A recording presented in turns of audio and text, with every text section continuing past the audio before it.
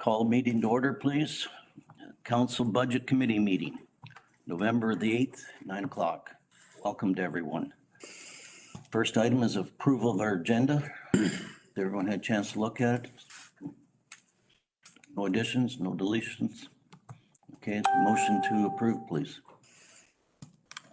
Councillor French, Councillor Jaguar, call the vote. All in favor? Thank you. It carries. Looking for approval of the minutes from October 26, 2021. Any errors, omissions? Seeing none, mover please. Ketchabaugh, French, all in favor? They're carried, thank you. I'll remind everyone of a disclosure of pecuniary interest, general nature thereof.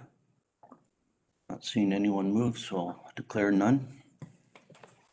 And I don't think we have any delegations. Good. Well, not good, but we don't. Item 6, briefings and reports. Number 1, overview. Who's taking that? Hello, Mr. Warden. Go ahead and welcome. Thank you. Thanks and good morning, Budget Committee and staff. The last Budget Committee meeting was held on October the 26th.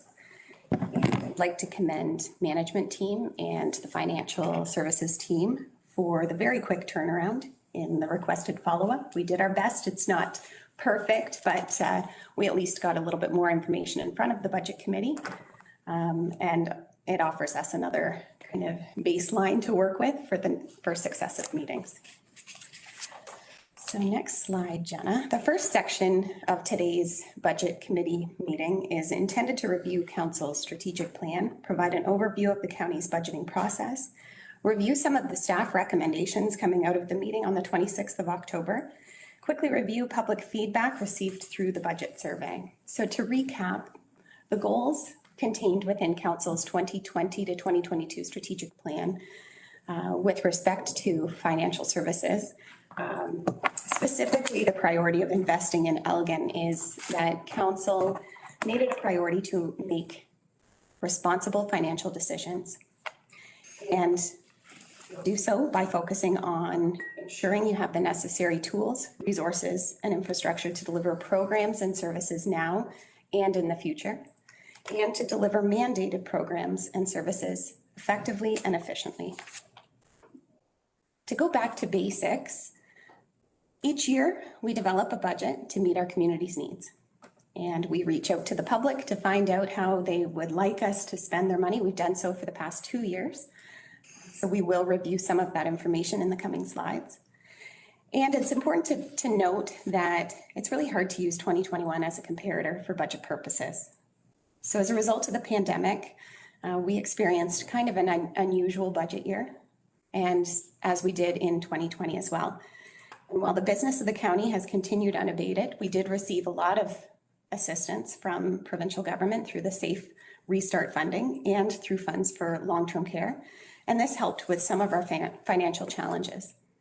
Additional mitigation efforts were made to avoid and address in-year deficits. And I encourage the Budget Committee, as I have with my team, to continue to focus on long-term recovery. That will be a priority moving forward. So with respect to preliminary budget discussions, the general focus of the 2022 budget proposals reflect the great efforts of staff to focus services and resources in an effort to continue to build our community and its infrastructure. The 10-year plan is a strategy which involves continuing with the base budget amidst the ongoing pandemic to avoid any sharp inclines in the tax levy once this crisis passes. So the purpose and plan of the 10-year budgeting plan is to see measured tax increases over a 10-year window to avoid double-digit tax increases. It involves temporary use of debt and reserves until the gradual tax increase takes full effect. And the asset management plan did add $50 million, approximately $50 million. I think it was $47 million. And we use provincial and federal infrastructure funding along with assessment growth to partially fund that asset management plan. The remainder was funded by County Council and 3.6% tax increase was kind of earmarked as the targeted number for 2022. And this does not contemplate a lot of new changes that we heard about at your previous meeting on October 26th. So in terms of a starting point for the 10-year plan, it included a tie to inflation, which was assumed to be 2%, and a capital budget of $152 million. Council approved $47 million to address needs identified in the asset management plan. And this was funded by adding an incremental 1.6% increase to the tax rate over the 10-year plan. So Jim will review this in greater detail, I'm sure, as the day goes on. So the next two slides cover long-term financial planning and annual budget. So long-term financial planning demonstrates planned capital and operational requirements for service delivery as identified in Council's strategic plan. And the forecast is built using long-term funding strategies and tools to manage the large number of priorities that we're facing. It continues to evolve year over year, so it's not as though you set a 10-year plan and that's your 10-year plan. You have to continue to circle back and look at it. And we're moving towards a more performance-based budget, ensuring efficient and effective allocation of public funds. The annual budget executes the initiatives as identified in the strategic plan and everyday service obligations that we continue to deliver. Some base obligations, and note that this list is not all-inclusive, include inflationary pressures for compensation, capital projects, contractual commitments, things like Medivy, EMS, the tree commissioner. We're partway through contracts for both of those services, just to name a couple. Insurance requirements, facility maintenance requirements, debenture payments, asset management planning, and growth pressures. So right now we're reviewing the 10-year plan along with the 2021 revenues and expenditures. So some actuals as much as we have to date. And we're looking ahead to 2022, where we can make some adjustments to the 10-year plan, continue to look for some real efficiencies and ways to avoid any sort of spikes in our tax rates, and continue to look for revenue and carefully consider any expenditures. So you have some great work ahead of you. So in 2021, the county expenditures slide is provided just as a review. This was covered at the last meeting. As well, capital. I'll skip over the next slide, which is debt financing to reduce current taxes, as it's an overview as well, and Jim will touch on this likely later on today. And cash reserves to reduce taxes. So sources of revenue is covered with the blue and orange pie chart here. You'll see that we have user fees. A great proportion of our revenue comes from the levy. We have provincial and federal funding that comes in at about 29%. And then departmental share. So this pie chart, and I apologize that it's in grayscale, but it does show you some of the areas where we have the greatest expenditure. So long-term care, engineering services, administrative services, corporate services. Emergency services is not included in the pie chart, as it's under 0% when you're using this large a number, as well as planning, economic development, and financial services. So those should not be forgotten. So we will hear from a number of presentations today, a number of departments today. But first, we should just quickly look at the survey results again, because this does form a key component of each of our departmental presentations. So you'll see the list of respondents. We had 15 respondents from Elmer, 17 from Bayham, 107 from Central Elgin, Malahide had 13, Southold 19, 9 individuals from Dutton Dunwich responded, 33 from West Elgin, and 3 were non-residents. So a total of 216 respondents, and the results are not generalizable to our population as a whole, though that doesn't diminish importance of having received this feedback and the valuable insights that were received through comments and through each of their answers to our questions. So this next overview is not intended to present all of the results, and those results, for anyone who is interested, are available in full detail on our website. So we asked transportation services questions, specifically how important are transportation services, roads, bridges, infrastructure management to you and your family. And 117 respondents, again, out of a total of 216 possible respondents, indicated that these are very important to them and their family. 60 indicated that it didn't matter, and 30 indicated that it is one of the most important services. So when asked about the county's investment in transportation services, 142 suggested it should be maintained, 46 suggested it should be increased, and 17 reduced. So for those who chose increase in the previous question, we asked how would they like to see an increase in transportation infrastructure be funded? And 28 respondents indicated a phased-in increase over 3 to 4 years. 21 respondents debt financed over a short term of 10 years, and 19 respondents debt financing over a longer term. So I know Brian touches upon those when he, within his presentation today. So for administration and economic development, we noted that 12% of the county's total budget supports government services, administration, county council, and committees. We asked if this amount was too much, appropriate, not sure, or if they needed to know more, or if this amount should be decreased. And I've captured the majority of respondents here. So 91% of respondents indicated that this was too much. 75 respondents, or 35%, indicated this was appropriate. And about 20% indicated that they needed to know more, which signals to us we could do a better job communicating what comes out of this service area. We noted that the purpose of economic development, which is business support and retention efforts, and tourism, is to increase business activity in Elgin, thereby reducing pressure on residential taxes. We asked if our efforts were effective, ineffective, not sure if individuals needed to know more. So 78% of respondents indicated that our efforts are ineffective in this area. 69 respondents noted it was effective.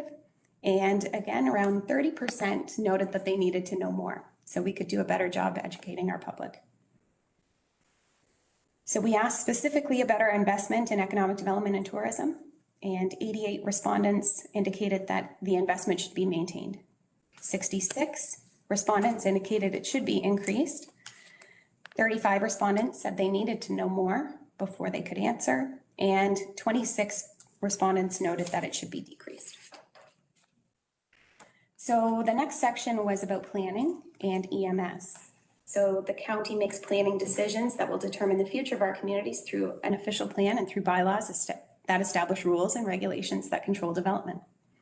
We asked how important planning and development services were to the respondent and to their family. So 90 respondents said it's very important. 77 respondents said it's somewhat important. 20 respondents said it's not important. And 9 respondents indicated it didn't matter to them. When asked about the investment that the county makes in planning and development, including land division, 125 respondents noted that it should be maintained. 35 respondents said they weren't sure. 29 indicated that it should be decreased, and 26 noted it should be increased. I did omit public health questions from this overview because that is a levied service and they are an autonomous board. So not important for today's conversation, though I do suggest that perhaps we submit survey responses through our Board of Health representatives on council back to Southwestern Public Health. We asked how important emergency medical services were to the respondent and to their family, and 101 respondents noted it's very important.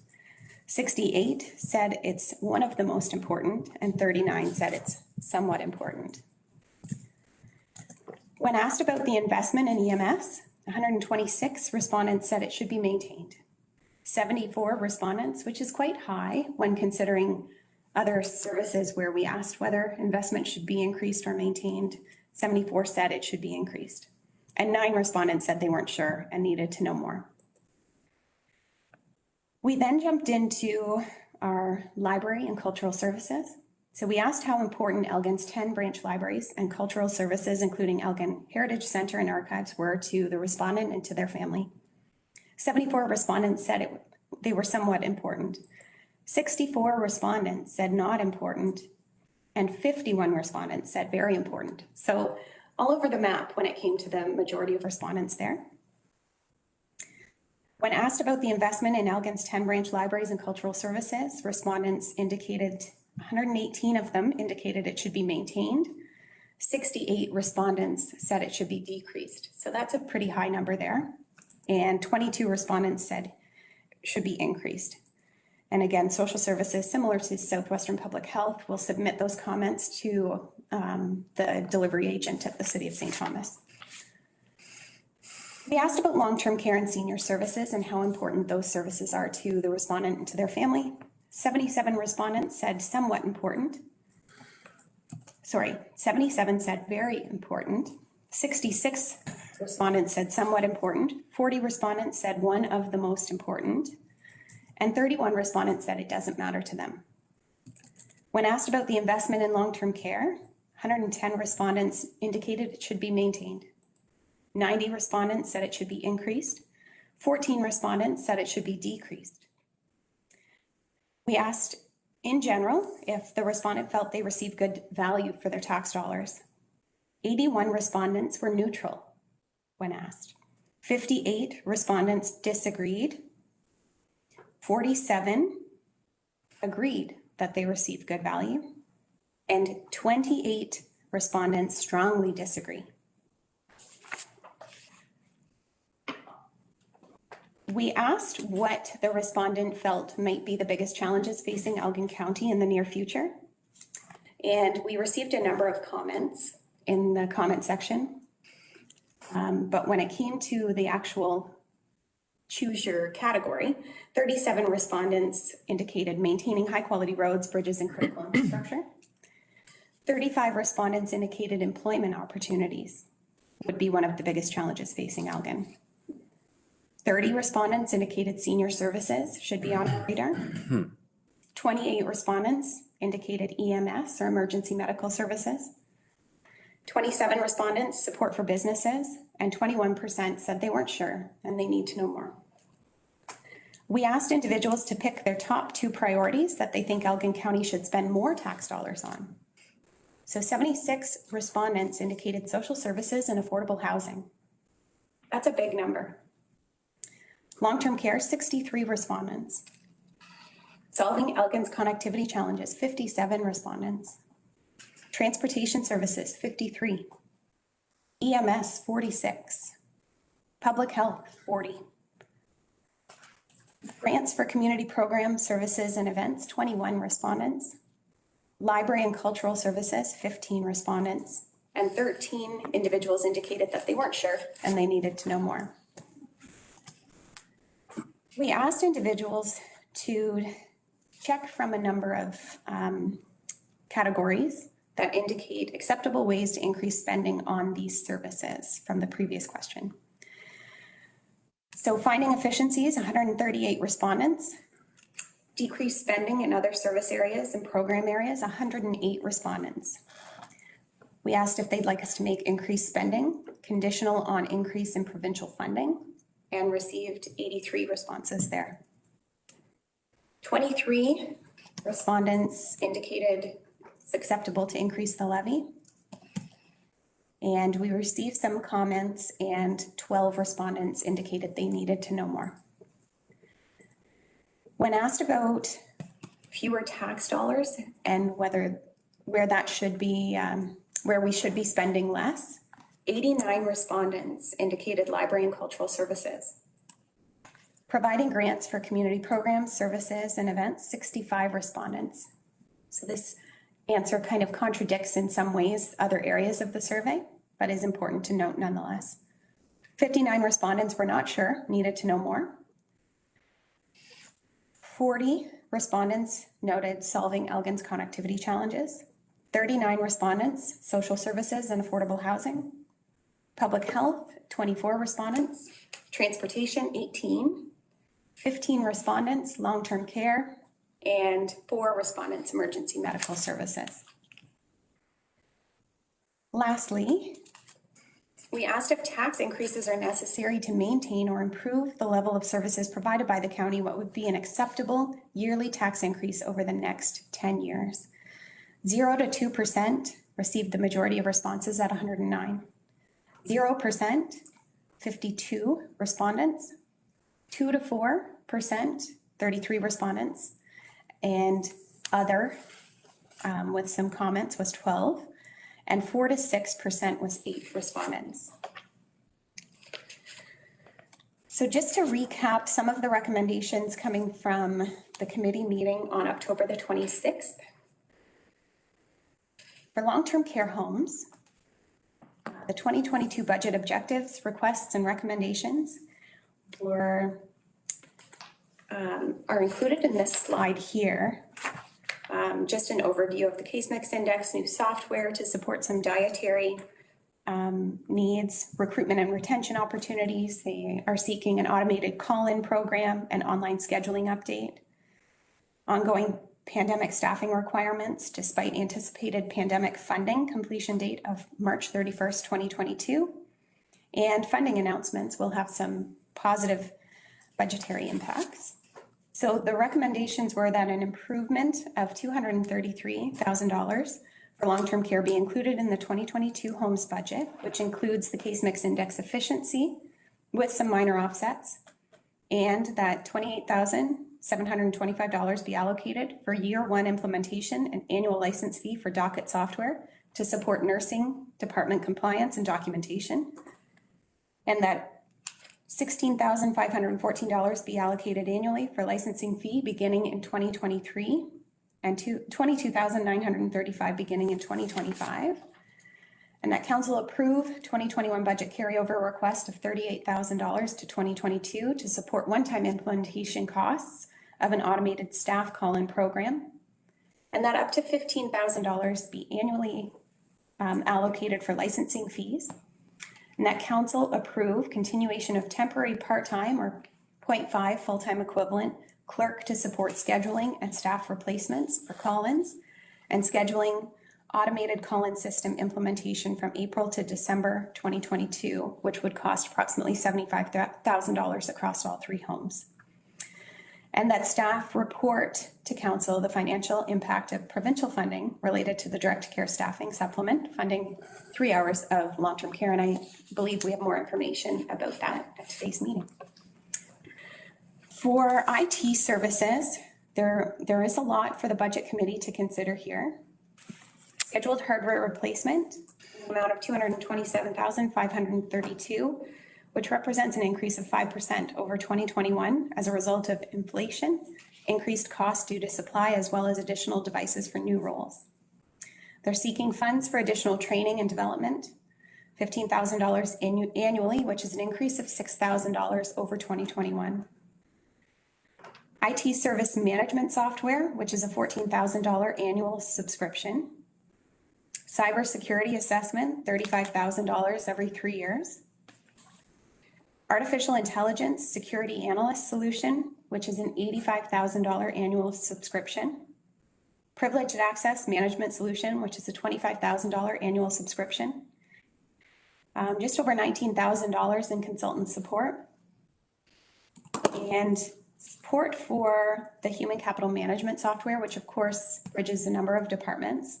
So annual support and maintenance is $89,000 in 2022 and $920,000 for the remainder of the 10-year plan. The director has also noted a contingency for $13,000 annually for add-ons, which is $130,000 in the 10-year plan. There's some duplication here because it does cover other departments, but for long-term care, the docket mobile app implementation is $12,000 with an annual fee of $16,000. volunteer management software with an annual fee of just over $1,100, and dietary software update to the 10-year plan starting in 2022 to reflect an increase of 5% as opposed to the 2% that was previously noted. So again, crossing over into engineering, a work order management software solution at $150,000 with an annual licensing fee of $65,000. All GIS licensing costs were moved from capital to operating, which reflects a change in the 10-year plan between 1.5 million and 1.8 million. Library services, London Public Library hosts our integrated library system, and there will be an increase of $4,000 for 2022 and a change in the 10-year plan of $40,000 starting in 2022. For administrative services, intranet maintenance and support is $17,808 beginning in 2022 and needs to be included in the 10-year plan. And Bang the Table, the engagement platform, is just over $16,000 beginning in 2022 and is recommended to be included in the 10-year plan. So engineering and transportation, I know this will take up a lot of the committee's time today because there are a number of scenarios that you'll be contemplating. But just to recap again what was discussed on October the 26th. Fingal Line rehabilitation, $2.4 million. Village of Richmond reconstruction, $2.9 million. Imperial Road, or County Road 73, $3.6 million. Fillmore Bridge deck replacement, $1 million. Elm Street and Centennial Roundabout construction, $1.4 million. Implementation of a GIS linked asset and work order management software, $242,000. City Works, which is a comprehensive suite of applications for asset, work, and property management, implementation cost of $150,000 and an annual licensing fee of $65,000. GeoCortex annual licenses required for local municipal partners to design, build, and maintain GIS applications in support of improved functionality represents an increase in 2022 of $27,000. When it comes to facilities, the completion of the facility condition the facility conditions assessment details 10-year recommended investments of $0.86 million in the admin building, $0.81 million long-term care, and $75,000 in EMS stations. For planning, we anticipate the completion of the official plan in the spring and need some funds to implement recommendations coming out of the Elgin Natural Heritage System Study, improved planning website accessibility and document rebranding, enhanced partnership with St. Thomas Economic Development Corporation, SCORE, Western Ontario Wardens Caucus with respect to economic development and tourism. Brian and his team are hoping to reestablish the Elgin County Conference Series and Ambassador Program, replace the tourism van, do some strategic planning, and increase departmental attendance at various community events and trade shows, and increase business facilitation liaison services throughout the county.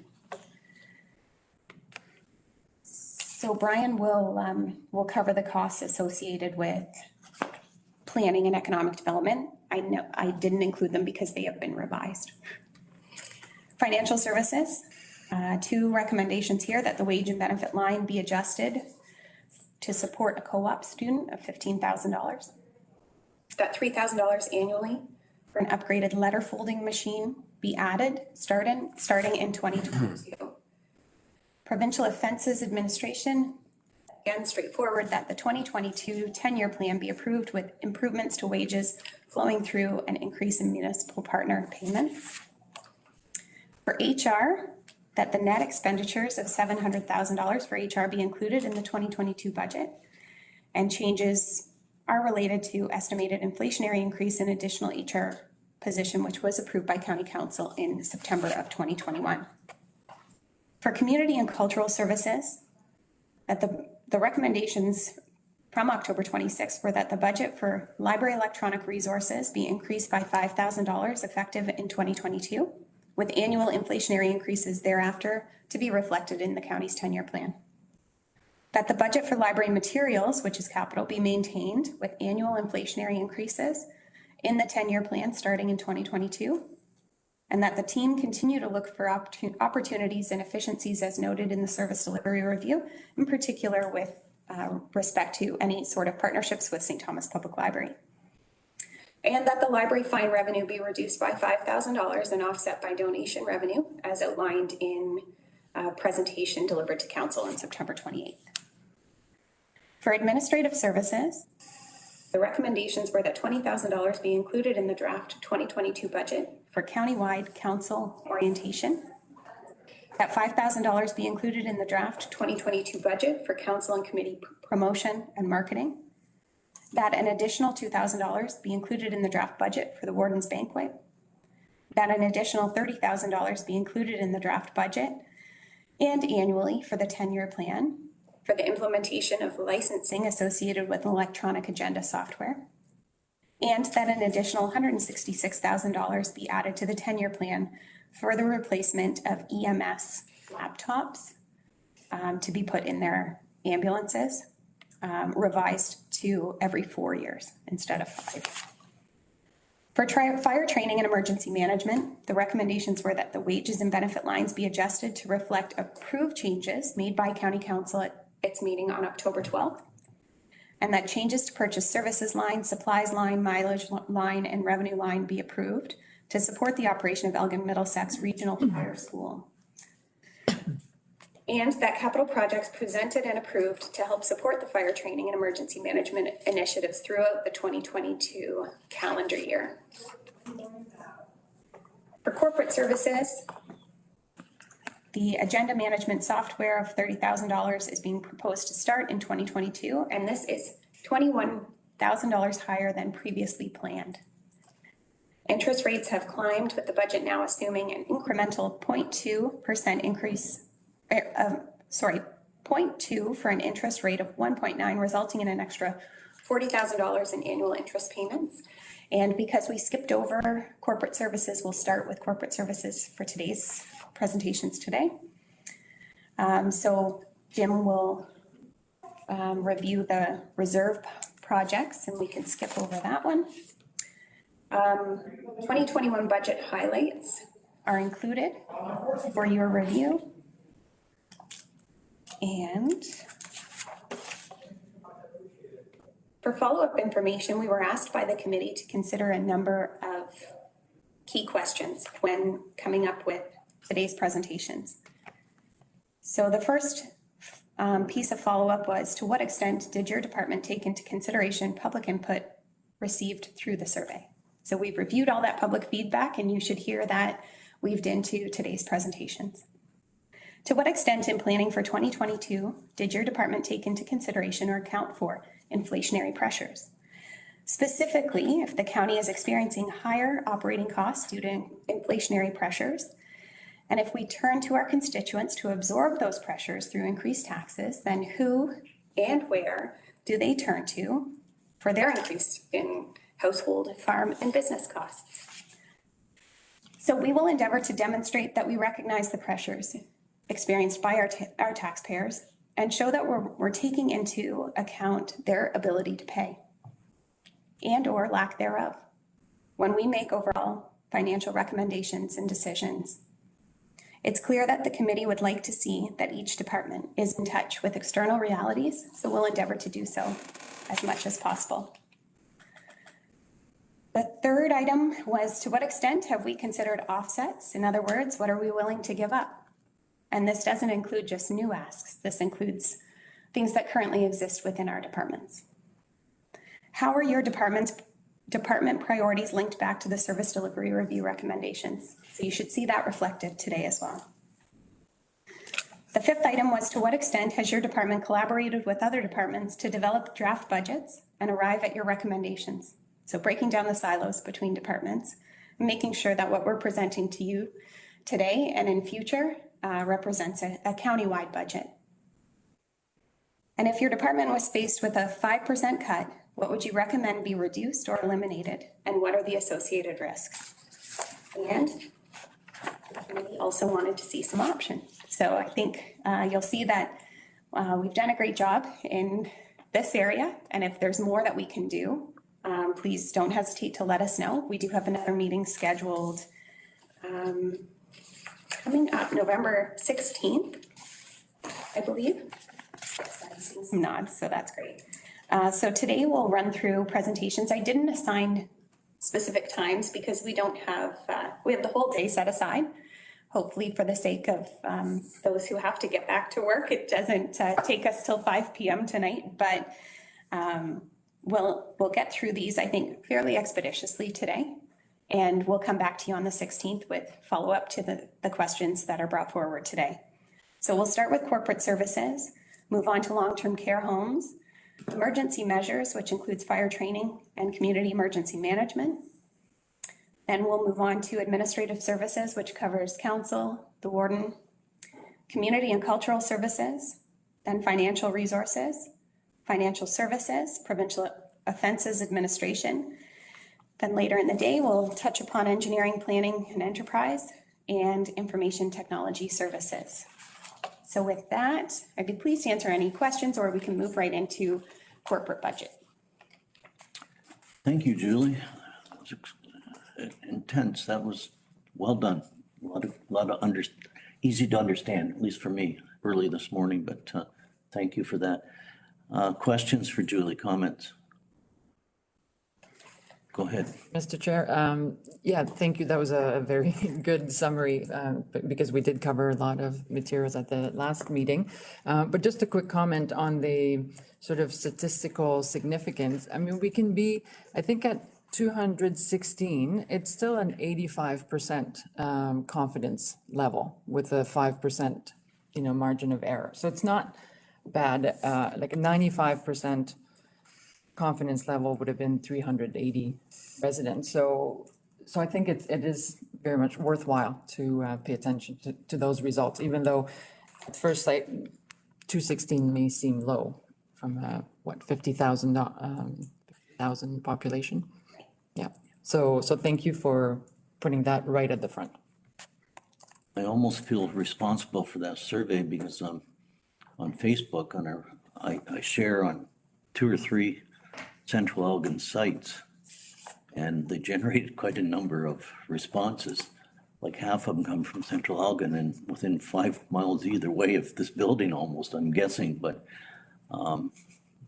people are paying attention. So further comments, Jim?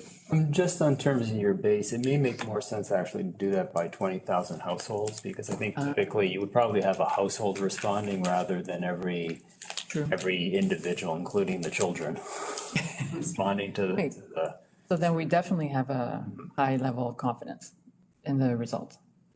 Yeah. I'll do that. Good point. Further comments? Should we get started? Sure. Corporate. Jim? Thank you, Mr. Warden. So this is the continuation from this material that was in last meeting's agenda, but we didn't get to. So it's the conclusion with the corporate, which wasn't covered, and then as well the wrap up. And then as Julie said, we'll be going through and doing a follow-up on all the presentations that were presented 2 weeks ago. As it relates to corporate, there is no workforce, no employees involved in the corporate departments.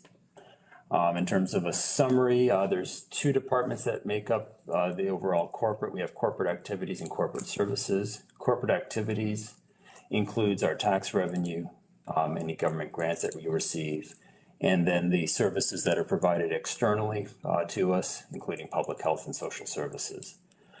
Corporate services is where we book items such as insurance costs, our external legal, any other type of corporate level expenditures.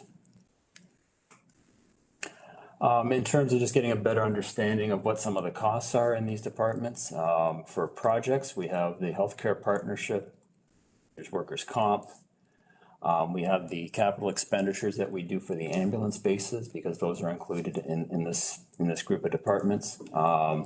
Any money that we've put in as a placeholder for different projects, such as the modernization and efficiency, as well as what we've put in for a placeholder for growth. So money that can be allocated then to other projects that are growth related. And this one is funded by, as we get new assessment added to the rolls, we adjust that growth project accordingly. And then in a subsequent meeting, we'll be coming back and looking for direction from the committee as to what should be releasing from that growth placeholder to fund some of these projects that are before you today. On the membership line, that ranges from everything from AMO through to Good Roads. Moving on to the next slide on department summary. We have the services that are provided from our partners. So we have Public Health, Ontario Works, Childcare, and the Healthcare Partnership as well. We also do community grants. That is money that is raised and allocated from our council. As I mentioned earlier, we have the internal services, so that would include legal, as well as audit, insurance, workers' comp, as well as the charges that we get from MPAC that are mandatory. The items that I mentioned earlier that are external, I think it's important to note that these are dictated, and council unfortunately doesn't have the ability to directly influence these costs. Worth noting, as Julie said, we have significant money that we received from the province related to COVID through the Safe Restart Fund. We've received almost $3 million from the province for this. We expect to have about 1.6 million spent by the end of the year. So there will be close to about $1 million remaining that will be available as we get ourselves out of the pandemic, hopefully in 2022. Looking at variances in the 22 budget versus what we had in the 21. As Julie mentioned, we have the $21,000 incremental that's been added to what was previously budgeted at $9,000 for the asset management software, taking it to $30,000. We have interest rates have been moving in the wrong direction.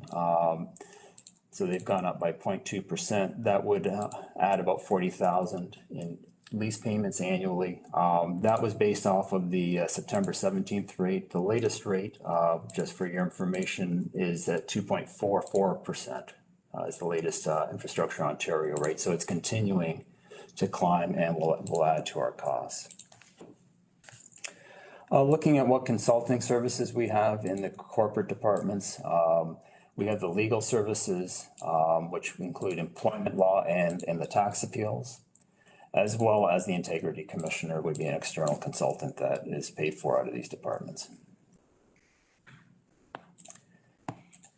As it relates to the budget process, any changes that are made by either the committee or county council get incorporated into the plan. We began the reviews with the departments in August and took their changes, incorporated those into the budget, keeping track of whether these are efficiency related or whether we're seeing increases or changes in service demands and what external factors, so that we can give the committee then a sense of what's driving the changes from where we were before.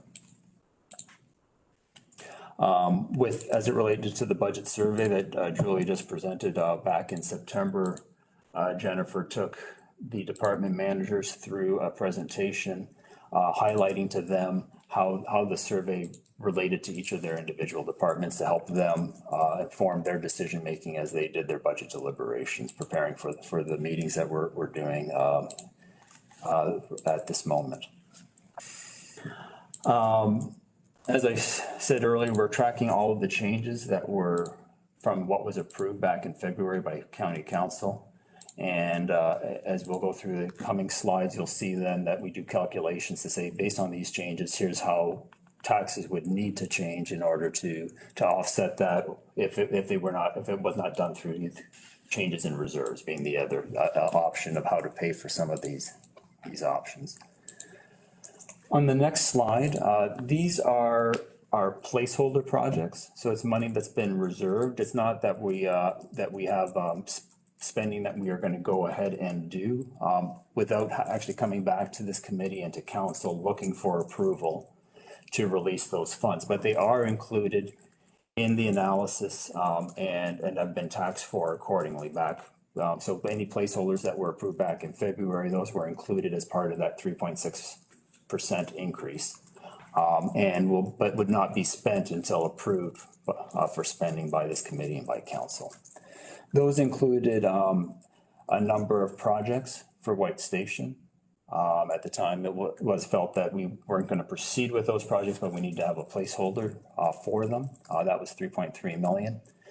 The community improvement plan of $1.5 million. EOC software was about 400,000. Agenda management software is 300,000 now. SRF is the safe restart funding, so that's the carry forward of about $1 million, and then the big one being the growth. Again, this is this we set up and funded through the increases in assessment. And any taxes that were raised through that increased assessment, new assessment, I should say, were put into that project so that the committee could then use that to pay for any growth-related projects that we would be implementing. That could be on both the capital side as well as on the operational side. Obviously, operational, it's going to be smaller dollar amount, but ongoing annually, and capital would be related to a one-time project that, an example might be like the turn lane that the roundabout that will be discussed today, or has been discussed at the past meeting. And so, as I said, these projects will all be held. These placeholder projects will all be held in reserve, meaning that we won't spend them until a report goes to county council to authorize the expenditure. Also included in the plan. Jim, got a question, sir? Jim, go back to the SRF funding. You're talking about what kind of projects is that 0.9 million? So this is everything from a security guard at POA for court days, checking people as they're coming in. We have we had the item or the person that's out in the front lobby. That is included as an SRF expense for the coming year. And then in subsequent years, it's still in there, but as a placeholder project. So those are some of the things. Then in the past, these screens here, as an example, would be an item that was charged to the SRF project. We have the touchless doors now was charged to the SRF project. So anything that was COVID related, we would be then charging through that account against the money that was received from the province. Well, the touchless doors, that was part of the 2.8 that you already had, and you've got about 1.2 left because you spent 1.6. That's why I'm asking what's the 0.9 for? For next year, we still have to work out the details of exactly how that's going to be spent. So that will be a work in progress. So is the agenda software to be funded out of that? That would be one item, and the person in the front lobby is another. But then there's some that is unallocated, and we can bring the details of that to the next meeting. Okay, thank you. Wait a minute now. So if we've already accounted for the agenda software above it, that's in the SRF, so that's where your 1.2 is. Is that what you're trying? We allocated money out of the SRF in the short term. It was right. it wasn't for all of the years. It was just for the initial year. Okay, thank you. Same thing with the person out front. They're in the plan for the 10 years. One is funded through SRF, the other is a placeholder then for the remaining 9 years of the plan. Okay, thank you. We then also have included in the plan, same as previously, tax reductions over the next 10 years. And previously we had landfill reducing. We still see that happening, but at a much slower rate, so that that not all of that is required for landfill. But we have now the new issue that's arisen and has been growing for a while on the pipelines. And so that money will be reallocated for reductions in pipeline revenue. So that will not have then an impact on our taxes. On the next slide, what you see here are expenditures, which are a very small portion is capital related. That's for the ambulance bases. So pretty much all of the costs are non-wage operating costs. When you look at the funding side, what's important to note is in the past, if you went back 10 years, about 40% of our revenue is generated by property tax, and provincial money made up the majority of our revenue. That has since flipped. And when we lost $5 million of OMPF. And so now we're sitting at about 60% of our revenue that is being generated from our tax base. The next slide takes you through just the details of what revenue components make up corporate and what costs. So on the revenue side, obviously the property taxes, there is still a residual OMPF of about 200,000 annually. And in 2020 and 21, we had the SRF money, which will carry forward and the unused into 2022. We have the ambulance-based rentals, investment income. And then on the cost side, we have the impact costs, the granting that we do, social services, public health, insurance, and then as well as external legal costs, banking fees, items like that.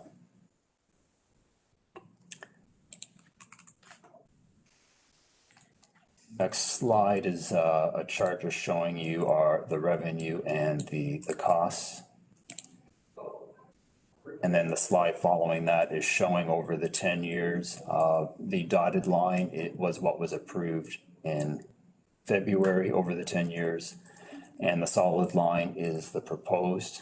You can see that it's unchanged with the exception in the 21-22 year where we have moved some of the items that we had as reserve costs, such as the IT director. Those are being transferred to the operational departments as approved for expenditure by. Looking at the cash flow changes from the prior plan. Again, you'll see that it basically we're tracking where we were previously, with the one exception being a generator replacement has increased costs slightly in 2022. So I'll pause there before we go to the next section in case there's any questions as it relates to the corporate departments. Questions for Jim? Everyone fine? So you can go ahead, Jim. Okay. So at this point, we'll go through the highlights of all the presentations, the summary of all the presentations that were made today and a couple of weeks ago, and what the changes are from where we were in February. So on this slide here, you can see then the changes in the last 9 months. We have new efficiencies over the 10 years of 3.7 million. And those are related to the big component being the CMI improvement that Michelle presented at the last meeting happening at the homes. On the inflation side, we have increased inflation, and that in this case is again homes related, with raw food going up at a higher rate than previously budgeted. Again, homes related, government funding has, with the pandemic, has highlighted the concerns with all the work involved in running a long-term care home. and the government is finally forthcoming and providing the needed revenue. You saw a lot of the private operators were operating at the revenue provided by the province and the issues that arose during the pandemic. We were already operating at a much higher level of staffing than the province allowed or funded. And as such, as this revenue is coming in, we are adding some staffing, but because we already had a lot in place, we are right now, the province is catching up to where we used to be, or where we have been, I should say. So we have over $4 million of added revenue coming in. Mentioned the insurance rates, or interest rates, excuse me, going up. So that's adding about 40,000 annually, or about $500,000 over the 10 years to the plan. And as I said, that number is just based on the latest number from Infrastructure Ontario will grow. A number of service changes, I'll talk about those on the next slide, of 1.4 million. And then we had from engineering on the capital side, the 33 million, with about 2/3 of that being either new projects or changes, non-inflationary changes to those projects. And then about 1/3 of that is due to the inflationary pressures that engineering is seeing. On the next slide, then we'll detail the what we're calling service changes. So we're adding in $3.4 million to software and hardware costs. The GIS is about 400,000 of that. We have the software that the Homes is requesting is about 300,000. Paying the table, intranet, and agenda management added in about $500,000. On the staffing side, with the various reports that have come through to council over the year and have been approved, those are adding $3.6 million in staffing costs over the 10 years, or $360,000 annually on average. A lot of changes from the last budget on economic development, which Brian presented to you last week, adding about $100,000 annually in costs. And so then a number of other changes, planning and land division, again, significant changes in the budget, adding almost $700,000 in costs. Emergency measures is with the added revenue that Jeff has put into his plan with us, with bringing in training dollars from other municipalities. It has improved our budget, or added revenue to the budget of $360,000, which is some good news to look to the bottom line. The last large, moving down to the facilities line, we had previously planned for significant investment in both Beaubrier and Elgin Manor in 2030 and moving onwards. With this plan, there's money, that money in 2030 has simply been shifted to 2031 without incremental dollars being added. So that's adding $6 million of reduced expenditures compared to the prior plan. On the engineering operation, was an asset write-down that we had previously budgeted that we determined is not required. So there's about $800,000 annually associated with that. So all told, $1.5 million in service costs. If we can go back up one slide, just to return to the previous slide, just to recap. So as you can see, all of these various changes are adding to about, if we were to spread this out over the 10 years, would be about 0.5% addition to the levy if we were to do it through a levy increase and not use reserves to any degree to offset some of these incremental costs. With the predominant driver of this being the added investment that is being proposed for engineering. As you can see, that's 34 million of the $32 million increase is related to the engineering capital budget. So that is really the story behind what's driving the need for either increased levy or a significant drawdown on our reserve projects to offset that. And then if we can go down a couple of slides to the options.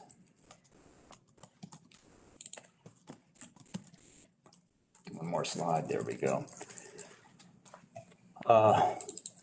So let's circle back and discuss in a little more detail, because in terms of reserve projects and where we have the most significant opportunity to offset some of these incremental costs that have flowed through into this this budget, growth reserve project has the largest opportunity. In 2022, that placeholder project has 700,000 set aside. And if you look over the 10-year plan, there's $29 million that grows to over the 10 years in that placeholder project. So this would be an excellent place to look at, for the committee to look for opportunities to offset some of these costs without or reducing the need to go to a levy increase to do that. And then at the bottom, you can see then three options. So the one being, I guess, the base option of where we were before, which was the 3.6%. And that translates onto a home that is assessed at $350,000 would be a $78 increase in 2022. If we were to incorporate and fund all of these, all the adds to the transportation budget through a 1-year increase in the levy, that would take us to 8.9%, which would mean then that same home would have a tax increase of $193. Probably what would be more appropriate if you were to do it via the levy because this capital over 10 years has a long-term implication, would be to spread it out over 10 years. If you were to do that, then we would be looking at a 4.1% increase over the next coming years. And that would be then a $9 increase on that household levy, the 350,000 assessed house. And then lastly, we can release some of these reserve placeholder projects, in particular the growth project, which could then offset some of this increase. So perhaps that at the conclusion of today, after engineering's had an opportunity to do their presentation, and you have a better sense of what's driving the $30 million increase in that capital budget, perhaps some direction can be provided as to what we should be using from the growth reserve to help keep the tax increase at a manageable level. And then on the recommendation slide, that basically sums up what we just discussed in the last minute. So I'd be happy to take any questions that you might have. Thank you, Jim. Questions?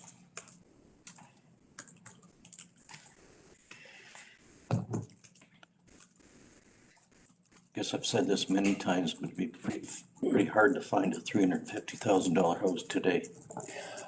Keep in mind that is the assessed value. So it's really a 2016 house, not a 2022 house. That's right. And the province has decided that for the next 2 years, they're actually going to be keeping assessed value at that rate. If it did change, it ultimately does not change the story here, because what would happen is we would then have a $500,000 house. But we would then, at the same time, because nothing else is changing, we would be reducing the tax rates accordingly. Because the amount of money that is required is still the same amount of money, and we take the amount of money divided by the assessment to come up with what the tax rate is. And so if assessment goes up, tax rate goes down. And when we talked about on a typical home, which before was 350,000, if we said that now that typical home is a $500,000, if tax rate moves accordingly, then we would still have a $78 increase on that house. So when the time does come, it doesn't really change the story. But what does change is between assessments, there are winners and losers. Because there is no such thing as an average home or an average property. And so there are going to be shifts between classes, between areas, right? You might see perhaps down at the beachfront areas, right, with retirees moving in and driving up prices here, that you might have a higher rate of growth, perhaps in some of those beach communities, and less maybe in some of the more rural areas of the county. So you'll have those things at play with an assessment change, but for the next 2 years, that'll be a non-event. Further, go ahead, Dominique. Mr. Chair, yeah, I totally agree, I appreciate that. It would be useful, I think, for me to also see the impact on a business and a farm. So that, yeah, because those are different classes, and so that we can compare. So if $78 for one household, what does that mean for, again, average farmer or average business? So we can have a sense of what the impact would be. Yeah, I'd happily do that if the committee can give direction as to what they'd want to see as the value for that average farm and that average business. I'll do it based on that. I think you need to keep your assessment base fairly constant between the classes to get a real true comparator. So if you're looking at a $350,000 home, you'd have to look at a $350,000 farm. It's not much of a farm today, but still at the assessed value, that gives you an idea of what it is. Or you can simply take the house off. Look at the bare value of the land, take it down to 0.23 on the ratio, and then give you an idea. Corporate and, industrial, commercial would be an interesting indicator too. But we know that there's a shift coming. We do know. Just as a real rough number, if you were to say a $350,000 farm with no house on it, the increase on that property would be under $20. Yeah. And if we were to look at a commercial property, it would be over $200. But I can come back with the exact numbers for the subsequent meeting. Gary? Thank you. I just want to commend staff for giving us some options. This is what I wanted to see, and I know we're still working on it, but kudos to staff for looking at this. I personally can say I really appreciate it. Thank you. Further comments? Okay, thank you, Jim. I see Michelle has joined us. Good morning, Michelle. Welcome. Before we jump in, may I excuse for a couple of minutes? Certainly. Go comb your hair. Take a 3-minute break, 5-minute break. Without Brian? Yep. It is. It's a potential. Back, welcome again. Michelle, you're up and welcome. Thank you, Mr. Warden, through you to members of the Budget Committee. So this morning, I'm just going to give a high-level overview of the Homes 2022 department budget. So new program service changes over 2021. Of course, our redeployed staff from our libraries, and they're still actively in our homes, 2 of those individuals being supported through our pandemic funding, which is great news.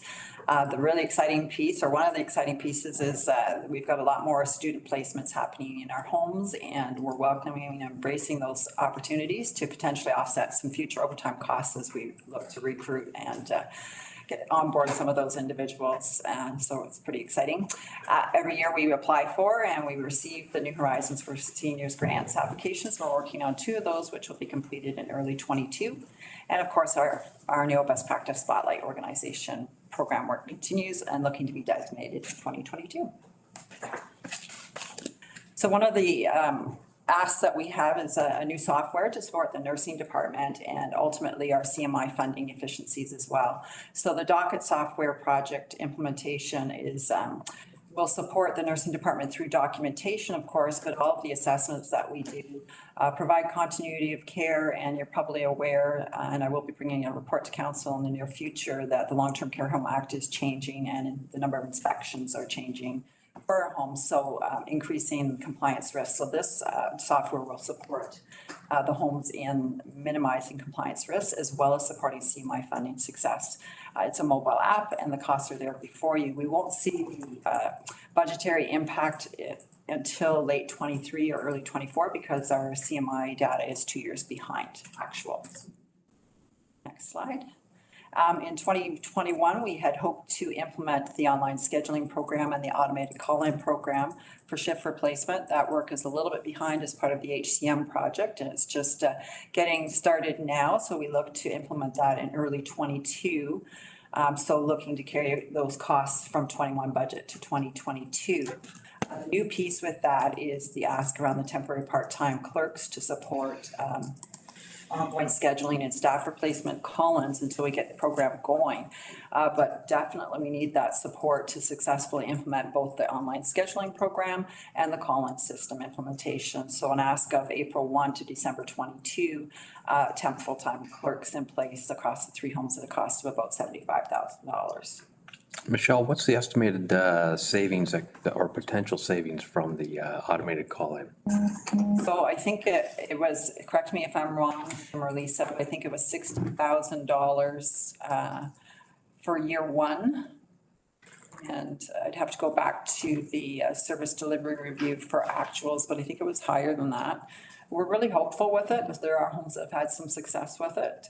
Certainly there's, look at it, just overtime cost savings, but also time savings for our clerks that are doing those call-ins, and after hours in particular, after 4:30 and on weekends, our registered staff are taken away from direct care and resident care services. So from that perspective, being able to have that time for resident care and services, for documentation and assessments, all of those pieces that are just critical to the home's success from a compliance perspective as well. Thank you. Question, Mary? Yes, thank you. I want to say that I absolutely agree with you. The automated call-in program is very important, and I think it's going to be an efficiency that we're going to see over a long term. I think it's going to help with your staff problems if you do have any. You know what I mean? It's going to be a great tool, and it's certainly going to help your registered staff, because when they have to spend hours trying to find someone to come in, that if someone calls in sick or whatever, then they can't do the other work that they have to get done. So I'm on board with this. This is great. Great, thank you. The next slide, funding announcements. So we did receive initial communications, but we're still waiting additional information to be able to accurately determine the funding that we're going to be provided and how that's calculated. But definitely there's opportunities for significant efficiency. So once we have the additional details, I will be bringing a report forward. So the question around to what extent did your department take into consideration public input received through the survey? We've got some of the statistics which Julie also presented in her report as well. But the survey data, when we looked at it from a homeless perspective, certainly was supportive of the long-term care homes and senior services. I won't go through each of those, but I highlighted them for your review there. Next slide.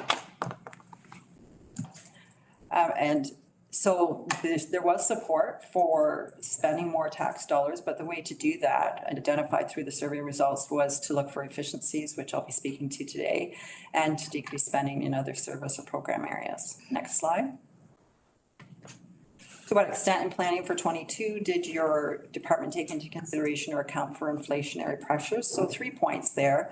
We set the objective to maximize efficiencies related to CMI funding across all 3 homes to offset increases in inflation.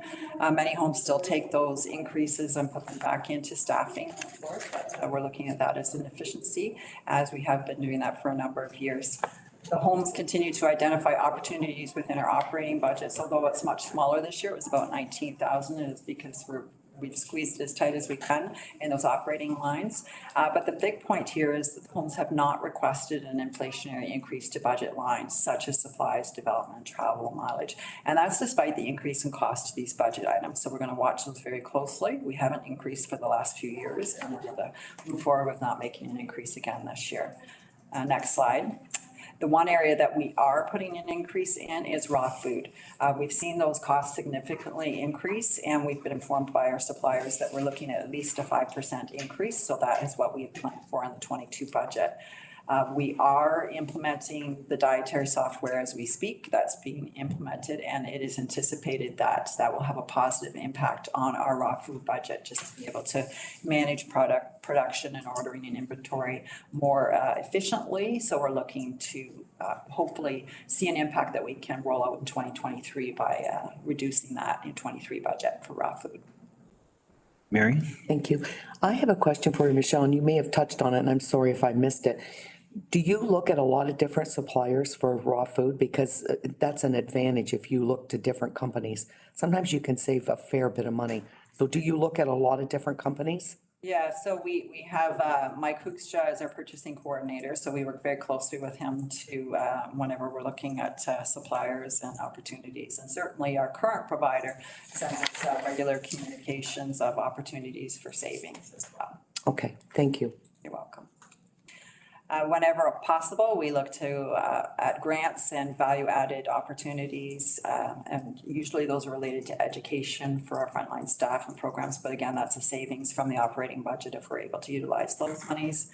I spoke already to the docket and to the automatic call-in programs as opportunities to support inflationary pressures. Next slide. Again, so what are we willing to give up? So we've given up our inflationary increases for supplies and a number of other operating budget lines. When we look at our current staffing levels for direct care staffing, we need to maintain that 3 hours of direct care and meet incremental timelines over the next few years until we get to that 4 hours of care. So we're currently unable to reduce nursing department staffing. We're currently scheduling program and therapy hours to align with our funding. So the only consideration we could do is looking at dietary and housekeeping laundry, and I'll speak to that in a further slide. Service delivery review recommendations. So how are we linking those priorities back to our department priorities? And so the first one is around monitoring provincial policy and changes and how it impacts the homes. So we've put in our efficiencies for our case mix index, and we've put that in over the next 10 years, realizing that that funding model can be maybe changed at some point. So we'll be monitoring that very closely, and we'll bring any changes forward. Whenever there's some one-time funding, we make sure we take advantage of those. So currently we've got a couple in place: infection prevention and control funding for one time, and medication safety technology funding. And additionally, we've received communication funding there. Continue to advocate for increased funding to offset the home's cost to the county. Again, looking carefully once we get further information on the 3 to 4 hours of care funding. We truly anticipate to be able to offset some municipal contributions through that. My role at the Advantage Ontario as a board member, and I certainly volunteer for ministry subcommittees whenever possible. So I've had a couple of those opportunities this year. The next one was continue to explore recruitment initiatives with human resources. I can say that the HR department and the homes are in close collaboration all the time, and the additional opportunity with the accelerated PSW programs and increased PSW registered staff programs has increased opportunities for placements and recruitment opportunities. I've been involved with the supportive care assistant program with Fanshawe and working in discussions and collaboration with human resources on how we can have those placements in our homes and maybe some potential future opportunities there, and just working with HR and other departments with the implementation of the healthcare management software. And then the other two service delivery review recommendations were around the online scheduling and recruitment software, and I've already spoken to both of those. Next slide. How are we collaborating at the homes level with other departments? And we're looking at budgets. So we meet monthly, or sometimes it's every other month, with finance to look at our performance and variance reports, making sure we're staying on target if we're over, going back to our department managers and supervisors and looking at opportunities to get back on track. And I think we've done a great job of that this year. Whenever there's a request for proposal, making sure those processes are adhered to, and if there's some challenges, unanticipated challenges afterwards, we're following up with meetings to make sure we're keeping everything in line with our operational and capital budgets. Working with IT department regarding new software opportunities, and we've spoken to those already. Dietary compliance, and raw food software, the volunteer management, and the docket. And investigating recruitment and retention strategies and implementing those identified to be most achievable in collaboration with human resources, as well some education work that we're doing with human resources for the home, actually corporately, and then to bring into the home. So we're pretty excited about that piece. And working with engineering, we meet monthly to identify to have discussions and to have those conversations around future capital requirements. And we're currently doing some work on asset management plan to be submitted in 2022. So the great question, if your department was faced with a 5% cut, what would you recommend to be reduced or eliminated? And what are the associated risks? Now, that was a really tough one for the homes. So when I presented in October 26th, that 86% of the long-term care home budget is staffing costs. So Lisa did a calculation, 5% of those operational budget is 176,811. We know that we can't reduce direct care staffing. We need to meet those 3 hours of direct care. So I mentioned potentially looking at housekeeping, laundry, dietary. Had some great conversations across the homes. This is a tough one. It's not supported, but I put out what I felt, if we had to do, this is what I would offer up. But there are significant risks associated with that. So that's 12 hours of housekeeping, laundry, and 14 hours of dietary across the homes. So that would put us in a position of risk related to ministry compliance, infection or outbreak risks, nutritional risks, resident and family complaints, and resident care and services, overall quality of life and well-being of our residents. Next slide. So what are the options? I mentioned the number of 176,811, but what we're providing is through our CMI processes and efficiencies, a recommendation that an improvement of 233,000 be included in the 22 homes budget, which includes that CMI efficiency with minor offsets. So that number is greater than the 176,811. And looking at when we get the additional information for the 3 hours of care, looking at that as a process of any staffing increases that need to be implemented will be done so at the lowest possible cost. And we want to make sure we're ensuring consistently meeting the 3 hours per resident per day. We don't want to go below that. So, because then we're at risk of reconciliation of funds. So we need to analyze that and be well prepared for that as well. So there's a number of recommendations, which Julie went through. So I'll just on a high level, again, the $233,000 for an improvement to the home's 22 budget. The cost there for the docket software for year one implementation and license fee, and then the annual licensing fee beginning in 23 and 25. Next slide. Request to carry over the 21 budget request for the automated call-in program, and then the annual licensing fees to maintain that program. And the request for continuing the temporary part-time clerks once our pandemic funding ends March 31st. We'll need to have those in place to successfully implement the scheduling and the automated call-in system programs. And finally, and that's a cost of 75,000 estimate. And then finally, that I shall bring a report forward when we have the additional information for the provincial funding related to direct care staffing and the allied health professional funding, once all those details are available. Thank you. So I know there was questions asked throughout, and I'm not sure if there's any additional, but happy to answer. Thank you, Michelle. It's appreciated. It was quite understandable. And for me, when I look at a budget, it's pretty entry. You get your revenue and your expenses.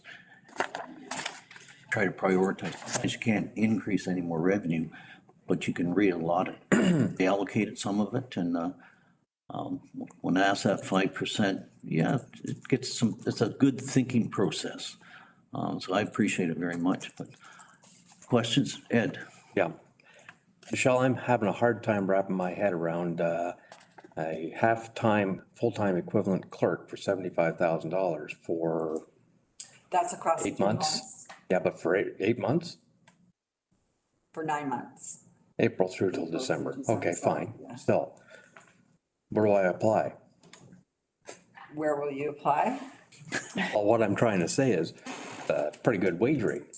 Well, that's the total of 3 clerks, 3 clerks. 1 at each Thank you. home. Yes. Thanks for the clarification. Yes, Because I was thinking, my God, like, yes. Don't want the job now. no, I don't want the job now. Busy one. Good question. Yes, thank you. Thank you for the clarification, so. Nothing more for Michelle? Okay, thank you very much, Michelle. Great, thank you. Carrie? We got Jeff. Yeah, morning, Jeff. Welcome. Whenever you're ready, the floor is yours.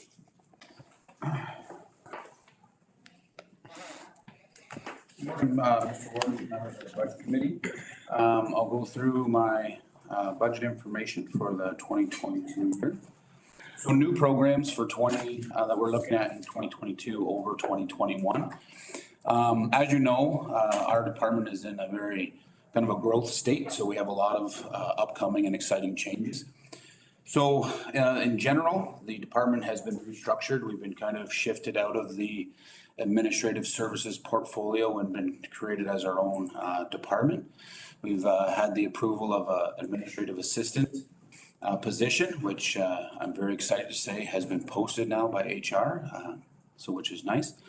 And then the EMS services within 2022 will be moving into into the emergency management portfolio. As far as fire training goes, course delivery, 2020 we weren't able to offer any courses, partly because of COVID and some other restrictions. 2021 we were able to get 12 courses off the ground. 2022 we have a calendar that has been prepared that has 50 course offerings. That calendar has been created in conjunction with the LNP fire chiefs to say what are your needs for your departments moving forward. So it's nice to be able to support them in those manners.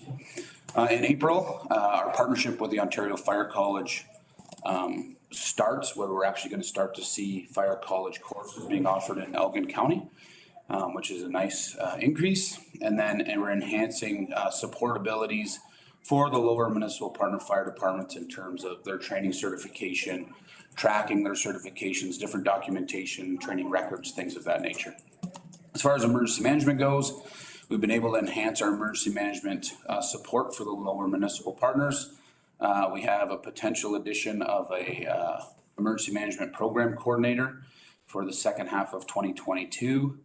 And then, as you know, our emergency management pilot program ends the end of the year, and then we'll be looking into more secured partnerships with those lower tier municipalities. So additional information, I think when I approached this budget, it was very much around how can we better prepare Elgin County to respond to large scale emergencies. I think if the pandemic has taught us anything, that in states of emergency and large scale situations, common messaging, working together, partnerships, collaboration, it builds for a stronger countywide approach. And it makes it where if everybody is on the same page, is in working in unison, it makes it where everybody has that strength in numbers on their messaging. So I think that finding ways that we can use collaboration, we can use partnership to make it where we can solidify those messages, those situations, it was kind of my focus in the budget. And then as far as fire training is how can we provide high quality training in a localized environment and be able to help the local municipal fire departments stretch their dollars as far as they can. So as far as the public input, the survey itself, there wasn't really a lot of comments on emergency management or on fire service training. But there was a lot of comments on collaboration, working together, fiscal responsibility, things of that nature. So I think that our 2022 budget, when I did review the comments, while I wasn't able to take direct takeaways out related to the department, it was more of an overall theme of how can we, create partnerships between the county and the lower tier, the lower municipal partners, and then how can we provide superior service at reduced cost. So how did we take into effect inflation pressures? So a lot of our discussions were based with the fire chiefs within the departments. And how can we find effective and efficient ways to deliver training and to meet their needs? So a lot of our discussions were around the fact that they're going to have increased equipment cost, increased gas repairs. All of their costs are going up at their level. So while we don't see large changes on our budget, we're going to be able to make it where they can stretch their budget dollars to great extents through their training budget to be able to offset some of these inflation costs. At the same time, our discussions with the clerks and CAOs within the lower tiers was very much based around how can we allow them, their staff is getting stretched to where they need to do more. So how can we alleviate that emergency management stress off of them, which many of them stated to me that it becomes that back burner position because you're busy doing all these other things. So how can we provide a quality service at a good fiscal number that they can control within their budgets to be able to allocate their staff to do the things that they need to do. So I provided just a sample of one department. So in 2021, within the courses that we were able to offer, we had one of our Elgin County Fire Departments that sent 35 students to courses. Through us, they paid $3,464 in cost per course to us. If they had sent the same 35 students to those same courses delivered by a third-party training provider, they would have spent almost $17,500 just for the enrollment. So then they also, because they're sending them farther, they would have been dealing with mileage, hotel costs, travel expenses, all these kind of things. So in one Elgin County Fire Department, we were able to save them over a 6-month sample of the 12 courses we were able to offer, over $14,000 in savings, which they can then reallocate that to help offset their inflation pressures that they will be dealing with more at their operational levels. So to what extent did we consider offsets? In other words, what are we willing to give up? So for us right now, we're very much in a growth phase. So I think if we want to look at, I don't think it's so much what do we want to give up. I think it's more, if we're in this growth phase, where do we want to limit our growth in a lot of ways. So we could eliminate the CMC partnership with the lower municipal partners. The pilot does end the end of the year. So we as a county could state that we're not going to go down that road. But the risk is that it does go against the service delivery plan that states that we should be looking for shared service opportunities to create opportunity. Another thing we could do is defer the emergency management program coordinator position until 2023 or later in 2022. The risk with this is we've been very much promoting how can we help, how can we support each LMP moving forward. So we would not necessarily have the resources to be able to provide this open for business mentality of how can the county help you. So it would limit that in many ways. Another option is we could, the installation of our technology that's going into the Emergency Operations Center, part of the reno that facilities is doing. We could defer that installation over a 2 or 3 year period, so do portions of it. But as the risk with that would be that we would probably over that 3-year installation period, we'd probably see much inflated costs because it will be much cheaper to do during the initial renovation and project. And then the other option would be to reduce the fire training course offerings. The risk with this is we would be potentially not meeting the needs of all of our involved fire departments. So we may, who do you pick and choose as to what courses we deliver that they need and now we're eliminating courses that somebody else potentially needs. So, then the other side of that is that our courses that we're offering are all offset by cost per student. So while we would see a decrease on our supply and hired services lines, we would also see a decrease in our revenue lines, which would very well offset each other. Jeff, what does a 5% reduction in your department look like? That slide's coming up. I think it's $13,000 if we do a 5% reduction over the, 13,702. Then offset that with cost recovery on your emergency management to the LMPs. That's one of the options that is in there. So the point being, it's still a wash and still possibly actually a surplus on top from the 5% reduction. That's all I'm trying to make to the committee. Jeff, if I may, I think it's outstanding, the level of training is increased with the 32 people, and I'm guessing it may be possibly my municipality. But if we didn't have this, probably the budget would, he couldn't send that many. The distance factor probably would make some.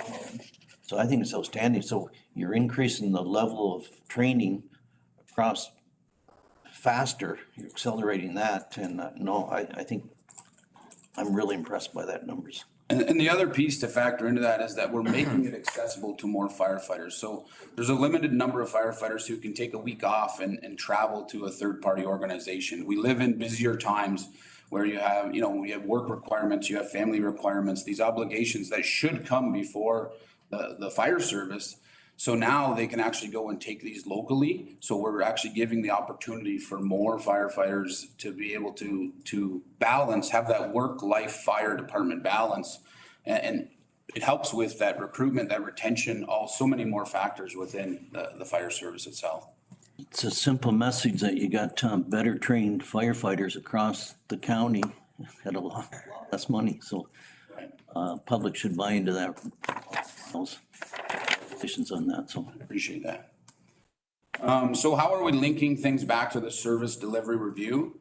So the service delivery review did talk about restructuring of some departments and alleviating some of that stress and some of that loading that's on the administrative services. So we've presented that within the 2022 plan. It talks about improving trust and supporting the LMPs. I think that through continued growth, continued development, we're able to show the LMPs that we are able to support them and to help them. And I think it is a good avenue for us to improve trust that will generate and translate into different avenues as well. It talks about shared service and collaboration, and that's what this department is focused on, is how can we provide quality service through collaboration. And then it does mention the organizational redesigns of shifting EMS to the CMC, which would move it over into this department, which is identified directly in the service delivery review. To what extent have we talked about collaboration within our department? So through the budgeting plan, we've talked to facilities about the renovations in the EOC and different things of that nature. We've talked with finance about our performance regularly, but also about planning revenue streams. How will the influx of invoicing affect them? Different things of that nature. We've had lots of conversations with admin about support and resources. But the main amount of our discussions about collaboration have been focused with the local municipal partners, with the CAOs and the clerks on the emergency management side of things, and with the fire chiefs and training officers on the fire service side of things. And what do you need? What do you need, and how can we help, and how can we try to find ways to support you in any avenue? And then we've also have had collaborations with provincial entities as to, with the fire college primarily, as to how can we bring resources here that will help everyone. And we've also been approved for a couple pilot programs, which the fire marshal's office will absorb all the costs. So that'll be free training to the LMPs that are here. So there's lots of collaboration that we've looked at when we came to this budget. So getting back to the 5% question. So 5% of this budget is $13,702. So what can we do to try to find that savings? So I've put a few options in here. So as we talk about the EOC technology, phasing it in over a 3-year period, we'll add some savings. Deferring the EM program coordinator, which we could defer it to the fourth quarter or right into 2023. As we talked about, the risks are not being able to take on another municipality if they do choose that they want to come to us for emergency management services. We could defer the utility trailer to 2023. The risk with that is storage of some of our assets, moving, making multiple trips between stations to deliver equipment. All these things, you would see increased costs and wages and things of that nature. And then the big one for me, right now our revenue calculation is set at 80%. So by changing that calculation from an 80% factor to a 90% factor would add $22,000 in our revenue side of our budget. Right now for 2021, we're running at 100% attendance with a 25% wait list. So while we wanted to be conservative coming into year one and not having strong background data to base our numbers on, we went with 80%, but I would be 100% confident moving that to 90% based on the fact that over a 6-month sample, we've been at 125% attendance rate, 100% full with 25% wait lists on every course we've offered. So that small change alone would add a $22,000 increase on the revenue side, which would bring down our final numbers. So. Question, Ed? Yep, Jeff, on average, moving materials back and forth between stations for courses, how many trips have you had to make? So some courses in the lead time, I'm making 2 or 3 trips depending on the course, because some of it is borrowing equipment from one place to another. This weekend, we were teaching a course. Luckily, I was able to fit everything in my truck, but literally I could barely see out the passenger window because everything was like, so it was everything I could fit was in there. Right now, some of our assets are stored in some of the LMP fire departments that they have room to store some things. I've got a couple of boxes of textbooks in my garage just because we have nowhere to put some of this stuff. So once the renovation is done and we have maybe a storage area, that we'll be able to offset some of that. But right now there are some challenges as far as that goes. And I'd say most courses I'm 2 trips on the beginning of it, 2 trips on the back end of it to get everything done. So. Okay, thank you for that. I'm guessing the trailer won't be cheaper next year. Costs on everything are going up, and as we see aluminum and steel prices continue to increase steadily. So, yeah, I would imagine that, yes. So recommendations, my recommendations are that the wage and benefit lines be adjusted to reflect approved changes made by council on October 12th. And then that the changes to the purchase service line, supplies line, mileage line, and revenue lines be approved to support the LMP training initiatives and operations of the Elgin Middlesex Regional Fire School. Knowing that those increases on those lines are offset by our revenue line. And that the capital projects presented be approved to help support the fire training and emergency management initiatives throughout the 2022 calendar year. I'm happy to answer any questions you may have. Yeah, Jeff, are you, I guess maybe I've missed it, but then the recommendations, are you suggesting or recommending continued support of LMPs for the emergency management? So we've been promoting that Yep. through 2021. We want to continue to promote that through 2022. I think that, we've recently got through the emergency scenarios for 3 of our LMPs.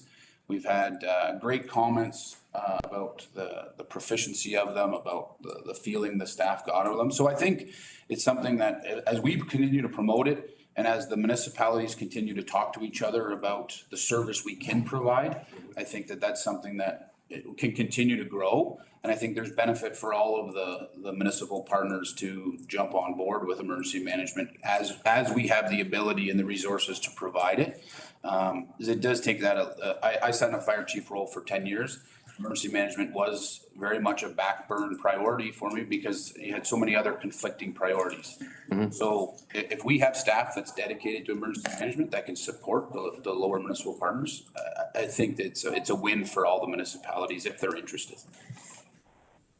Yeah, Mr. Warden, I'm a supporter of synergies, particularly developing synergies. But I'm also supportive of doing them on a fair basis in which, the pilot was great. Kind of supportive of perhaps a cost recovery. It's still cheaper for our LMPs rather than contracting the service elsewhere. That's the anecdotal stories I'm getting. And I agree with that as well. I think that's where we're headed. That, to me, that's fair. Further questions for Jeff? Dominique, go ahead. Thank you, Mr. Chair. I'm just wondering if the EOC technology, can that be funded through the safe refund or whatever it's called, SRF? And is that the plan already? I'm not aware. Just for the upcoming year. Yeah. So, A portion for the upcoming year was already included. right, Great. and we can't spread that to other years or? I mean, we need to report out on SRF, and if it's in outlying years, it'd be difficult to justify the rationale for why something in 2027 is using SRF dollars. Okay, but next year it is. Okay, thank you. Jeff, great report. Thanks very much. Thank you. Have a good day. You bet.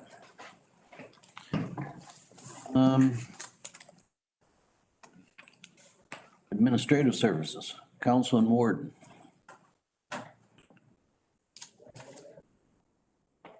Good morning, Catherine. Good morning, Mr. Warden. Welcome. Thank you. Through you to the Budget Committee. We'll start with the recommendations for last time. So the first recommendation was that $20,000 be considered for proposed costs associated with the joint countywide council orientation. The second the second recommendation was a budget increase of $2,000 for the Wardens Banquet. $5,000 being proposed to support committee and council-driven engagement initiatives. $30,000 for agenda management software, and then $166,000 added to the 10-year plan as a result of the accelerated replacement cycle for the ambulance laptop. So this section discusses council-approved changes in 2021 that resulted in an increase for the 2022 budget, including the addition of the senior legal counsel hired to assist with the increased volume of legal work for the county and the LMPs. A second full-time legislative services coordinator added to the staff complement, which accounted for a minimal increase as this position did replace an administrative assistant. And then thirdly, using COVID-19 relief funding, a 2-year contract was approved for a full-time main reception administrative assistant, and a placeholder has been included in the 10-year plan, which is subject to council's approval when the contract for this position ends in December of 2022. In addition to these changes, the committee did ask for additional information on 3 topics. The first being countywide orientation. So I'll discuss that one first. To prepare for the orientation following the 2022 election, staff are proposing that the county, with the support of the LMPs, arrange for a joint orientation session. Preliminary discussions with the LMPs suggested that a bus tour across the county would be of use, and this will cost approximately $5,000 to $6,000 based on our estimates. And then print materials for orientation and a series with guest speakers will cost an additional $14,000 to $15,000. So staff have proposed 3 options for the committee to consider regarding this countywide orientation. The first of those is to investigate a cost recovery with the local municipal partners for up to 50% of the orientation. So the revised ask for the county budget would be $10,000, and the LMP cost recovery for municipalities who were interested would be the additional balance of 10,000. There is a risk that if the LMPs do not co-fund this initiative, then the orientation program will need to be scaled accordingly. The second option is to forego the bus tour and develop and host one conference series of speakers, and also develop the countywide orientation materials. So the revised ask for the county budget would be $5,000, and the LMP cost recovery for the interested municipalities would be the balance of $5,000. Again, the risk associated is if LMPs do not choose to fund this cost recovery initiative. And then the third option would be to just focus on a county-only orientation at the cost of approximately $5,000. The second item that the committee asked for more information on was the agenda management software. So to improve efficiencies, as referenced in the service delivery review with regard to paper processes, electronic agenda software at the annual cost of $30,000 is proposed.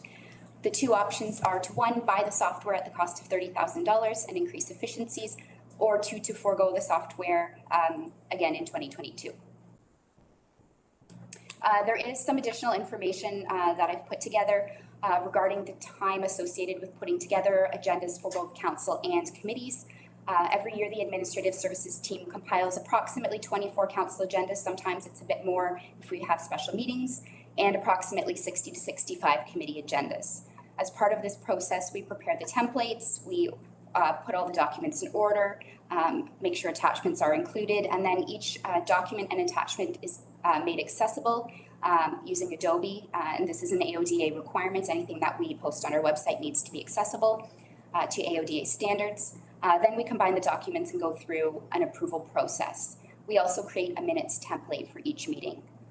So council agendas take on average 9 hours to compile. This includes the items that I just discussed, the activities involved, and committee agendas take approximately 4 hours to compile. Some less, some more, budget committee more, some other committees a bit less. So that was a bit of an average. So this includes all the activities listed above as well. Adding this all together, it takes staff approximately 456 hours annually to produce these agendas and minutes for council and committees. We believe that by automating this process with the agenda management software, we could reduce this time by approximately 50%. We would need a full year of implementation to gather the metrics and present back to the committee in advance of the 2023 budget. The last item that the committee requested additional information on was the cost for the Wardens Banquet. In previous years, not recently, but previously, there was a two-tier system where approximately 100% of guests were given free tickets, and then approximately 20 people had the option to purchase their ticket for $20. At the time, $20 covered the cost of the meal. Now meals are approximately $40 per head. So if we decided to go the route of cost recovery, we would need to charge people more than $20 per person to recoup the costs of the meal. We could go with 100% cost recovery. All attendees could pay and we could completely recoup the costs for the meal. However, it may be unpopular to charge our former wardens, members of council, and guests of the warden. Also, if we charge staff, it may result in a reduced attendance rate. So our options presented below are: one, to charge everyone the cost of the meal, which is approximately $40. Two, to reevaluate the list of attendees and come up with a revised two-tier list of free and paying guests. To eliminate the $500 for the warden's charity of choice, which would reduce the budget. And third option, that we could go with a cost recovery for the meal and then charge a little bit more as well, making the warden's dinner into a charity gala. It may be more popular for people if they have to pay for their ticket, if they know that a portion of their ticket costs are going to a good cause, and it would be each year at the discretion of the warden which charity he or she wanted to support. And then we'll just note the note from the scale that this is a very deeply rooted in tradition event, and if any changes are to be made, it is recommended that County Council as a whole consider this. So our department, in terms of taking into consideration the recommendations from the survey, 35% of respondents thought that the amount spent on government services administration, county council, and committees was appropriate, and 42.5% thought Elgin County spends too much on these services. Despite the call to reduce spending on government services, it is evident that the public continues to call for increased opportunities to share their feedback and increased government transparency. And this role does fall within administration. In terms of inflation, that is the reason that the department asked for increased costs for the Wardens Banquet due to inflationary costs associated with food and venues that we have been experiencing for several years and now to an elevated degree as well. The options for potentially changing the format and the cost format of the Wardens Banquet are as a result of us considering how this may affect residents in our community, how our increased costs may affect them. Additionally, I just wanted to note that our department did not request an increase in operational items such as travel, mileage, and supplies, and we are willing to work within our existing budgets, investigate more cost-effective options, and bring services in-house as much as we can to reduce costs where available. For example, if we need to print documents instead of contracting that out to a printing company, we can print that in-house, purchase the associated supplies, and do that in-house for a much lower cost. To what extent have we considered offsets? We could eliminate the proposed agenda software if the time isn't right. We could scale back on council meals and refreshments for council meetings and other events that are arranged by administrative services on behalf of county council. We could reduce council and staff development. We could reduce our supplies. And we could forego assisting the LMPs with the new council orientation and focus on county needs only. In terms of linking back to the service delivery review, the service delivery review did identify significant savings as a result of manual and paper-based processes across human resources, information technology services, long-term care, and finances that allocate time to non-value added activities, resulting in the duplication of efforts and misallocation of staff time. Administrative services was not specifically mentioned in the service delivery review in terms of these efficiencies. However, all of these, allocation of time to non-value added activities resulting in duplication of efforts and misallocation of staff time ring true as well for administrative services. And while agenda preparation wasn't explicitly included, a reduction in paper-based processes was referenced. In terms of collaboration, all tools utilized by administrative services are entirely in the service of other service areas. It's our role to be in service of council committees and all other departments at the County of Elgin. So we are in continuous collaboration. Careful consideration is given to ensure that what's accounted for in one budget is not included in another. An example of that is the ask for increased marketing and promotion for committee and council. When a project is already existing, for example, the OP review or the transportation master plan or connectivity work, if we are working to do promotion and engagement on behalf of council or committee or that project, we will make sure that that's accounted for in that project, as opposed to asking for separate funds. So the funds asked for are for projects that are engagement initiatives that are asked for by committee or council that don't fall under an existing project. And engagement tools that we deploy across the county on behalf of corporate communications. They're in service of other projects across the corporation, and we endeavor to ensure as much as possible that tools that we utilize for one engagement project can be repurposed or cross-promoted for other projects as well, leveraging as much efficiency as we can. If our department was faced with a 5% cut, we could recommend that, so for council and warden, there could be a development reduction. The municipal government environment, though, is undergoing significant and rapid changes, particularly over the past 5 years, and I would say the past 2 years. And the vibrancy and vitality of a community does rely on effective elected leadership. So it is critical that officials stay up to date on the competencies and skills that they're required to do their jobs effectively. So it is, a risk to eliminate development. Council would also forego opportunities to network and communicate with their counterparts in other municipalities. We could also reduce council meal allowances. In terms of the banquet, as we discussed before, funds for the Wardens Banquet could be reduced and guests could be required to pay for their own ticket to attend. Risks do include a reduced attendance rate and a reduced significance of the event. We could also reduce staff development. Risks associated are that staff development is critical for business continuity, succession planning, and retaining employees. And it's also important to note that council has pre-approved some staff development costs. So the options available to the committee to consider are the amount for the countywide council orientation could be reduced, or the county could recover the costs from the local municipal partners. The committee could decide on status quo funding for the Wardens Banquet, so not approving the requested increase, or a reduction in funding for the Wardens Banquet to achieve a 5% savings could be considered. Adjustments could be made for the planning of this event accordingly. The committee could also direct staff to reduce council and committee marketing and promotions, the $5,000 that was requested. This would result in fewer residents being reached during engagement processes, as we would be required to put less ads in newspapers and do less inserts in local publications. And the committee could also defer the electronic agenda software until 2023 at the cost savings of $30,000. And the final slide is just the same recommendations from the beginning for the committee's review, and of course, subject to committee adjustments. Thank you. Thank you, Catherine.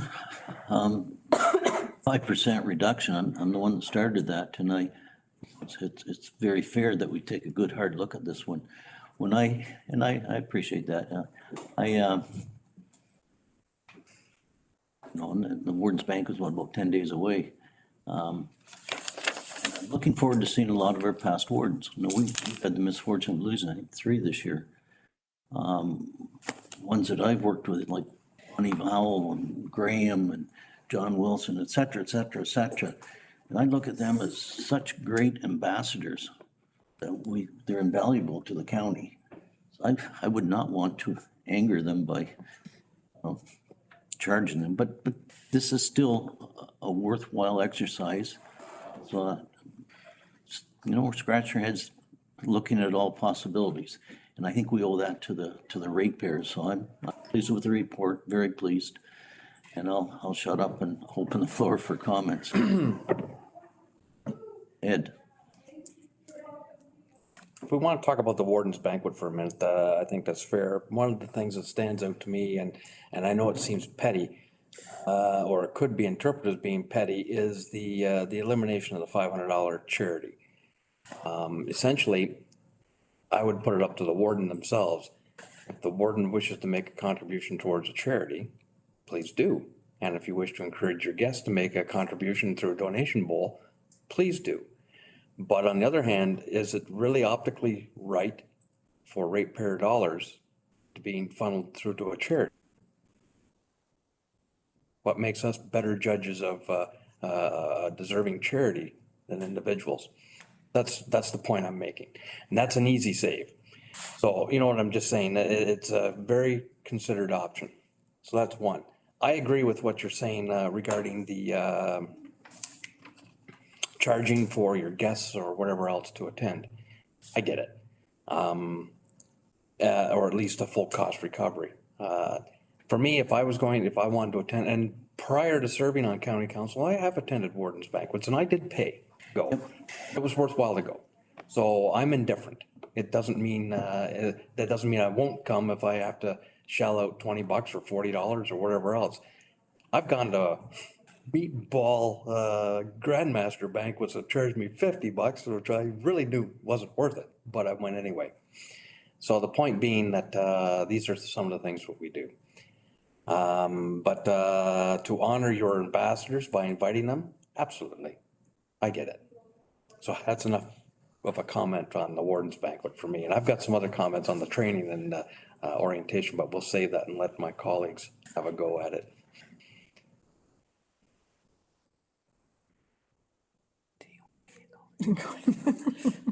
Well, I guess I'm the one that mentioned this at the last meeting, but I was just looking at that $2,000 increase, and I had said, if everybody just gave $10 for their ticket, it's not gonna be a substantial amount. I don't think it's even embarrassing to ask anyone for that amount, but that was just what I was looking at, cause I knew there was an increase of 2,000. So I'm kinda like, Counselor Ketchapaw, you know, whatever county council wants to do, and I think, you know, we're discussing it, but I mean, the whole council has to make this decision, because, it is a very political decision to make. I'm good with anything that, you know, that the county council agrees on. Ed? I'll throw something out there too. Annually at BAM, we used to recognize our volunteers annually. And then it got to be, that was quite an expensive endeavor to do. And I know some of our partners out there annually do that as well. But in the last term or two, what we've taken to doing was recognizing our volunteers once every 4-year term. And although I know it would compile a list of wardens to be recognized, but it's something that the county can consider too. The final year of the term, all your past wardens or all your wardens are recognized at that particular event. So you can spread the cost of a Wardens Banquet over the 4-year term. Something to consider. Don't want to diminish the contributions from each warden, because that's not fair. But what I'm getting at is it's something that can be considered if you think this is an extravagance too far. I don't think the expenses, other than food is what's really made the big increase, isn't it, Catherine? Yes. And that's something that probably can be explained away, but I probably shouldn't be talking, being the warden, but as much as it is maybe centered on the warden of the day, I think it's more than that. I think it's the get-together of the former wardens. And again, that's that camaraderie, pride of the county, and for them all to get together. Because a lot of them may not even know me, but they'd be glad to see the ones that they were, you know, on council with, and I don't know. Since the wardens, or the banquet's only 10 days away, we're not gonna make changes to that. It's pretty much set. So it's the following year, and I guess, yeah, like I said earlier, we're fair game for the 5%. I hope we can find it somewhere. Why, we're no different than any other department. And if we could find 7%, I'd probably be in favor of that. But obviously, there's a motion here. Julie? I think for the dollar figure that we're talking about here, we should bring a report with some options to council. Maybe my advice would be now put a placeholder of the 7,500, since there doesn't seem to be an appetite to increase it. So we maintain status quo, waited for council direction on that, and we'll incorporate some of the recommendations we've heard from the committee and try to get some council direction on the 2022 Wardens Banquet. Move that piece forward. And maybe also include in the history of the charity, because I believe, and from memory, but Dave was allowed to buy a piece of art or be sort of evolved charity, because there's a bit of a history there, and I don't, maybe if we got that All right. charity part has come about recently. I think some of them, like, get a nice picture to hang on a wall. And so there is a bit of history there, and that might show where we, you know. Go ahead. For sure, that was the case. And I think we had some wardens who returned multiple times and perhaps didn't need that token, that county ring or county pin. And so even had some wardens who matched the donation personally. So kind of both ends of the spectrum, but we'd be pleased to include that in the report, Mr. Warden. Okay. But like I said, I think this is a good conversation. Just to add to that we started the meeting today by saying we have to show that we are aligned, we're in tune. So if everybody else is having to cut, so should we. And so that is one way we can demonstrate that we are in touch with the reality of our ratepayers. Get the magnifying glass out, because I've said earlier, put it down to must have or nice to have. We're no different than any other department, so we're fair game. Yep. And I think sometimes we can go back to the why. So already in this discussion, so why are we holding this event? And if we can then collectively remind ourselves of what is the purpose, what is the outcome that we want out of that event, then sometimes that frees up a bunch of different ideas that maybe it doesn't have to be a banquet, maybe it doesn't have to be every year, so it allows, so I encourage, I'm looking forward to a report on that would say, okay, what is the goal? And what are different ways that we can actually achieve that goal? Some of them may be more economical than others. We may have a very good opportunity in 10 days' time to listen to some of our past wardens. There's a lot of wisdom. There will be a lot of wisdom in that room, and maybe they can tell us what's really important and not. So, yeah, I welcome that. Mary? Thank you. Just going further with what Councillor Jagera said, the point is maybe we don't have to have a banquet, like you said. We could have a get-together, just have hors d'oeuvres or something and just get to see everybody and have a social time.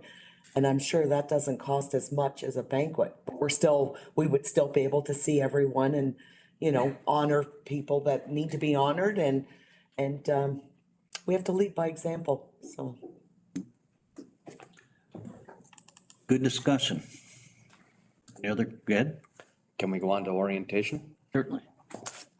I think there's some interesting things there, and I know that we talked about cost sharing with our LMPs on the orientation program every 4 years. I'm not opposed to that, and I think if there's value for the LMPs to be there, then they can help participate. I mean, they've got 4 years to build the reserve. We build it into an election reserve anyway, and this is just part of it, and it's not that much. I wonder about the value of a bus tour across the whole county for LMPs. For county council, I see there's a value, and we've missed out on that because we haven't been out there and done that. But for our local municipal partners, is there the same value other than the day out? See what I'm getting at? It's very important that your own council can get around your own areas and understand exactly what's going on. But what other than it's nice to see, what's the appreciation? The decision-making for the county is at this table. And that's, if there is going to be some kind of a tour, I could see it being limited to this table. I would say that from, if you needed to cut something out of that, cut the bus tour out. That was my recommendation. Cut the bus tour or cut the? Well, cut the LMP side of it. Right. If you want to go the full meal deal and cut us all out, that's fine. We don't have to have a bus. We can pile in the back of Tom's pickup truck and just as long as we don't get caught. Or Jeff's truck. Yeah, Jeff's truck, yeah. Julie's got a comment. And just a couple of bits of feedback that we've heard. One is that there are some local best practices and examples that other areas of the county are not necessarily aware of. So it is an opportunity when councils start and engage in their action planning and priority setting to see kind of what's happening in Elgin County. And that might help with the kind of boundaryless service provision that we endeavor to do in some of our service areas, where, certain municipalities have some things and others may not have others. And so it's a chance for each municipality to come up with their presentation while they pick areas of their community that they want to showcase for other members of council. It could be voluntary. We could charge per seat. There are lots of other options, but you do raise a valid point that we could take back to our municipal partners and see, is there great value in this? Because there certainly is at the county council table. You're absolutely right. The extent to which we'd have to rely on our CIOs to tell us whether they think seeing those best practices and seeing, the Port Bruce Bridge project, if somebody hasn't been out there, or those types of other local initiatives, or the library, the condition of the EMS facilities, other community centers would be of value to their counselors. Maybe they have to wait and see who their counselors are. There's a lot to consider. And I think, it is easy from our perspective to just cut that. But we're happy to go back and have more conversations with our to kind of refine the council orientation planning further, if that's helpful. Try to find some savings, try to find some opportunities for cost recovery if that's the committee's direction. Mary? Thank you. So I have to say, I agree with you because we all have to do the training and we have to be very cautious that we do it properly. There's so many municipalities right now, we're going into our fourth and final year. And there are municipalities out there that are sending all of their counselors back for training because they have too many problems at their council table. You can't have that. So we've got to have the proper training and we need it right at the start because we'll have lots of new members, I'm sure. And I think if we could, we all do the training, I think, pretty well, all of us at the lower municipal tier. So if we could all do it together, we all have to take the same training. So if we could find efficiencies there, we get the training done and we do it for a more reasonable amount of money. So I think that is an option. There's tremendous value. In the last probably 7 weeks now, as restrictions, I've been out quite a bit across the county. And it's been invaluable to see council members. I'd almost walk by them and then, oh, yeah. And it's refreshing because, this pandemic for the last 20 months, to see it someone on a screen, it's not the same as stand there and have a little chat. And same with administrators. And we've got a certain counselor who's not here today, made a comment at a recent meeting about difference between a seagull and eagle. And it may have gone over some people's head if you've never been to the Four Corners of Eagle in West Elgin. And sometimes you need to go up number 3 and actually see it and remind you, because I laughed like heck. But this county is a huge animal. Time you go from one end to the other, and it's invaluable to see them and get out there. Like I've been in Rodney, I've been in Stratfordville, and a lot of us haven't. And unless you get that opportunity, because it sort of shows up because we all have challenges. And it'll highlight the challenges you have in Bayham compared to West Elgin, because they're all different, but they're all important. And so the orientation, going into the fourth term, fourth year, I wouldn't want to spend a lot of money on orientation. Looking ahead, it's invaluable. I know even in Central Elgin, it's a pretty big geography. And you need to get those counselors inside the arenas and the library and see the growth areas, et cetera. But it is a challenge to get everyone together on a certain day and get them around. Dominique? Yeah, without getting into the weeds, I think this is another area that would be worthwhile to articulate the purpose. Because even the name orientation can be a misnomer for if somebody said, well, I've been on council for 25 years. Why do I need an orientation? And we've all been at these meetings where in the end, the municipalities sit together anyway. There's not a lot of mingling. There's not a lot of exchange of that kind of information. But I think, again, if we work backwards from what is the point of this event and this learning event that we want to organize, and then the design will become more obvious, including perhaps, how you arrange seats and how you arrange different presentations for different components of the day. So I think there's something good there. I think we're all in agreement, and but worthwhile to look at it closely as far as the purpose. So we'll look forward to that report. Yeah, I think it may even involve having, a subcommittee of clerks, interested clerks to help plan this out. I think it's going to take some time to actually get the details put before council or the budget committee. So in which case, is there general support to include a certain budget amount as a placeholder that we can work with the local municipal partners and kind of tailor a program accordingly? And then ask for more, I guess, if we get council support, just to keep things moving. Otherwise, I think if we had to write a report on each of these initiatives coming forward, we're never going to get a budget passed. And so we're doing this, we included this as a placeholder in support of our local municipal partners because they asked. We admit we don't have all the answers. We'll go back to them, try to define what the program looks like and, you know, the extent to which some may be willing to pay, et cetera. But is there kind of general support to include a placeholder at this point in time? Just one, Or let's call it council orientation, which may or may not include a cost per individual to do a countywide tour.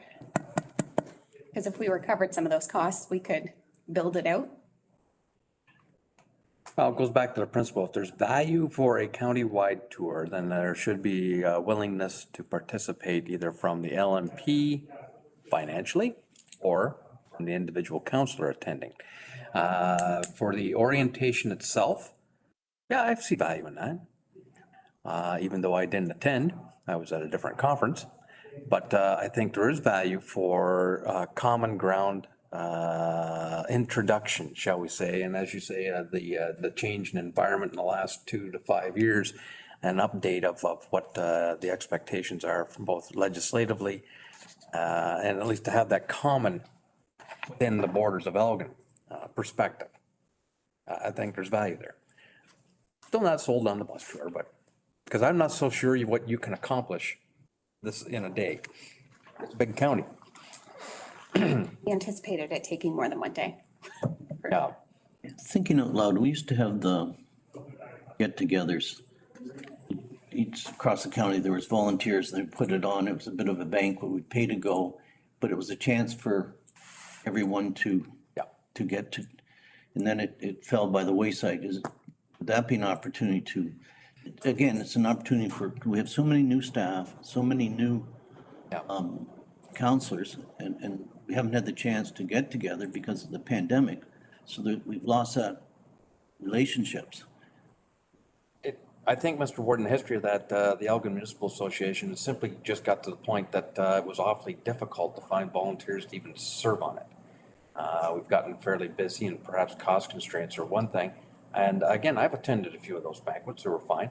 It's at the same level, you talk about the opportunity to network and get together. Something as simple as a hospitality suite, which we haven't had since 2011, I believe, is gone at these conferences. So again, for your own attendees from within the county structure itself, they don't get together unless it's on the convention floor. That's all I'm trying to suggest is a lot of these programs were great ideas of the day. But they do have a cost to them. The absence of that one, it may be an opportunity to bring it back, and if we all paid for it. That's been done before. Actually, I was in error when Warden Walters was back in. He and his colleagues funded a suite at one of the conferences, which I think is fine. Took it off the repair. And I'm willing to participate in that because I did. I helped fund that through my own mayor. But the point being, you're right. We don't have these opportunities to do the networking with our LMP colleagues, and you're missing out on, as Julie's tried to point out, those differences and opportunities of learning from one another.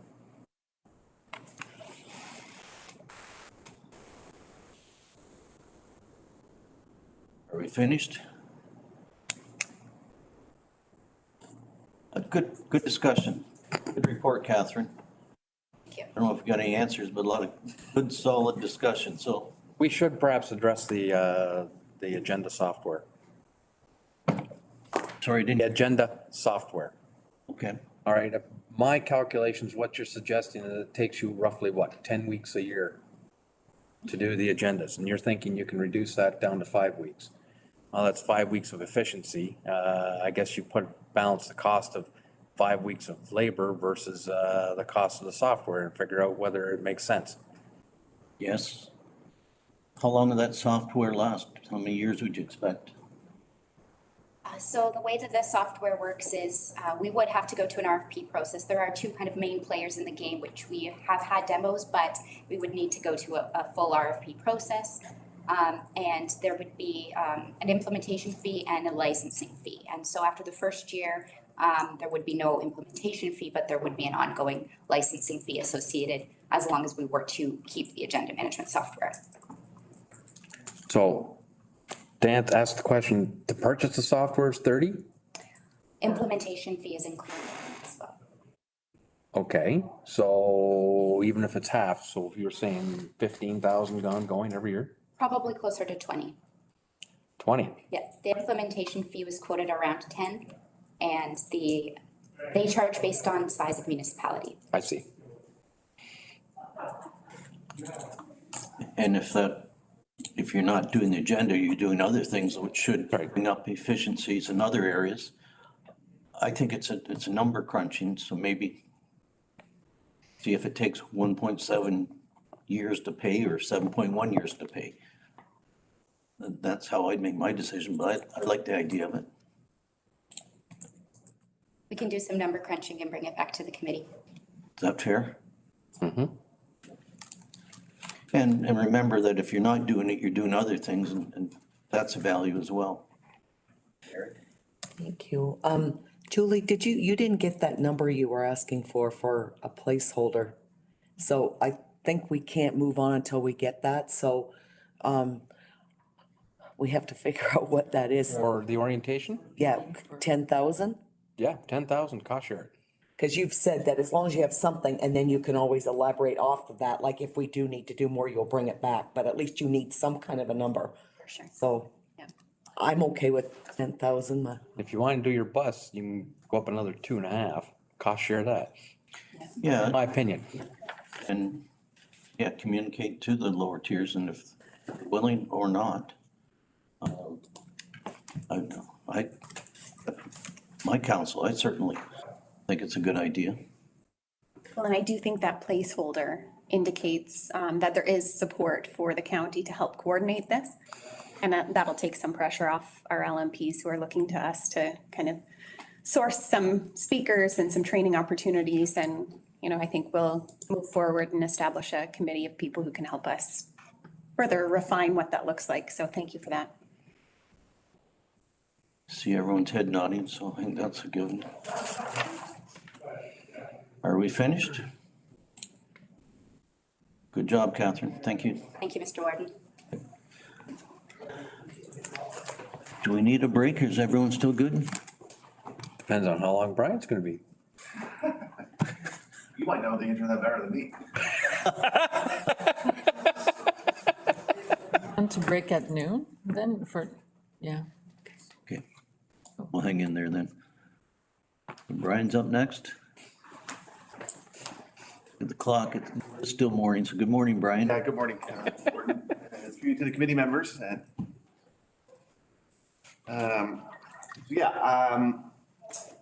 Start with the program service changes over 2021. You can imagine it's been quite a ride for us the last couple of years with the pandemic, and I don't want to say it's a goal to get back to where we were, but really if we can at least get back to full service in all our facilities in 2022, pre-pandemic service levels, made a huge step forward in that regard with the introduction of branch hours at 100% levels pre-pandemic in September, and moving in that direction for museum and archives as well. To what extent did we take in consideration the public input received through the survey? Very mindful of the comments received. And that we should not be complacent about the amount of support we do receive from council and the investments that we get. We do need a better job of motivating, I think, our library, museum, and archives users to respond to that survey and provide some more direct feedback. So that is certainly something we need to do a lot better. I think one of the things maybe it is perceived as being, they're perceived as being soft services, but the survey doesn't have the opportunity to set the broader context of a lot of things that we do, and one of them is that these services are mandated, and the Public Libraries Act as an example, and we have provided that context, and that the county administration of a library system is actually a very effective way to go about it in providing services to our local municipal partners. The public might not fully understand that, but nevertheless, we certainly understand that the feedback of the survey indicates that we really do need to do a much better job of not being complacent about the level of investment we receive, and secondly, of getting further responses as well from those who do value our service. To what extent in 2022 did our department take into account for inflation? It is baked into what we do and work closely with finance. I know the one major area is within our leases. That is based on October CPI. And so we work with Jen, and she sends out the notices to the municipal partners regarding what the lease payments will be in the subsequent year. We're talking about a budget that is mostly wages, leases, and collection costs. We're constantly monitoring, the pressures on that. You see the recommendations relating to collections in our requests. As far as all the other supporting lines in our budget, outside of wages, leases, and collection costs, they're maintained at previous levels without inflationary increases, so they've been at 0% and have been so for quite some time. So this would be things like furniture and fixtures, capital investments we're making for improvements into the branches, office supplies programming, so there are no increases to any of the lines of those budget, in anticipation though that they are sustainable because at the current levels that we get back into full service. To what extent have you considered offsets? So to start off, we are hopeful that we'll move forward in the direction of fine-free in 2022, and we're willing to mitigate that cost and do so through the donations that we receive. But we are seeking support to maintain other aspects of our budget as we do return to pre-pandemic service levels. Well, the one area that you'll hear both from us and IT is the support for our data hosting arrangement with London Public Library. London Public Library has actually been doing this not even at their cost, and they've informed us of that. So it has been viewed as a partnership, but they are saying to us going forward that if we were to consider even that arrangement going forward, that they do need to at least reflect cost. And so that's really what we have proposed to you is at their cost. And we've had great discussions with London Public Library, very willing partner. And as we go to a renewal of our overall software system next year, they're also at the table with us to help us negotiate better pricing because they may be looking at going for a renewal as well. So a lot's going on behind there, but again, those discussions are always ongoing. Move on. Service delivery review. I did cover a lot of this in my first presentation. SDR considerations and progress against them. We are working very closely with St. Thomas Public Library, and that actually did start before the service delivery review, but certainly aspects of what we could do have been highlighted, and that work continues. I can tell you even last week we had a great meeting with St. Thomas on aspects of collection development and also things like book club, adult book club kits that we're now loaning through them. We've agreed to take a look at even again back to the co-procurement of our integrated library system software. We feel that we need to be working in tandem with St. Thomas and make sure that we have the same system, because I think our patrons then sometimes the boundaries of our systems are even confusing to our residents, but having that same interface is really important to them. And we recognize we got to continue to work forward. So keeping those service delivery review recommendations front and center is really important to us. So we can move past the progress slide. We can move past that one. In collaboration with other departments, IT is essential to what we do. You've probably heard this from other departments, but connectivity, it's the lifeblood of what we do. They support our hardware, our software, connectivity. We are continually reviewing connections across the county, speeds, value for money, and working with IT on that. We've actually leveraged some great improvements on speed without further cost. And I'll let Jeff and his staff take credit for that. They are continually reviewing this. So I know Eastlink, as an example, provided substantial improvements for us. We've integrated some fiber. And so continually working with IT. And so it's just, again, it's something we do. Working with HR, obviously, on our collective agreement this year and other issues to maintain costs. And those costs are aligned there as well. And then the CPI increases. So collaboration is absolutely critical. Okay, if we were faced with a 5% cut, what would you recommend? I mean, it would be a choice of making service cuts across the board, which would affect everybody, or cutting in one area altogether to maintain service elsewhere. And so when you have the majority of your costs going into leases and wages, a $150,000 reduction would result likely in a branch closure. We'd have to look at that. And still additional costs across the board, because even that might not be enough to mitigate the full impact. There are risks associated with this, of course. It would mean, in the case of any branch that was targeted, a reduction of income to the municipality. There's also a process that would need to be undertaken, and both parties would have to agree to it under the Public Libraries Act. And potentially an empty building. So this would not be a move without risk, and also obviously considerable ratepayer feedback. But when you have a budget that's fixed towards leases, wages, collection costs, it does provide, it does make it more difficult to sustain a 5% income cut to your budget without looking at really reducing the size of your infrastructure. As far as options, reductions could always be made to supporting aspects of our budget. Again, we're hoping to get back to pre-pandemic levels. We've not increased any of these supporting lines. And again, we're mitigating the fine-free initiative. So we're hoping to stay within at least the recommended ranges. Even for our planning guidelines when it comes to training and development, which are at or even just slightly below what is recommended, but sustainable for us. So there are always options to reduce the budget. But again, we're hoping to get back to full service in 2022, and those supporting lines are really important for us as we go forward. Even on the training side, we've been really able to leverage virtual opportunities to train more staff.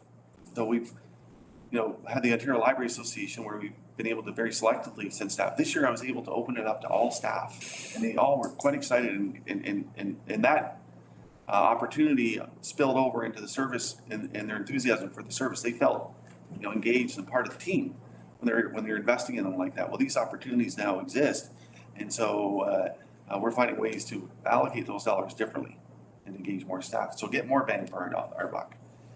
And as far as recommendations are before you, I won't go through them, but they're as presented on October 26th, and Julie presented them to you earlier. So with that, I am happy to answer any questions you might have. Thank you, Brian. Comments, questions for Brian? Go ahead. Thank you, Mr. Chair. Can you remind me, what is the donation amount that you currently, on average, get per year? Yeah, it's on average between $10,000 and $15,000 a year. So those would be donations from service clubs to just individual donors who just, because they want to support the library, small estate amounts. Of course, we get the larger ones like the Bushel Estate, but as far as what we build into our operating revenue, it's in the range of $10,000 to $15,000 a year. And it was tougher during the pandemic because some of those are specifically for things like Summer Reading Club. But nevertheless, the service clubs continue to support us. I'm very pleased with that support. So as far as the amount of fundraising we do and that kind of thing, most of it comes in is to support our operations specifically. To follow up, that is one area I would like us to consider, to do more specific fundraising for the libraries. I think it has two potential benefits. You mentioned at the beginning that this area sort of suffers from the public opinion or lack of awareness of all the programs, and fundraising is not just about raising the funds, it's also about raising awareness, and so building relationships and building more support for the services. And because it is a soft service, I think it is possible to also attract donors for people and groups and service clubs or different organizations who value the types of services that you offer. So I could see in this area that with my little experience of fundraising now with Terrace Lodge and just how the conversations can go and how the benefits can be, like I described, manyfold beyond fundraising. That's something I'd like to explore further. Okay, thank you for that. Certainly. If I may, just as a follow-up, maybe we'll bring forward a report about Friends of the Library organizations and for the committee and council's review. So this is a longstanding practice of public libraries across Ontario and Canada and the States to have friends who raise money in support of value-added components, just as you're doing for the Terrace Lodge redevelopment. So we'd be pleased to bring back more information. Great. Brian, as you're aware, we were down and cut the ribbon for the elevator down Stratfordville the other night, which was pretty impressive. And as Mayor Ed said, you know, look at the opportunity downstairs and all that space that can be put to better use and more use. You see more opportunities across our branches for things like that, for, you know, meeting spaces, rentals, other ways to generate revenue? Yeah, certainly, Mr. Chair. Last year, we were in discussions with Service Ontario about a possible satellite location, and they were looking at a pilot project, and we looked at Stratfordville as one example, as a way to provide some further infrastructure and community for a service that would be welcomed. So we know it's offered in some of our other municipalities. At the end of the day, they didn't pursue us. We didn't fit all the criteria. I think one of those, we were a little too close to Tilsonburg in that case. It wasn't considered remote enough. But as far as, you know, capacity, even the community safety and well-being plan, I know we've talked about, you know, other agencies that could benefit. So we do have capacity in our branches to look at these opportunities, and even if they're not all revenue generating, to certainly meet community need. I know in previous life, you know, volunteering on committees, and you know, we used to meet at the St. Thomas Library and they would just rent space.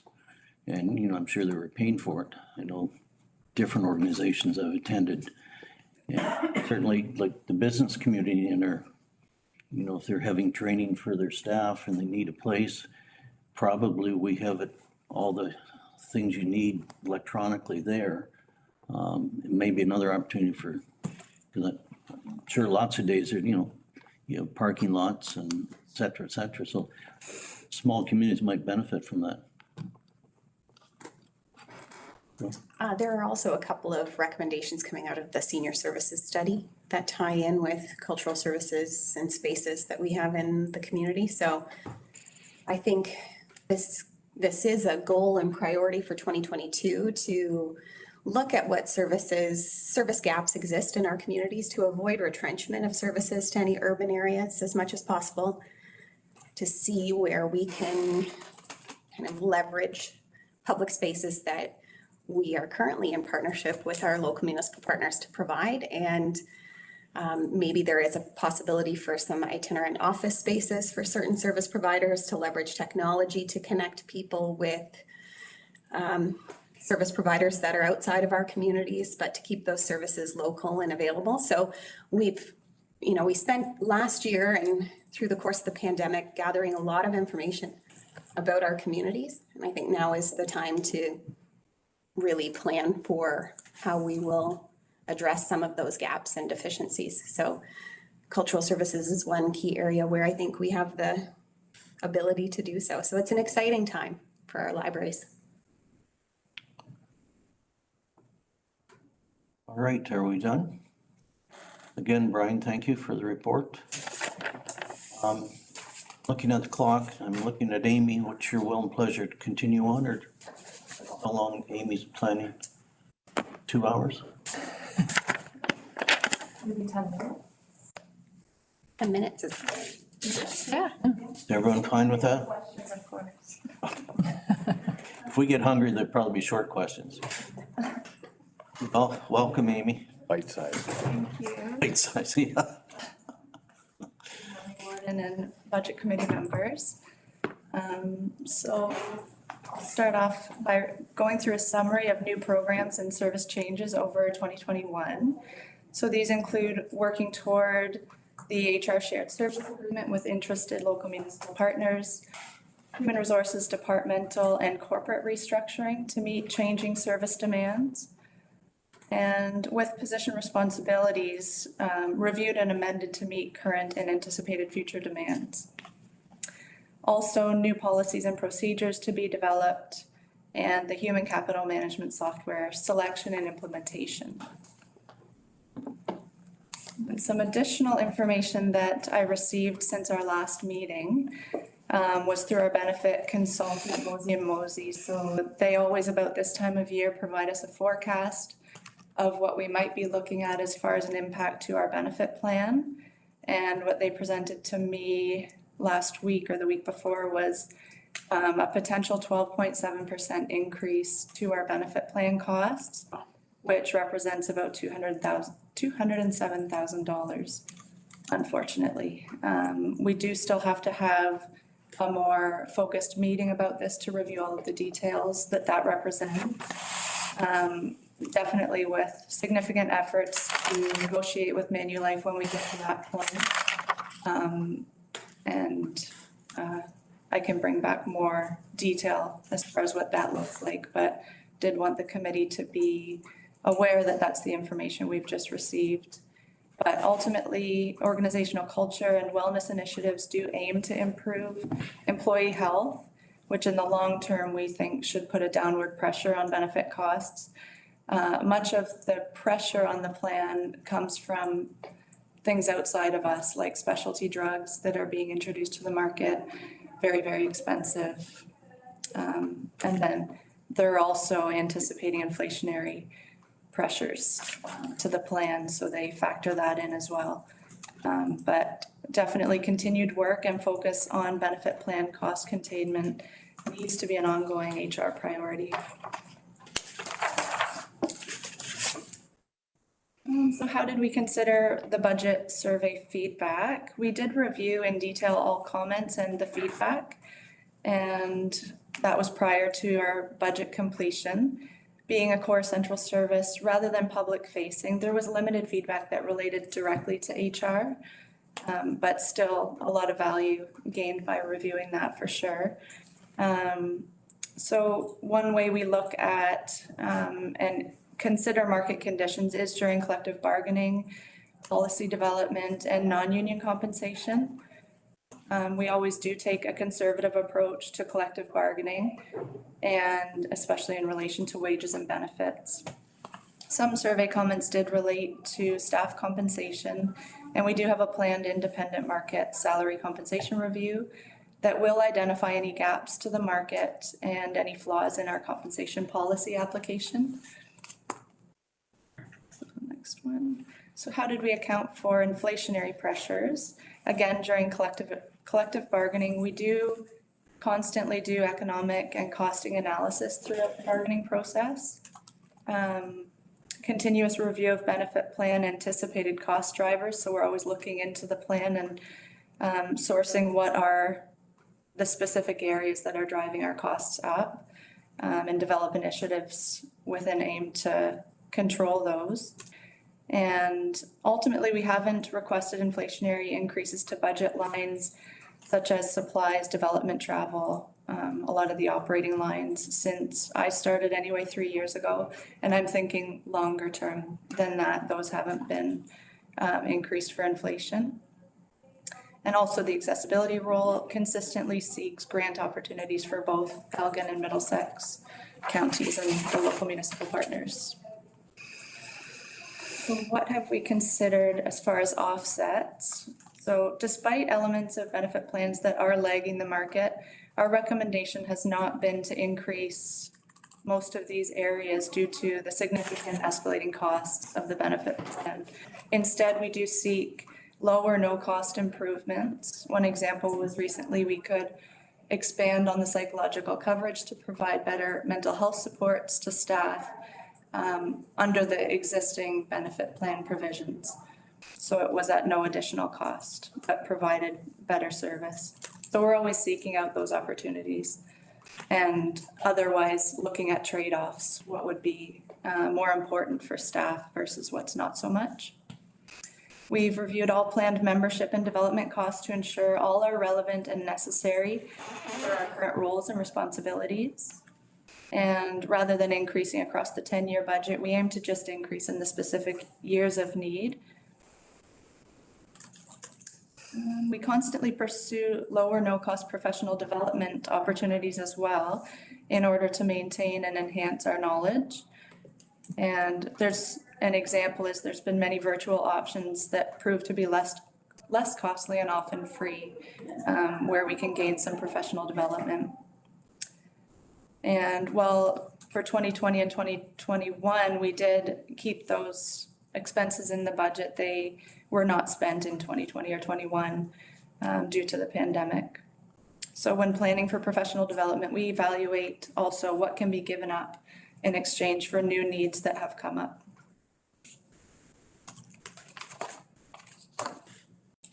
Next one. How do our priorities link to the service delivery review?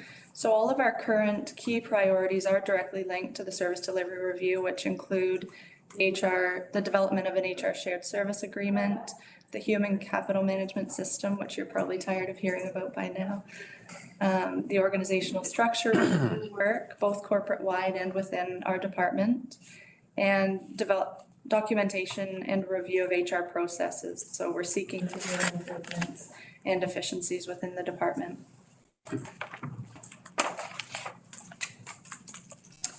So how have we collaborated? So we do have ongoing collaboration with Homes Management and the leadership team toward recruitment, retention, and organizational culture development opportunities. We collaborate with the leadership team and any impacted departments with policy review and development and utilization of budget performance reports from finance. And then we frequently collaborate with finance when there's variance identified. We work with finance and specifically purchasing to complete the RFP process to initiate the market salary review.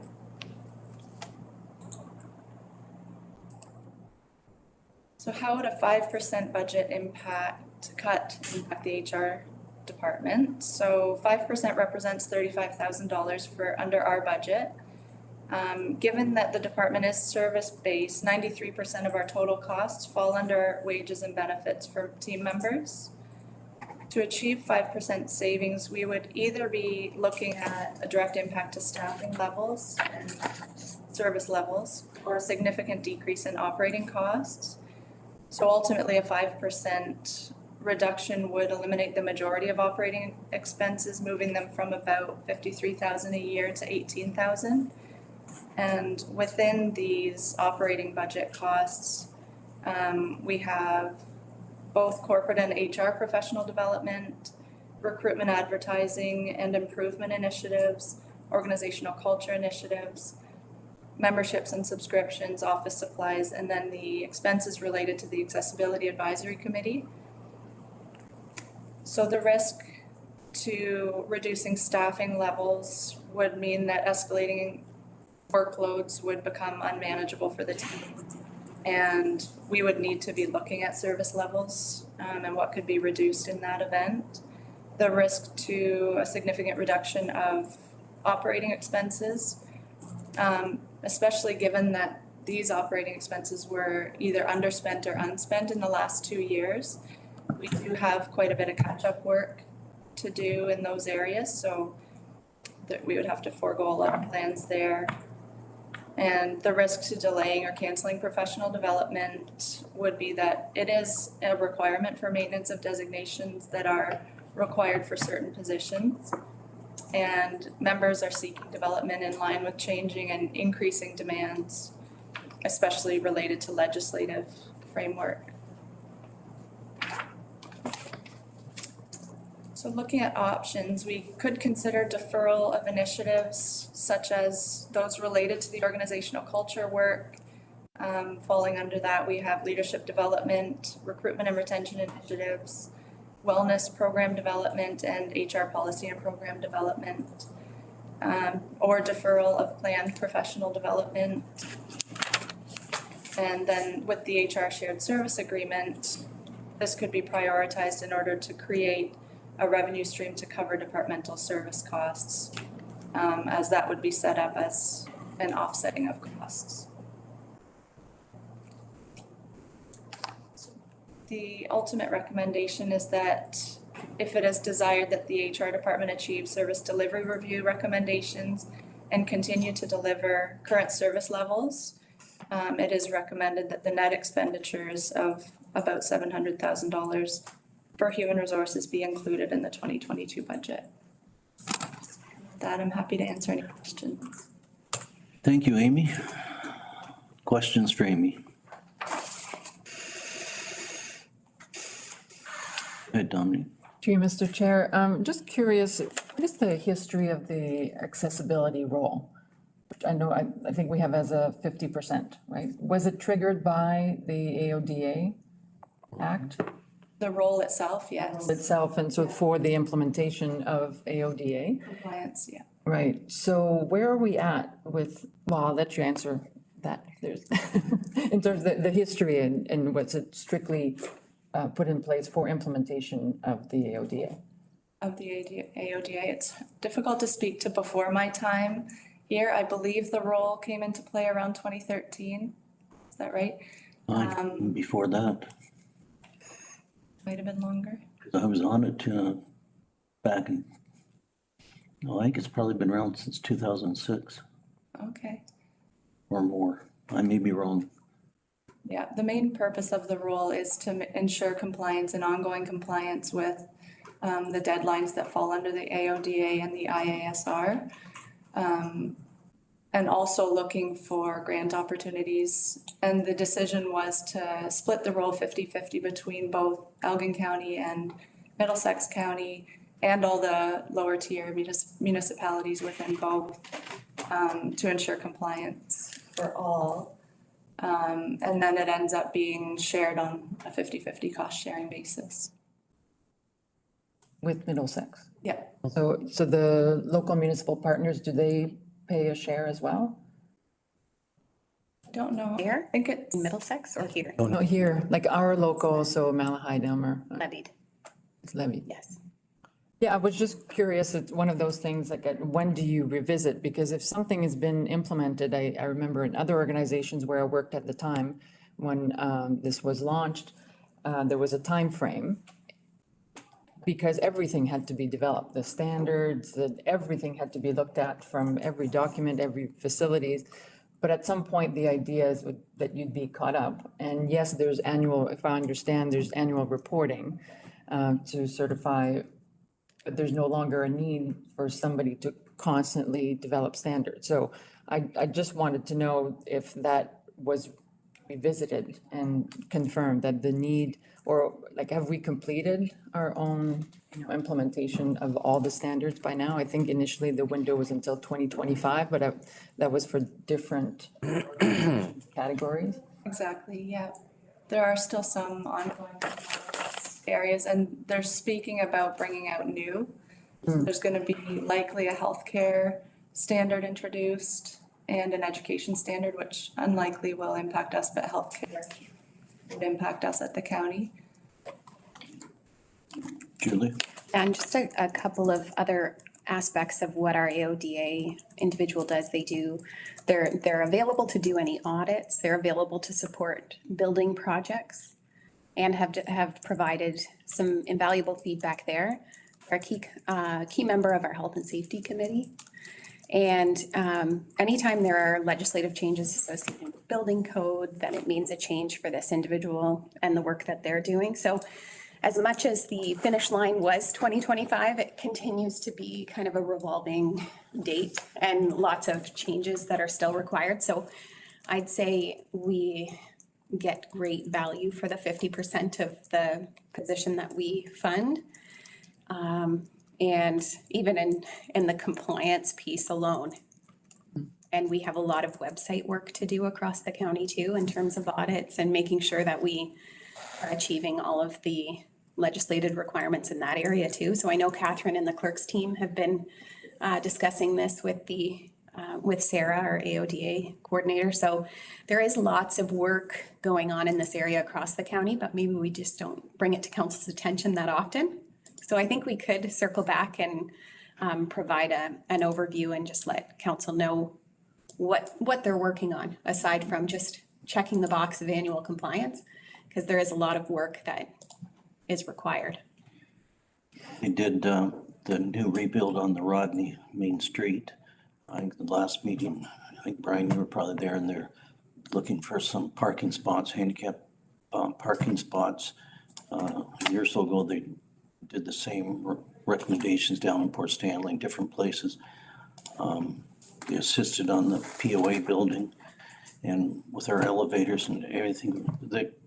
We have an excellent chairman in Doug Mayer. So, and he's a real asset. So, and I've only met Sarah once. I actually sit on that committee because Central Elgin and the county share it, but get your eyes open with, they are a valuable resource. Go ahead. And I can just confirm the position was established at the end of 2012. Okay. And quick follow-up, I know some other organizations where some of the initial, big push has been implemented, have been expanding in EDI, in equity, diversity, and inclusion, because there's such a close relationship, and rather than dedicating a role specifically to EDI, and so perhaps something to put on the radar, which probably already is on your radar, so just to continue to get value as things sort of wind down to some extent, when all the websites have been audited and all of that. Julie? So when we had a vacancy fairly recently, we did expand the role to include equity, diversity, and inclusivity. So Great, we can check that box. great, good to hear, good to hear. Further comments? Well, Mr. Warden, I don't know if there's a whole lot of area within this particular department where you can actually trim. It's all salaries, basically, the majority of it. But with this shared service agreement coming online, there is potential for an offsetting revenue stream. So that's about the only contribution to a positive side on the budget, I would think. I agree. All right. Thank you, Amy. Appreciate that. To the committee, are we getting hungry? How much of a break should we, so we can notify the public? 20 minutes long enough? I think we're all eager. 12:30? 12:30, we'll reconvene about 12:30. Right, call the meeting back to order. Next up is our Jim Bunju, Finance. Whenever you're ready, Jim, you got the floor. Okay. First slide is on new programs and service changes over 2021. What we discussed at the last meeting was the intern for $15,000, and a question came back from the committee. Councilor Jiguer, you wanted us to look at potential funding sources. We have a project currently for programming, and we've done that in-house this year. So the money that we've saved to that, we can keep that project open and then use those funds to fund this. So there would be no need for an incremental cost to the ratepayer. So we'll be able to self-contain that. The other is the folding machine that we talked about for $3,000. We'll go through that in more detail in one of the subsequent slides. On the next slide, there was just the question, Councillor Ketchaba, on the different payment types. And so we're just bringing that back just for clarity. Square is for in-person payments, and it's used by both museum, land division, planning, and engineering. Braintree and PayPal are online, and that's used by the fundraising committee, as well as for engineering permits that are done online. And then we have the pay tickets, which is for the provincial court system. And then lastly, Sierra is the system that the libraries use for their both online and in-person payments. So there are multiple platforms, and the benefit of that is that it's integrated for each of the departments, so it's to the efficiency of those departments. It could be a huge amount of work for finance. We've kept it to a small amount of work because we automate links to the various systems to keep it as minimal as possible, but it's not non-existent. There is still incremental work involved. On the next slide, this is some of the details on the folding machine. Question arose about potentially charging a cost for anyone who still requires paper copies, and it would be free for anyone who just got an electronic invoice. As an example, if we used $1 per statement, that would be $4,000 of incremental revenue that we would be generating. What we were requesting was a $3,000 lease payment for a folding machine, so we'd actually have net income of $1,000 stemming from that. Now, since that time, I've also just looked at what Central Elgin does. They currently have actually a more sophisticated machine than we currently use because they do even more mailings than we do. So one of the things, if this committee was interested, is we could leave the 3,000 in as a placeholder, and then in coming months I could have conversations with Central Elgin about potentially renting space on theirs. We already have arrangements where they use some of our services and then vice versa. So it wouldn't be out of turn for us to be sharing that. It would be a benefit to them in that they have some added revenue, which would help them pay for if they need to upgrade their equipment in any way. And then it wouldn't just be for finance to use, but there are also mailings happening in other departments as well. Engineering and Land Division has notices of appeals and project notifications. Human Resources does union notifications and pension enrollments, and Admin Services has newsletters and service recognition awards as examples of where really across the board we could make use of it. And if we do it in a partnership with Central Elgin, if that can work out, I think that would work. That would be very beneficial. And so right now, my proposal would be just to leave the money in as a placeholder, but we would not spend that until we come back to the committee and council with a report. Now, as it relates to the, Jim, Just a question? Thank you, Mr. Chair. Just a quick question. So what is the total volume that, when you combine all the departments, do you have a sense? Is it 4,000 pieces? so we probably are about half of the volume. So there would be then, and the 4,000 is related to our volume. Right.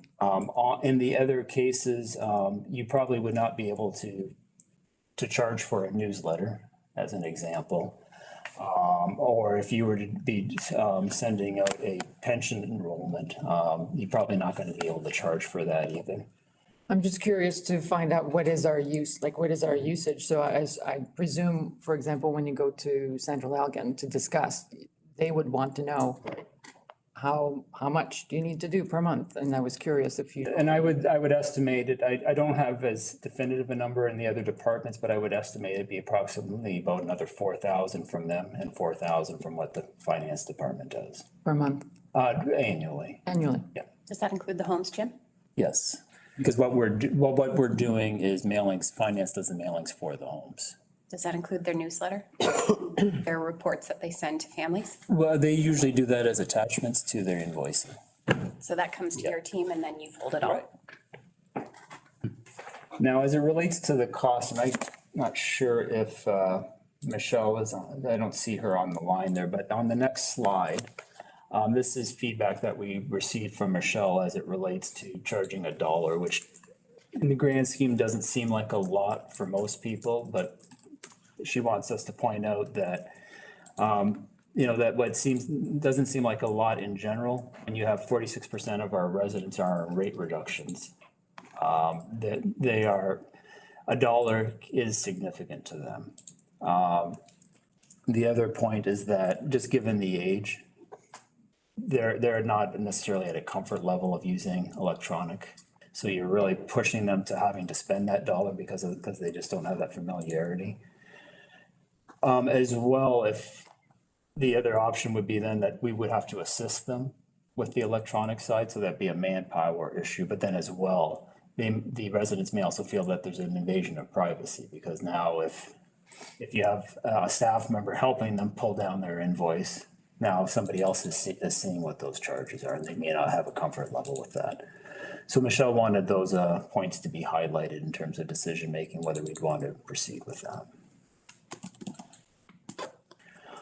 Next, we're responding to the question on the public survey. I think we've covered this already a few times, but our role with the survey was to make that information as accessible as possible for the various departments, to make it easier for them to extract the information as it related to them. As well, we also then took information that was, because a lot of times feedback was received that didn't relate to the county itself, but to our local municipal partners. And that was shared with our local municipal partners. One of the pieces of the feedback that you see in the survey is we should be funding some of these service changes through efficiencies. And just want to point out in 2020, as we work with the various departments, we've identified $330,000 of efficiencies for the year. And just as a kudos again to Michelle, 2/3 of that is coming from the work that her and her staff have done in improving our CMI ratings. Next question was on the inflationary pressures. And first off, not just within finance, but I want to stress that across the board, and you've heard it numerous times today, but I'll stress it again, is that part of what we're pushing all the departments to do is offset inflation. And you'll see that on most of our non-wage operating cost lines, that most of those, we've held the line. I think just in the last presentation, Amy said since she's been here for the last 3 years, well, it's been at least since 2008 when I've been here, and I can't remember if they did it before that or not. So it's been going on for a good 13 years now, and continuing to happen. It's obviously become it's become harder in the coming years as inflation goes up, but we still have the commitment basically across the board that most of these lines are being offset despite what may be happening on the inflation side.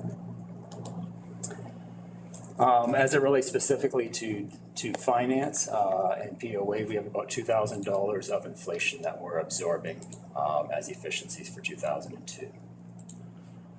On the next slide, this is again a corporate view, and it relates to the inflationary impact on wages. What we've done over the last number of years, we've had the inflation for wages set at 2%.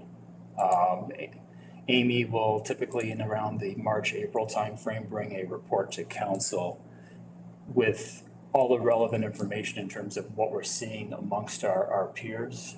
So other local municipal partners and other neighboring counties, what are they seeing in terms of wage rate increases? And she makes a recommendation.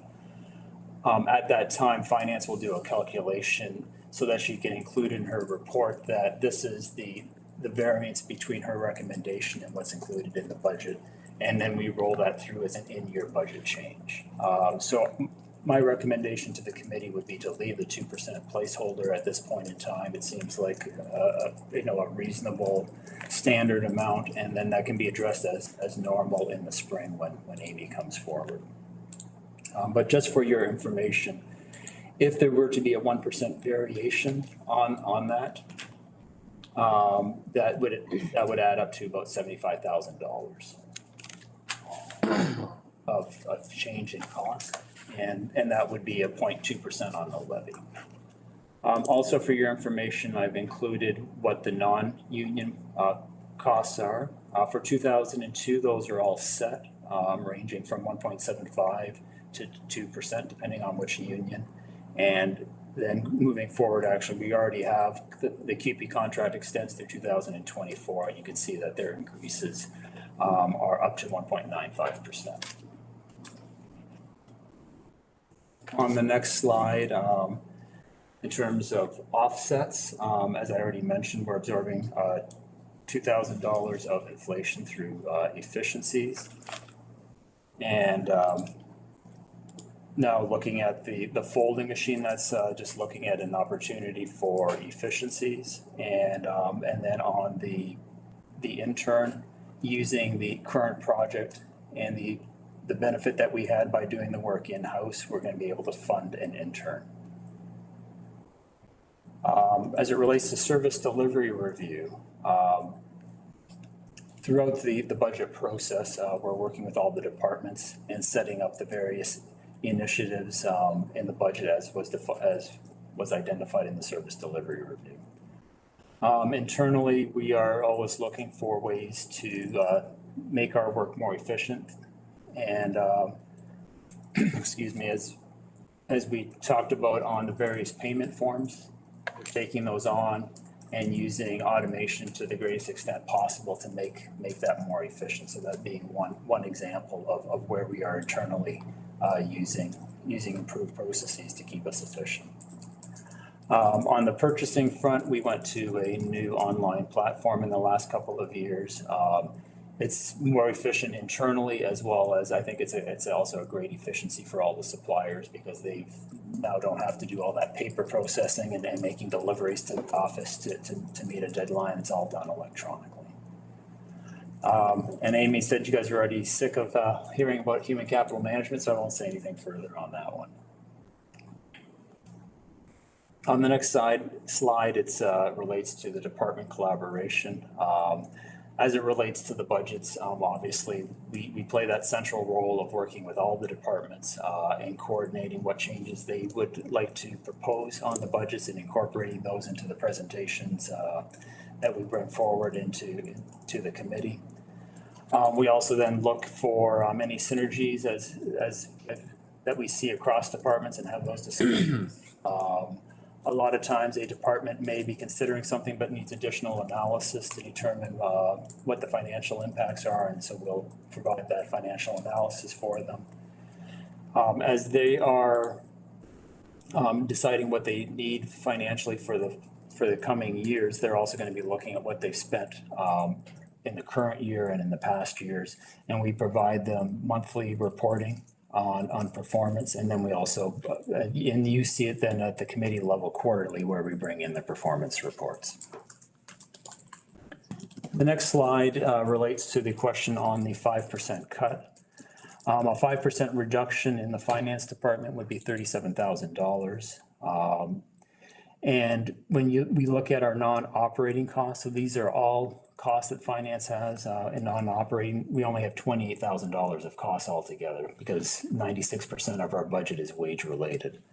So if we were to achieve a 5% reduction, it would most certainly have to, there'd have to be a significant component of that would be coming from staffing reductions. As it relates to POA, a 5% reduction equals $108,000. One thing to keep in mind is that in the POA budget, a significant portion is the payments that we're making to our local municipal partners as well as the province, which we obviously can't make reductions in those line items. So where we can make reductions would be in mileage, development, and office supplies.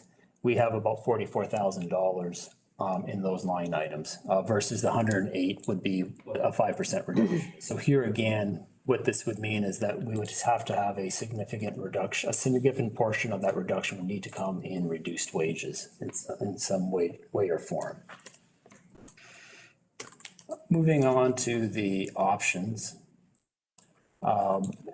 In summary, on the folding machine, what I'm proposing is that we just keep a placeholder of $3,000 in the budget, and we'll come back to the committee and council with a report looking at what options we would have in sharing with Central Elgin. And on the intern, we made the change so that we are using the funds that we had in 2021 for programming costs and reallocating that to fund an intern for 2002.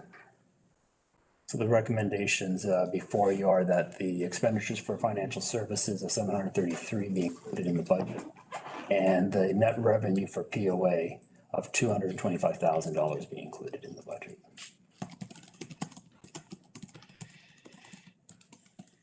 Questions for Jim?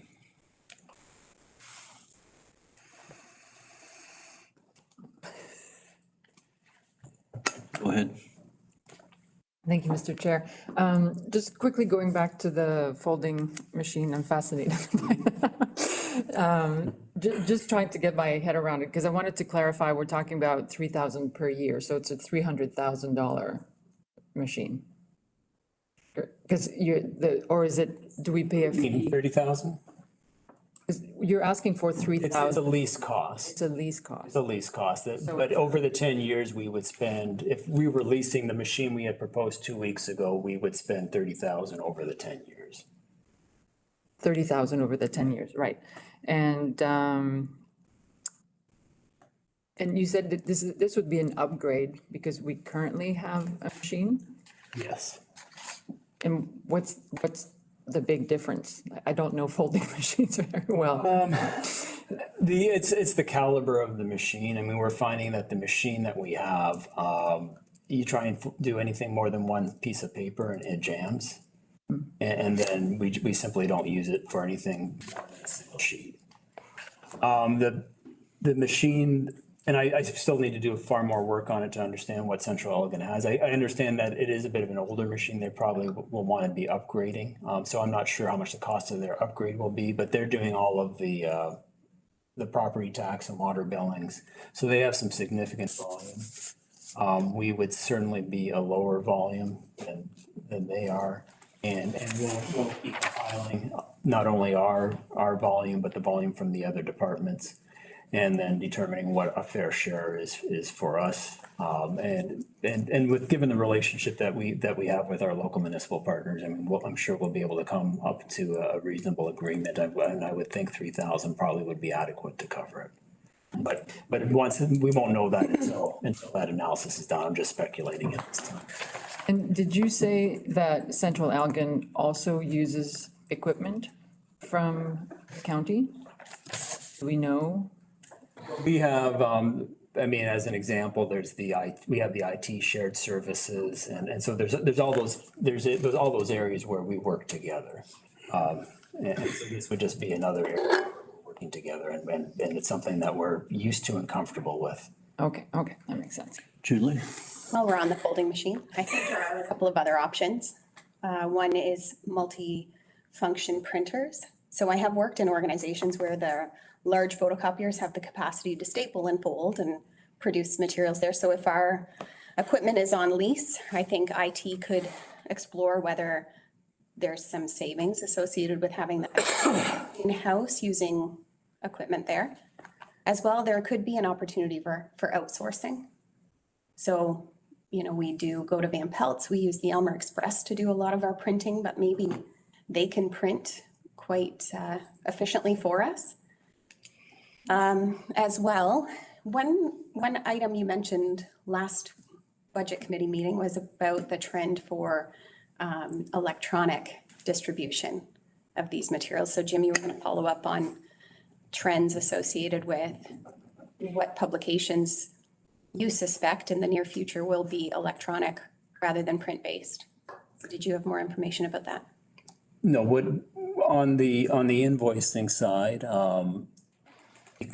we don't have the degree of electronics that you would normally suspect, again, because of the demographics of who we're dealing with. Do we see that changing though?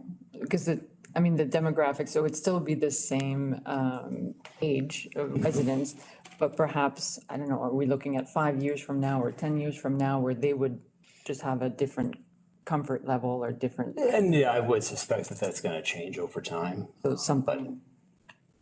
But again, on any of these lease agreements, I mean, we would be able to modify that over time. I mean, keeping in context as well that we're talking about, a $3,000 amount. So it just in context, and it's annual, and then we could then, if we did this for 2 years and we find, okay, at this point now, everyone is or the vast majority are ready and we're going to pull the plug, then, I mean, that's easy to make adjustments. Yeah, because I think it would be worthwhile to just start introducing it without a fee. Like at first you can introduce it, say, anyone would like to receive it electronically, here's the option. And that option's already out there. okay. Yeah, we've been doing that for a number of years. Lisa, how long have we been doing the electronic invoices?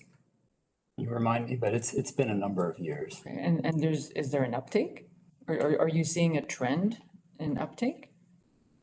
And It has been available, Jim, for I think 3 years. And there isn't a large uptake right now. Like we're probably at 30% are getting their invoices electronically and 70% are still choosing to get them through the mail. And from the some of the things that I have heard is that a lot of people don't have a printer to print them off. So that's one of the obstacles to getting a higher rate to do it that way. And a lot of people that are looking after their parents' accounts right now are also elderly and don't feel comfortable with having everything electronic as well. And do we renew that invitation every year? Oh, yes, that invitation is always out there. Yeah. They can switch at any time. Great. Yes, they can. Anytime they want to switch, it's a very easy process and I sign them up right away. Nice. Thank you. Ed, Related to the discussion that my colleagues putting on the floor, are there policies at cross purposes here with respect to electronic communication means within the homes?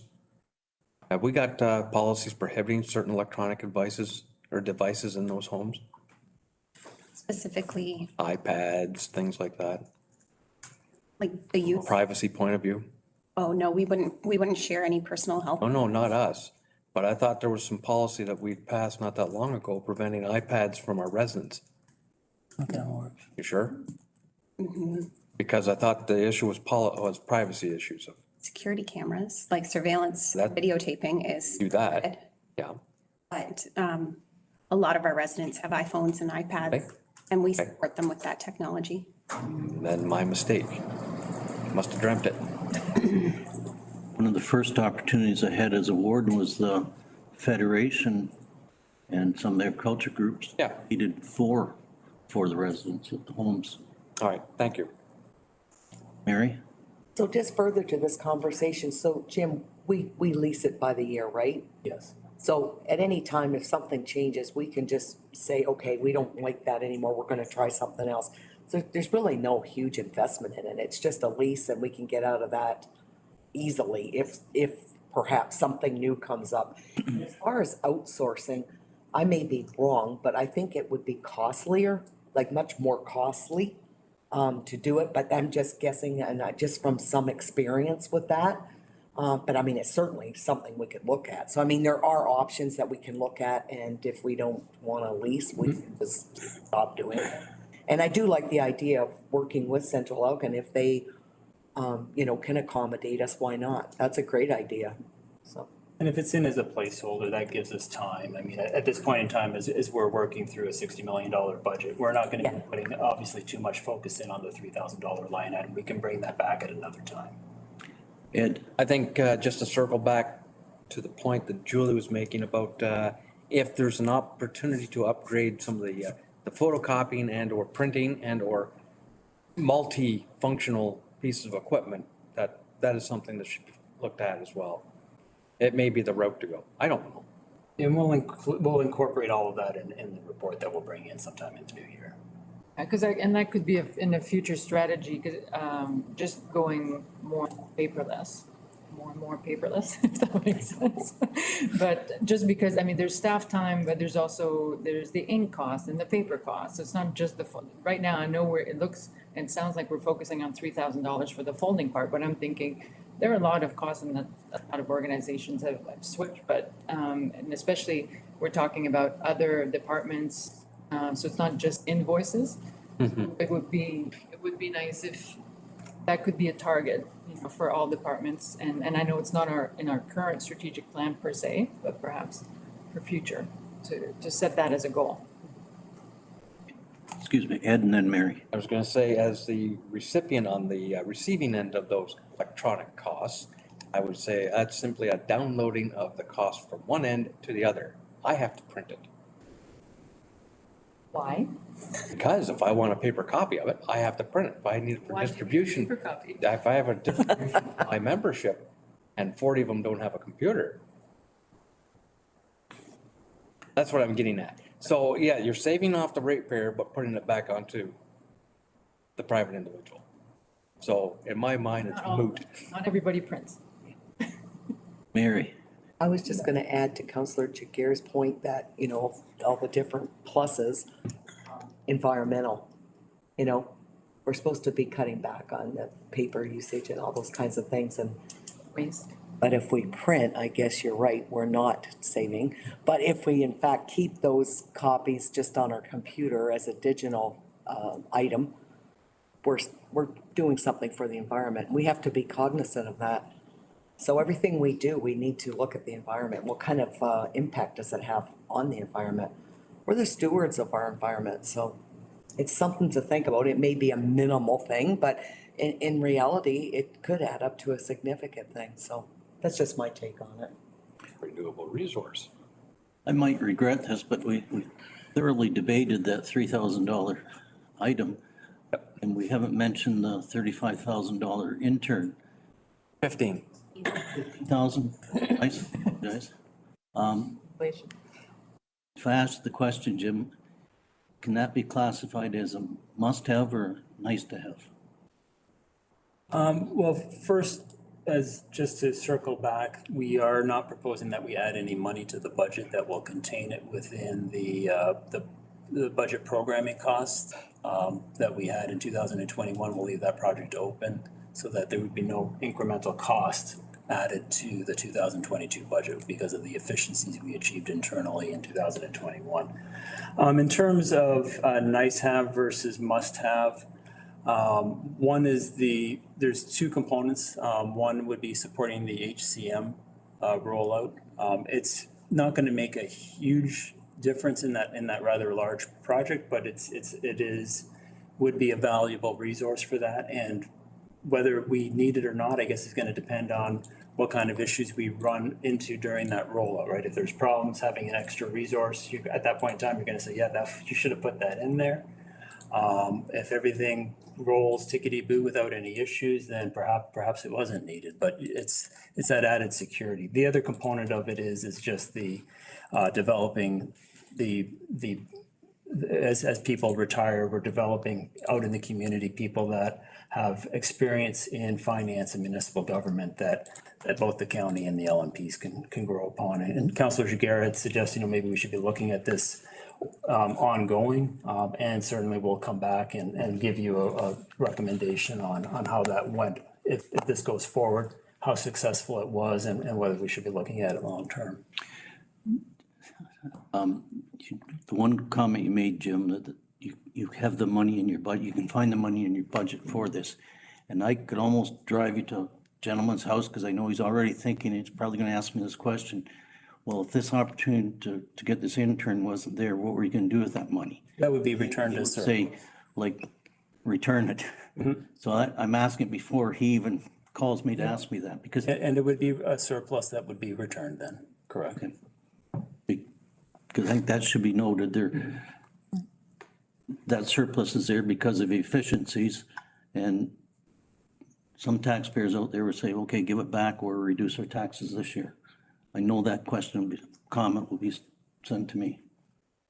Go ahead. So since you know you're going to get questions, can you offer more information about where those efficiencies came from and whether you can kind of incorporate those efficiencies on a go-forward basis? The efficiencies were that money was set aside so that we could, for an investment in some programming to automate the budget process. And so we've done that internally in-house, so the money wasn't needed. It was a one-time project and a one-time savings related to the automation in the budget process. Mary? Thank you. So how much was that, Jim?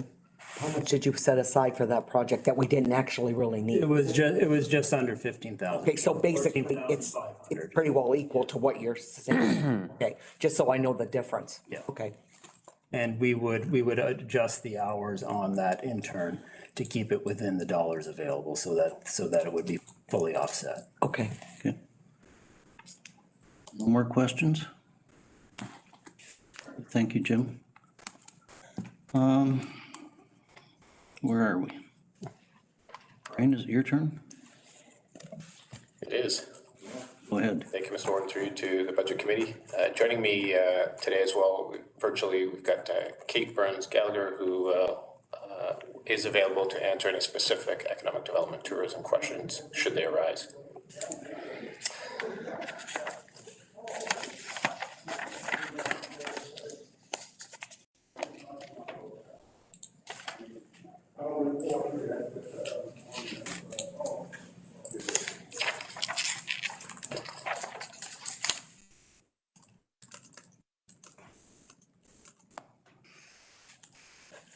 It's not lining up properly. Oh, must be one Yeah, second. no problem. Probably got it memorized. Slide 156, if that helps.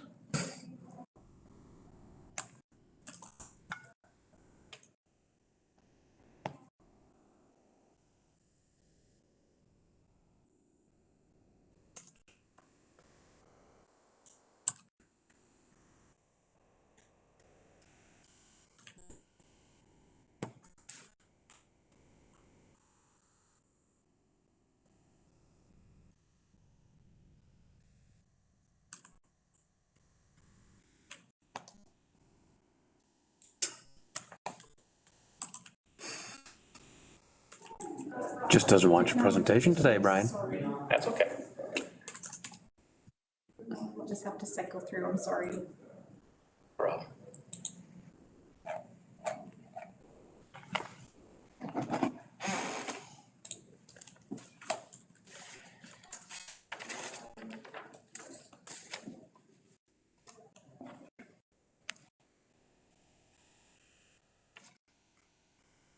Terrific. All right. So before we get going, there's a lot to digest, especially when we detail some of the options. So please, at any point, if the Budget Committee wishes, please do stop me. So the first, rather just another general note, all disciplines within the EPE department, Engineering, Planning and Economic and Enterprise Department, have been combined in terms of one presentation. So you'll see as I go along, I'm switching between disciplines. So the first one here, once again, is a list as previously showcased in my previous presentation, specifically as it relates to engineering, and specific note, once again, new projects that were presented and included in the proposed 2022 budget include the Fillmore Bridge deck replacement, another project of special note being the new roundabout that's proposed at Highway 3, Ron McNeil Line Ford Road in Wonderland, preparation of a countywide master servicing plan, implementation of the GIS asset and work order management software solution, which Julie spoke to earlier, and the addition of a second departmental truck and a new van within economic development and tourism. On the facility side, again, recapping previous presentation, new programs or service changes included in this year's budget include standby generator installation brand new at POA, a replacement at Edward Street. Additionally, at POA, installation of UV LED air filtration systems as mandated by the province. And new for the 2022 budget included $300,000 for interior renovations here at the first floor to accommodate the fire training and economic development and tourism suite. On the planning side, this committee's certainly heard a lot about the need to identify and retain a consultant necessary to implement Elgin Natural Heritage System Study recommendations. The cost estimate of $20,000 was based upon ongoing communications with Middlesex County, who have retained a consultant as we speak right now. So that value is in keeping with that exercise. Also planned for 2022, completion of the official plan, improving website accessibility for the applicants and the general public with respect to planning matters, and increased personnel development. Focus on economic development and tourism. Quickly going through some of these items. departmental budget as a whole included a proportionate reallocation of the general manager's wages across the respective disciplines. Plan membership in Southwestern Ontario Marketing Alliance, SOMA, in partnership with the City of St. Thomas at a cost of $30,000. To give the committee a little bit more context, SOMA is a partnership of Southwestern Ontario communities and includes Ingersoll, Perth, Stratford, St. Thomas, Tillsonburg, and Woodstock. SOMA works with all levels of government and the private sector to promote the advantages of locating within the region.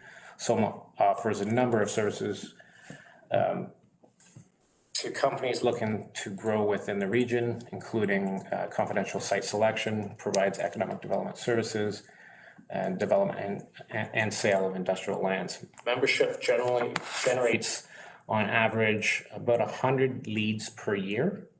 Accordingly, as a result, there aren't necessarily any absolute numbers on how many leads materialize into concrete actions and impacts. Sorry, Brian. Mary, go ahead, sorry. Thank you. Just a question. So Aylmer used to belong to SOMA. So it's $30,000 and that's the annual membership fee. But we have to remember there's a lot of other costs associated with SOMA because you have to have representatives. So your staff have to be ready, willing, and able to travel. So a lot of times there are several trips in a year where you have to go to Japan, China, Chicago, I know is another spot. And so you even have to take the lead on some things. So there are a lot of extra costs, just so that if people aren't aware around the table about SOMA, it certainly has its advantages. But the reason Aylmer had to step away is we certainly didn't have the staff that could be away for, 6-7 times out of a year and the travel expenses. So I may be wrong, but I think that kind of just gives a bit of an overview of that. It does have benefits, but. Yeah, no, you're absolutely right. There are other ancillary costs and certainly time that staff of all the municipalities contribute towards this membership for sure. Carrying on, in-house preparation of a new departmental strategic plan was also contemplated. Talked about the replacement of tourism van, a renewal of the South Central Ontario Region Economic Development membership at a cost of $25,000. SCORE is a non-for-profit economic development corporation partnership with the counties of Brant, Elgin, Middlesex, Norfolk, and Oxford, representing 28 local municipal partners, and serves both a project and advocacy function with strategic areas of priority being public infrastructure that fosters economic development, human capital development in support of economic development, sector development with focus on agricultural and agri-food value processing. Some additional information for the committee's consideration, and again, this is a repetition from the previous slide with some updated values. The 10-year plan proposed as compared to the previous plan indicates a variance of about $33.9 million. The variance details are listed there below. 22.5 million of which are new projects and change, either new projects, change in scope, or revised budgets over that 10-year plan. The balance of being $11.5 million is associated with increase in construction unit costs based on 2021 experience, specifically a one-time 4.75% increase specifically only for urban reconstruction projects, and then 2% over the plan balance. On the facility side, very much same general summary, a variance of about $3 million, plan over plan. Justification for those projects include the new interior renovation here at the administration building, new standby generator at POA, and minor changes within the capital plan for the various homes in accordance with their building condition assessment report completed last year.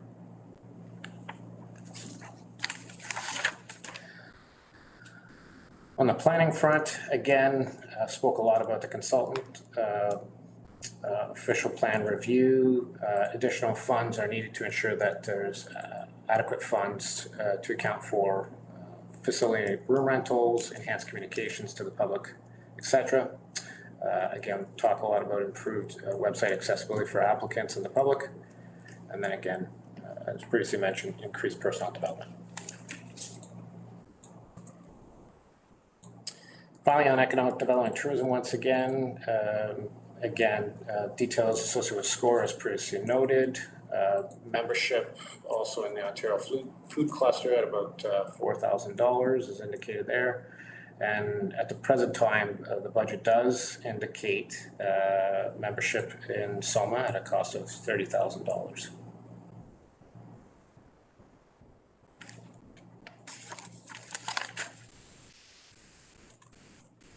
So to what extent did your department take into consideration public feedback received through the survey? Many of the statistical data listed here, Julie previously noted, so happy to answer any questions if there are any. Questions for Brian? You look happy, Brian. Okay. To what extent did departmental staff take into consideration inflation? So inflation related to salaries and wages is certainly a pressure with which the departmental budget had to contain. Staff reviewed historical construction tender items to update its budget. Again, we are introducing a 4.75% impact just for urban reconstruction projects over the plan period. That hasn't been done before. However, previous inflationary increases of 2% are just insufficient. And we're seeing the effects this year included. Staff expects construction inflation to persist at this level for at least a year, and we'll continue to monitor as we move forward.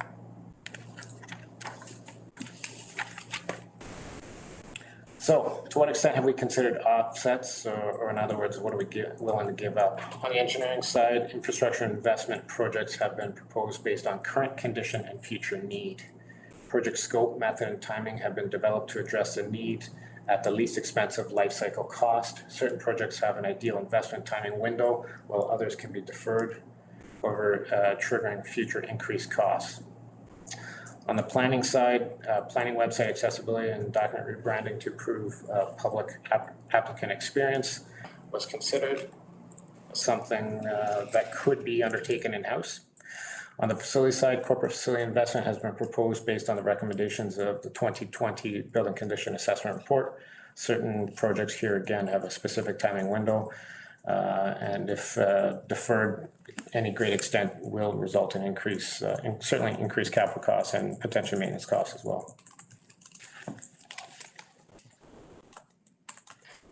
On economic development and tourism, membership in SOMA is a consideration something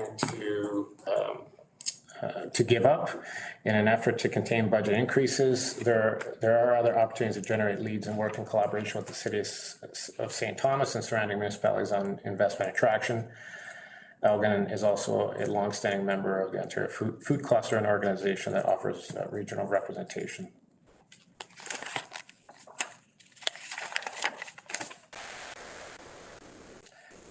How are departmental priorities linked back to the service delivery review? On the engineering front, in-house engineering design and contract administration has been implemented as was a recommendation. When extended periodically to facilities projects, the department has undertaken the role of general contractor on several projects in the last year, resulting in savings with respect to professional fees and avoiding contractor overhead. The road maintenance agreement review is well underway, and again, recommendations in that regard are expected in the very near future. On the planning front, priority was given to improve the land division committee. Any improvements to the land division committee can be accommodated within the current budget. Costs associated with that process are covered by applicants and their associated application fees. County would explore offering a registered professional planning support to participating LMPs. Pilot project underway right now with Southwold and West Elgin with no additional costs and anticipated cost recovery through the municipalities. That's also another recommendation. To what extent has your department collaborated with other departments? Certainly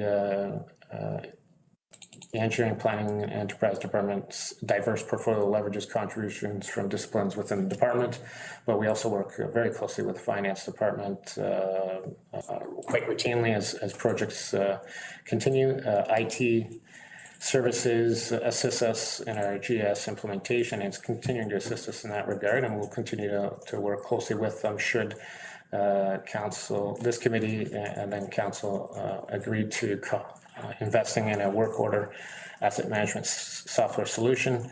And then obviously corporate facilities has a diverse and longstanding working relationship with our home staff and administration, building tenants.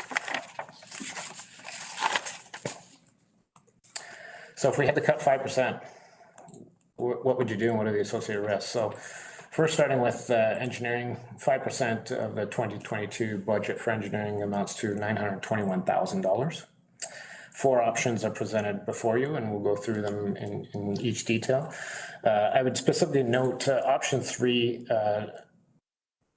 results in the least significant program regression, allows for unanticipated projects to be funded when they arise, and increases in-house design capacity to potentially assist LMPs.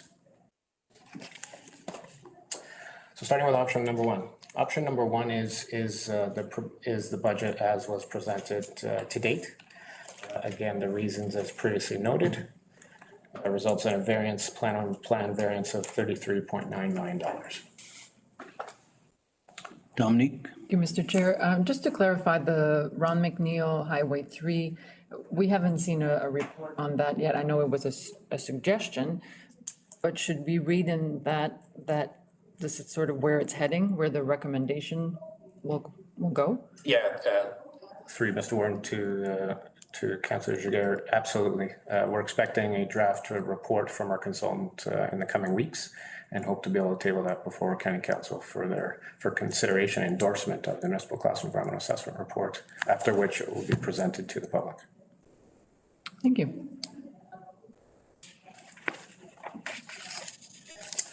Option 2. Now, starting with option 2 is a continuous option whereby it builds upon the previous one. So starting here at option 2, we are proposing a reduction of about $9 million achieved by removal of the proposed Highway 3 Ron McNeil line roundabout that we just spoke of.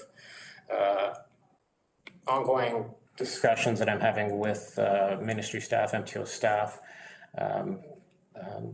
there's certainly the position one could take that because it's MTO intersection, significant investment should be made by the ministry, not necessarily by the county. So those discussions are premature at this level, and we could hoping to flush those out as we move forward. This second option is also supported with deferring the Fillmore Bridge deck replacement until the asset condition warrants replacement. And then finally, third, permanent closure and transfer of Jamestown Bridge, a series of town line bridges as detailed there. All those projects, when combined, equates to $9 million in savings. Option 3 builds upon option 2 and includes urban reconstruction projects, deferring urban reconstruction projects such that one is completed every other year. Right now, the plan contemplates urban reconstruction, completing one urban reconstruction every year over the 10 years. The following projects as listed there would be deferred. And in turn, plan over plan comparison, we'd actually be identifying $400,000 in savings over the 10-year plan. Finally, option 4, again, building on 3, is what we'll term as the holding strategy. It identifies $23 million reduction over the 10-year plan as compared to the previous 10-year plan, whereby 14 projects have been revised to receive a different rehabilitation strategy, in some cases resurfacing as compared to cold in place recycling. It, however, should be noted that deferral of required rehabilitation will increase maintenance costs in municipalities. and ultimately increase capital costs over the life cycle of that road as well.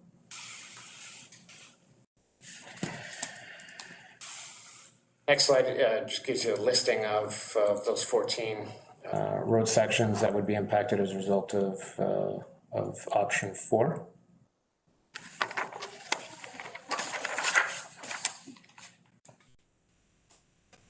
So in summary, as it relates to option 1, again, ideal capital investment plan is presented.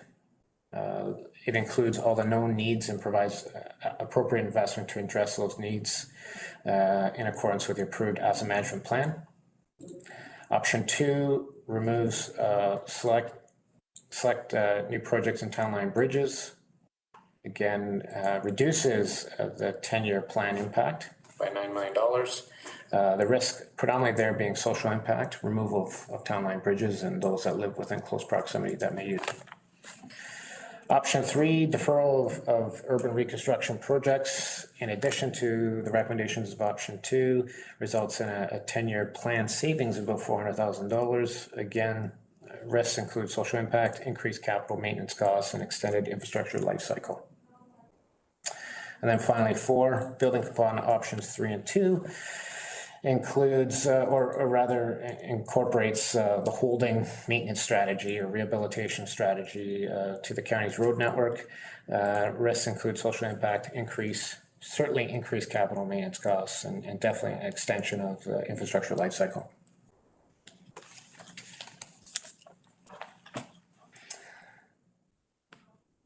On the facility side, 5% savings results in $167,000. So under consideration, continue to defer, eliminate White Station Operation Center repairs and upgrades at about projected to be $3.36 million in savings. That is already included in the proposed budget as is. Risks associated with that, obviously increased costs and potential maintenance costs. Defer scheduled replacement of mechanical electrical equipment as per the building condition assessment based on annual assessment to extend the usable lifespan. It's approximately $25,000 in savings there. The risk could be catastrophic failure. Should one of those systems catastrophically fail, there is potentially an interruption to service, whether it be to our tenants, our staff, or whatever the case may be. Good old adage when it comes to infrastructure, pay now or pay later. And finally, deferring facility lifecycle equipment or component replacements will increase costs and reactive intervention activities. Option summary, proceed as presented as being your first option, or option 2, continue to defer investments in White Station and eliminate entirely as a result of approximately $3.36 million. As well as some of the other investments, as previously noted, being electrical investments and mechanical equipment investments would be embedded in option 2 as well. On the planning front, 5% savings results in about $11,000. What's considered here is the rebranding of planning documents and improved website accessibility and availability. Continues to be the risk that outdated and inconsistent planning documents exist, and so this is very much a priority for 2022. We do believe, however, it can be done collaboratively in-house with the assistance of administration team. We truly believe that this can be done in-house as opposed to retaining an exterior consultant. On the economic development front, $48,000 represents a 5% savings. Items worth considering. Eliminating includes SOMA, membership in SOMA, reduction of purchase services, the amount of $5,000, reduction in budgeted funds associated with business retention expansion of $5,000 as well, reduction in promotion, special events at $1,500, and again, budgeted funds for quality of life at a reduction of $5,000 as well.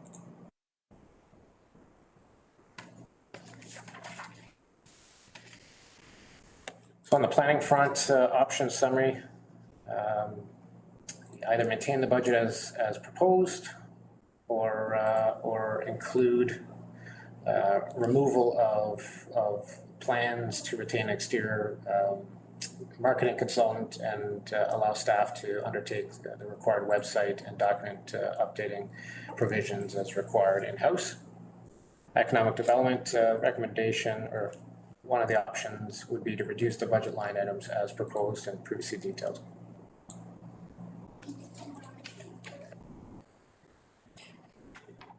So in conclusion, recommendations that the required optimal and adequate 10-year transportation facility focus investments identified in the respective 10-year capital plans be supported to maintain and improve existing overall condition, life cycle service rating, that a further reduction of requested budget funding is required. Consideration be given to deferring specific reconstruction capital projects to eliminate bridge assets as opposed to impacting asset renewal related projects. From staff standpoint, again, we'd recommend option 3 if we had to make a decision or offer a suggestion if needed. Planning that the budget as proposed be maintained,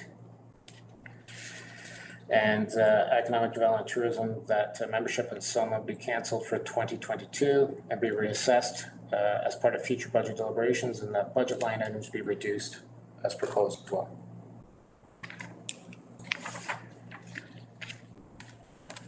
With that, I'd be happy to answer questions.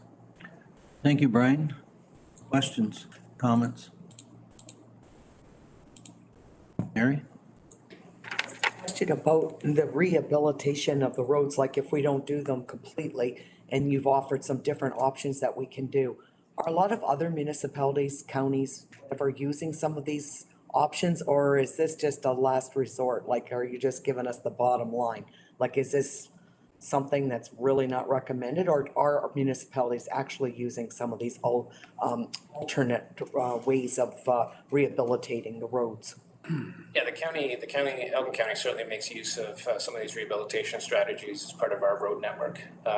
Extending these strategies on other road sections that perhaps we previously hadn't contemplated is there's certainly a risk from the standpoint of increased maintenance costs for local municipal partners. There certainly will be increased investment costs, future investment costs. These are holding strategies at best that may get 1 to 5 years, and so there's repeated application if required future investment funds isn't there to revisit cold in place recycling, rehabilitation, and so on and so forth. So municipalities, including counties across the province, certainly make use of them. Option 3 proposes increased use in some of those rehabilitation strategies, more so than what we've been deploying to date. Okay, thank you, Brian. Further comment? Go ahead, Dominique. Thank you. Can you, for my own understanding, how do you define urban reconstruction? Yeah. So urban reconstruction is a section of road within a settlement boundary limit as identified in a municipality's official plan. Okay, thank you for that. So in option 3 is my understanding, the saving is just 0.4? Or is it 0.4 million in addition to option 2? It represents a $400,000 savings as compared to the previous plan.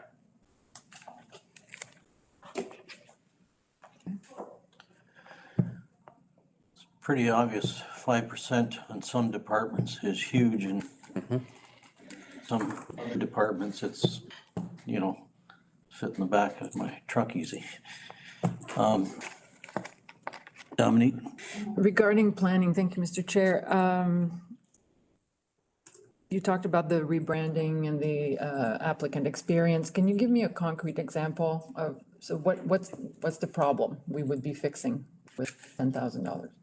Yeah, a lot of our template applications and a detailed process of the planning process isn't available, and a lot of municipalities do a phenomenal job at making that literature available to an applicant when they perhaps first approach you and ask you how a severance process works, or I'm a developer, how does the process work in Elgin County? A lot of that process is essentially not written out. And so we need to make that available to each and every single applicant that comes forth and make sure that it's also available on our website. Improved communication with respect to planning applications is something we also want to strive and work towards, and making sure that the public knows where to go to retrieve that application information, and maybe allow them the opportunity to provide feedback more so than perhaps what's been occurring to date. I think that's an area I would be in favor of looking at our internal resources. I've seen great results from what the skills of our staff. I would presume there's best practices out there that we could just simply borrow and steal. And I think I would start there because it sounds like it's pretty basic, and with all the agenda software's time we're going to save, then some of the time can maybe redirected here. So that's one area I would consider, at least deferring for a while, or seeing how much we can do. And can we do applications online currently? Applications are submitted online, but a formal Laserfiche form doesn't yet exist. We're actually in the midst of working through that process right now. I'm creating one. Okay.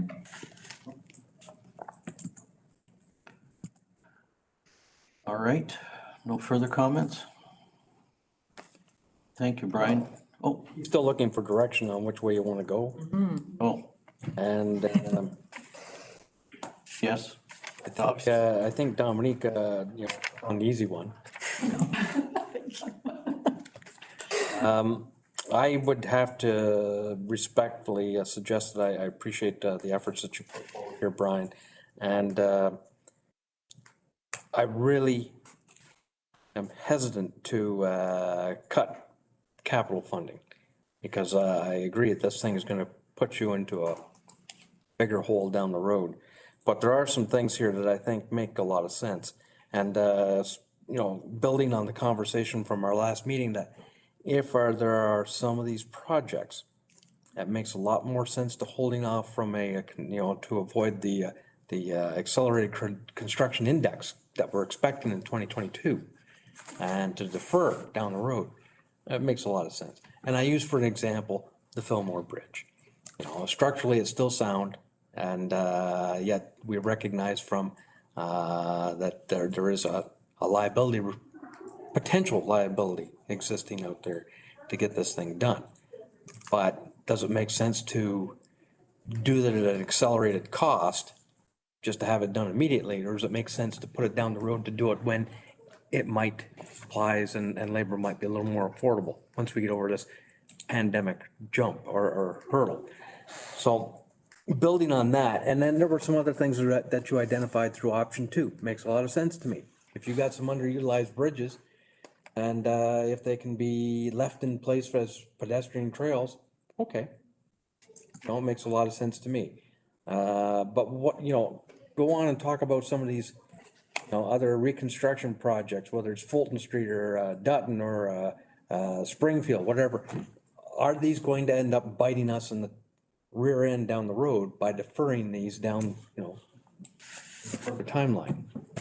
Yeah, the answer, I'd say yes, there will be increased capital costs by deferring all those capital projects for sure. Yeah. Dominique?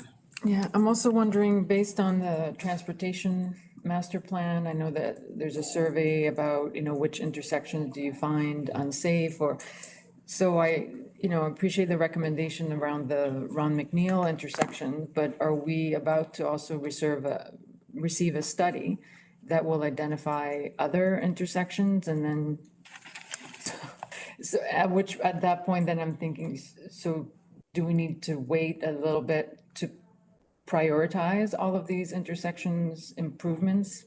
I don't know, because I see this one stands out. I mean, it's a big ticket item, but I'm worried about 5 more similar suggestions. Yeah, no, you're absolutely right. What hasn't been included here, because we simply don't have the recommendations, are the recommendations coming out of the transportation master plan. And that it may be, some of those recommendations may come forth.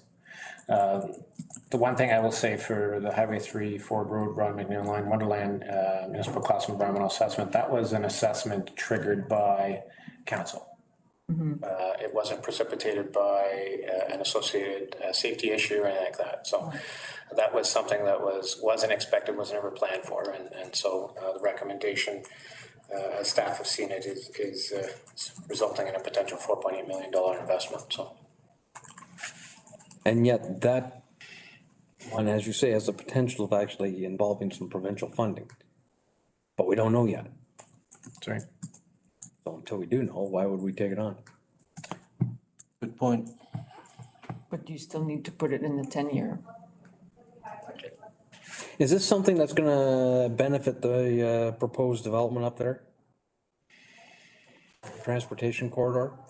I would argue there is benefit to development nearby to some degree, some proportion.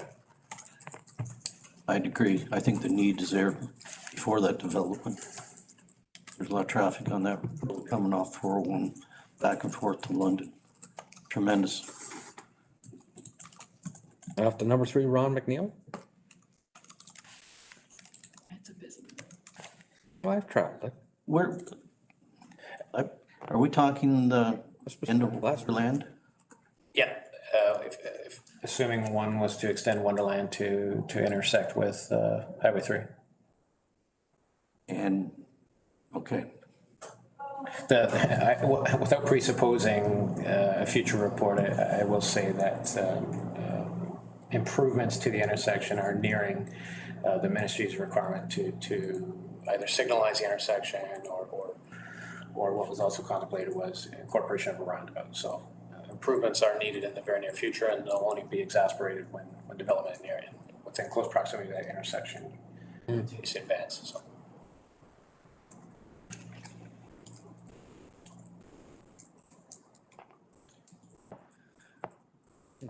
Most of the intersections on Ron McNeil are dangerous.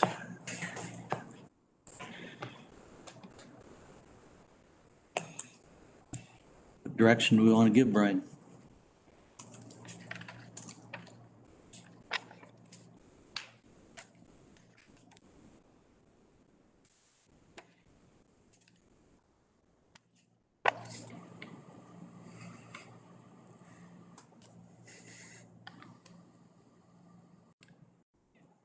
Like I said earlier, when we take 5% of Brian's budget, that's big.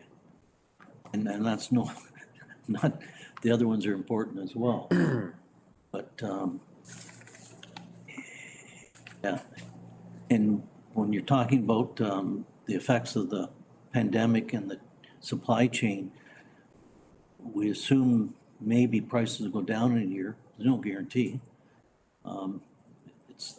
The decision will be made 2 or 3 years from now. We can say, yes, that was wise, or not. Like I said earlier to Jeff about buying a trailer, they probably won't get cheaper, but who knows? Dominique? Yeah, Mr. Chair, I'm tempted to, when I look at the survey results, I think transportation is an area that is in the top of people really appreciate the difference that it makes when the infrastructure is maintained. You've already explained there's little to be gained. On a 10-year plan, you're just really shifting. So the options are not about not doing something versus doing something. So unlike other departments where I think there is a little bit more discretion, there's more efficiencies to be found.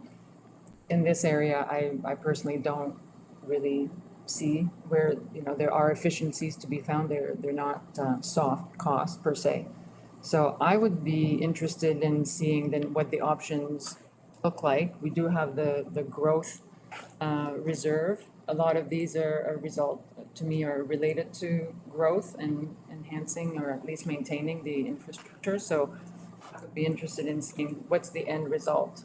And so that we continue moving forward, don't slow down on this particular on all of these projects because there's very little to be gained, and perhaps we can make it work with the reserve that we have without a huge impact on the rates. Keep in mind the growth reserve, 700,000. I'm not. Well, it's 700,000 in 2022. However, Brian's $30 million incremental ask is over 10 years. So if you look at it versus what we have in the plan for the 10 years for growth reserve, it's the 29 million. All right. Even that 700,000, even if we had no growth beyond 2022, you would get that 700,000 in each of the 10 years. So you'd have 7 million there. Plus, we are anticipating growth in all the years. That's why it grows up to the $29 million. So so I think you have to look at it in that context. Well, okay, I get that. I would still defer the bridge deck replacement and these talk about, definitely propose closure of the bridges. 50 cars a year on them. Ultimately, it'll be Council will make. and it goes back to full council to make the final decision, but I think they want to hear all options. So in that case, perhaps expanding on the impact, on the risks. I know you have it just as one line right now, maybe elaborating on that to better understand. Yeah, I agree with you. I think that's important because there is there's a ripple effect, and for example, closing town line bridges, there's a process, and so some further information. We're happy to bring back some further information in terms of what that process involves and what that may look like. While it seems like may appear like an easy answer, there's some steps that have to take place in order to do that. So we're happy to Presumably some costs and with closing, so it'd be interesting to compare the cost of keeping versus the cost of. There's got to be willing local municipal partners willing to agree to close road sections too, right? So. And Worth exploring. And obviously it's going to affect some people quite a bit. We, need to give them a chance to say why they feel it's so important. Sorry, if I may, just in closing, as it relates to town line bridges, I am happy to report that we are reviewing each of the town line bridges as part of a transportation master plan. So trying to encompass everything into the ongoing municipal class of environmental assessment is what we're achieving to try to, or what we're trying to achieve. So.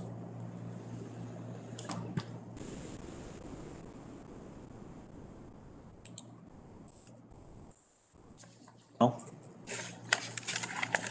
Lot to digest. Does that help? Does that give you the? Yeah, no, it's clear. I understand the intent. I think the budget committee's intent is clear, and so we'll happy to bring back some further information. Okay. Julie. Through Mr. Warden. So that puts a little bit of pressure on the other departments who have presented to kind of find more discretionary funding areas that can be eliminated, if I'm reading between the lines. Is that fair to say? So if the committee is focused on trying to find alternate sources or different ways of funding the capital program, recognizing that we don't want to defer this or, we'll come up with some creative solutions, is there added pressure on other departments? I didn't interpret it. Okay, that's. More where we started with the reserve that we said could be allocated at the discretion of the recommendation of the committee. Mary? So the bottom line is, we still want to see, like what we talked about with remediation, like check the, see what roads, maybe we could do that. I still think we should be looking at some reductions. I know we could end up paying for it down the road, but I know you're an expert and you know exactly what roads could be okay with remediation as opposed to a full construction. Same with the bridges. I understand it would have to be a phased approach, decommissioning, all those kinds of things. So I mean, this is a long range, almost kind of a budget too. So when you're looking at all these items, it could take several years before a lot of this stuff even comes to fruition. But I would personally like to see if you could, I like what you've done, but if you can even show us more what you think, if you could pick a few of these projects out and say, you know what? Yes, I think this project we could defer, or, let's try a different, remediation or whatever. I would like that, if we could do that, Brian. I think you've given us the opportunity, all departments, to understand a whole lot more today. I threw out the challenge, reduce everything by 5%. Maybe that's probably not fair, but, there may be a department, I'm not picking on anyone, they could cut 12% and still be efficient. And maybe another one, if you cut them 2%, they're really gonna hurt. So I don't think we have to go 5% across, any number across all departments.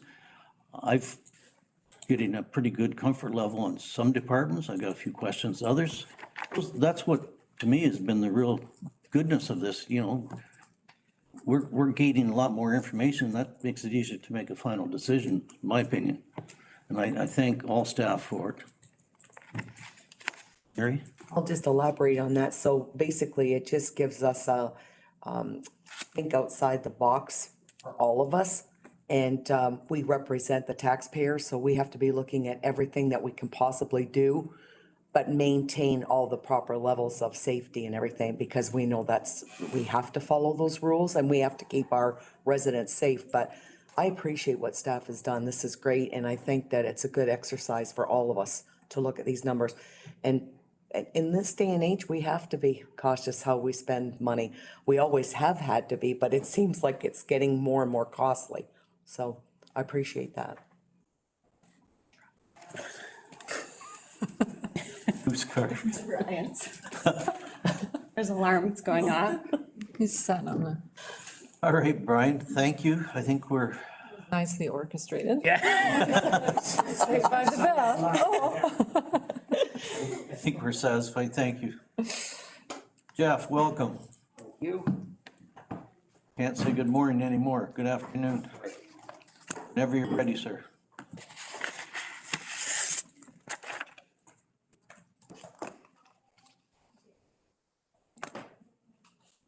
Okay, first few slides are, for the most part, just covering what we covered in the last meeting.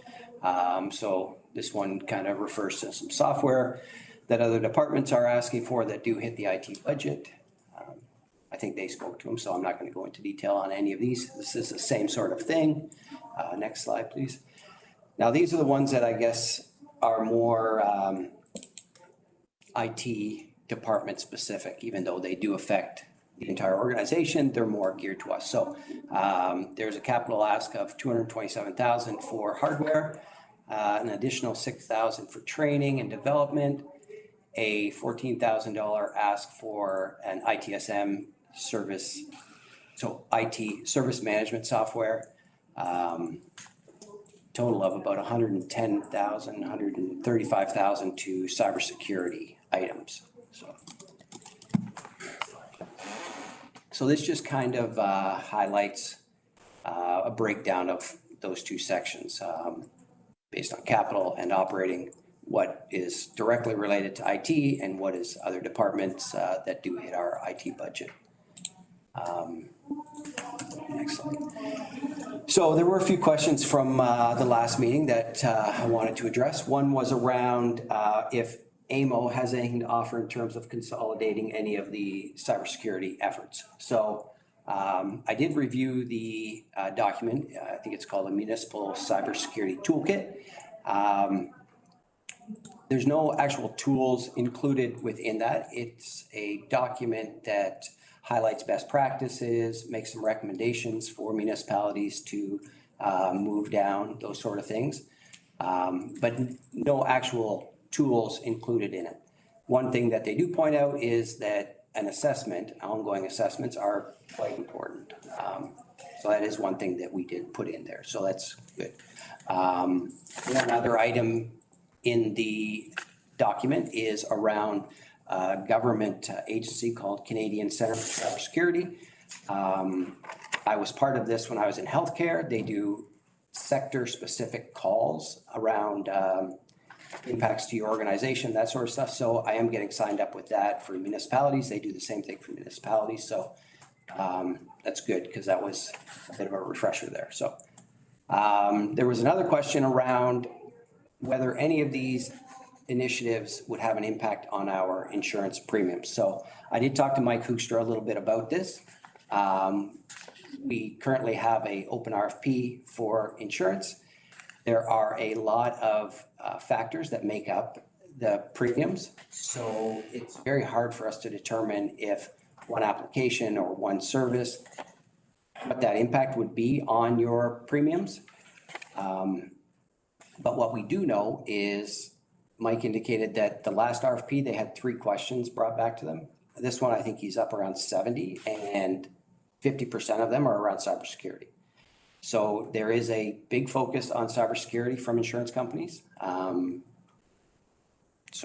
in the AMO document, I did put here in the bottom that they have pointed out that there will be organizations that are declined cybersecurity insurance unless they meet certain safeguards. The document doesn't really go on to say what those safeguards are. So it kind of leaves it up to the organization to try to determine a good direction to go in. So, yeah, next slide, please. Okay, so this was a good question. It was around whether we should complete the assessment prior to implementing any of the other cybersecurity initiatives. So what the assessment we're hoping to get out of the assessment is items that the current staff is not aware of. Cybersecurity is a very large field. The chance of one of my staff having an understanding of all this is not realistic. So the cybersecurity assessment would highlight any of these high-level items that they feel we should address. It will also give us a grade and give us something to work towards. The other initiatives were more around items that the department has already determined are issues, and we feel we should be addressing. There was a question around whether we have considered utilizing cloud services more broadly. So there's not a plan to move the entire infrastructure into the cloud, but we are giving consideration to on-prem and cloud-based solutions whenever available. And I did put a couple examples down here. So point-click care and Meal Suite at the homes are both cloud services. The intranet is a cloud service, and human capital management is also a cloud service. So we are moving some, but there's not a plan to move everything. And I don't think there will ever be a plan to empty the entire server room out. But as opportunities come up, we're looking at them. So now the questions that came back after the first meeting. So to what extent did your department take into consideration public input? So we did see that reducing or maintaining tax rates was, majority of people were looking for that. As I've been listening to the meetings today, there's a lot of our departments that are looking at technology to see some of these efficiencies. So the training and development that I'm asking for my team is to try to support a lot of those opportunities. What we don't want to be is we don't want to be a roadblock for other departments that are trying to implement software, implement new hardware, looking for technology, and we're not able to support it. So that's one reason we're doing that. And then long-term care homes should remain a priority. That was also in the survey. And we are doing a lot of work with Michelle's group. I think she pointed out the list of software that they're looking for. So we need to be able to support that. And we also need to be able to support the hardware side of it. So we got to make sure that if you're relying on a cloud-based solution for your recipes and your menus and things like that, you can't have your hardware always going down. So we got to make sure that we maintain that level as well. Next slide, please. So inflation, right? So Matt and Jim's group have baked in much of the inflation into software costs and maintenance, stuff like that. But what we have found with hardware is that inflation hasn't really hit it as much as we thought it would. I did look at the cost of a few devices that we buy, and some are actually less expensive than they were last year.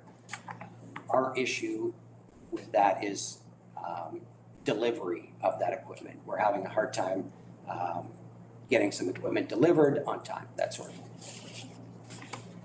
So, and then one more point I made there is that when the team is purchasing new software or hardware, we are trying to shop around and make sure that we're getting everything at the most favorable price at that time. Next slide. To what extent have we considered offsets? So I did reach out to other departments to see whether, because a lot of our budget is impacted by other departments. So I did reach out to see, you know, is anything that you're giving up, what kind of impact would that have on my budget? I didn't get a lot of emails back on that, but it is, I mean, I did cut out a few things though. So infotech research was something that we brought in last year. It was going to augment some training. So we are looking at canceling that and redirecting some of those funds to more focused training. Other things that we would consider giving up is part of the AI analyst piece.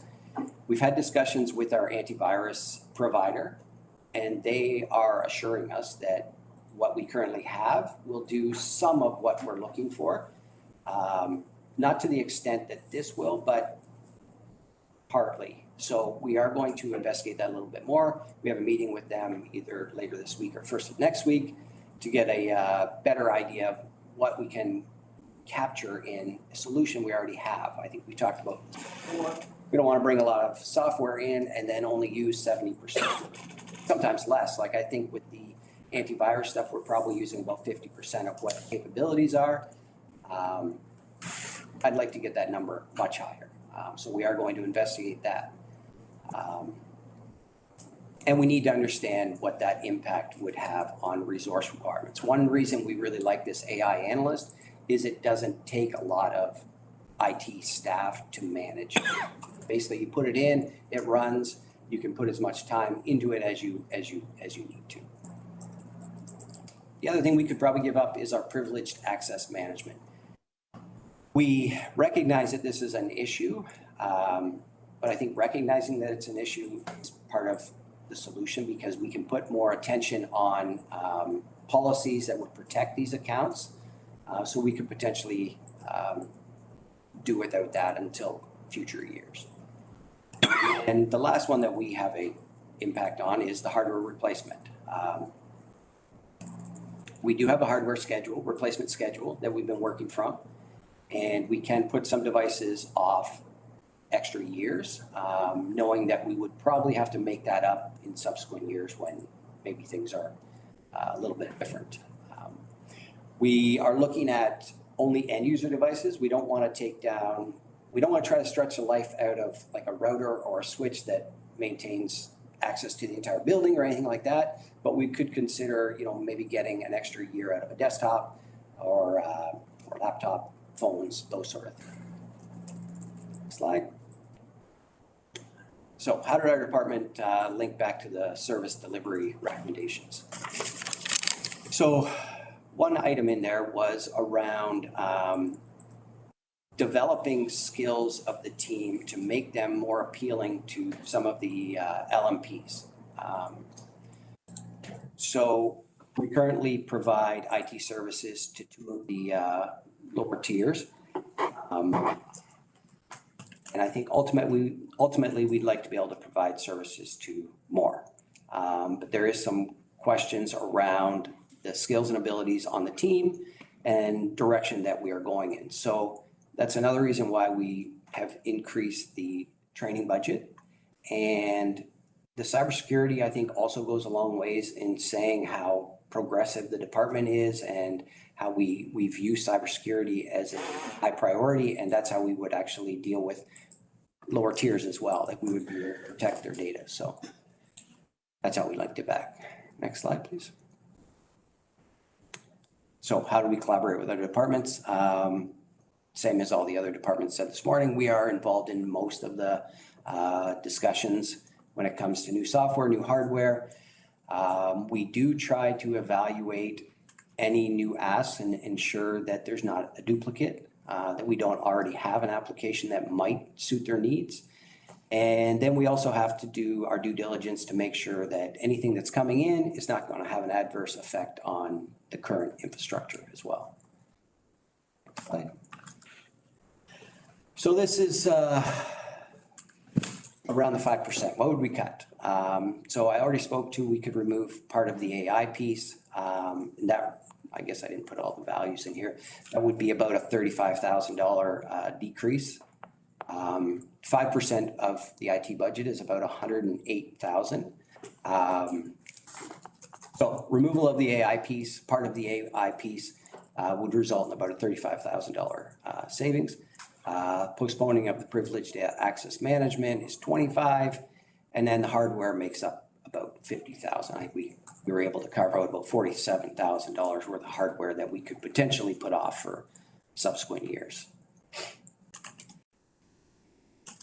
And this just kind of goes over that again. We could reduce the artificial intelligence ask to around 50,000.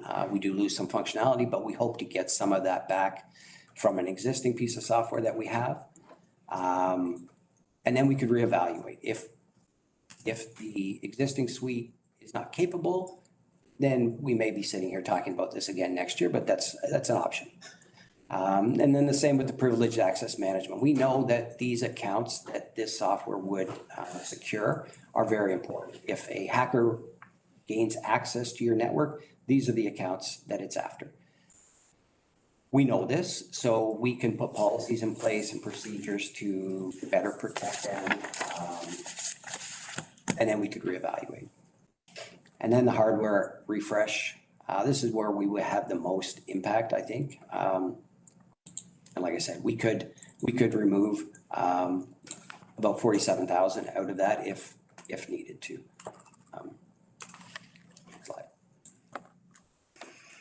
So this just kind of says the same thing again. We can remove all that if that's what we're looking for. I think that we're making good headway in the cybersecurity field if we move down some of these initiatives. There is some things that we could potentially put off if we had to. I can answer any questions like that's the last slide, yeah. Thank you, Jeff.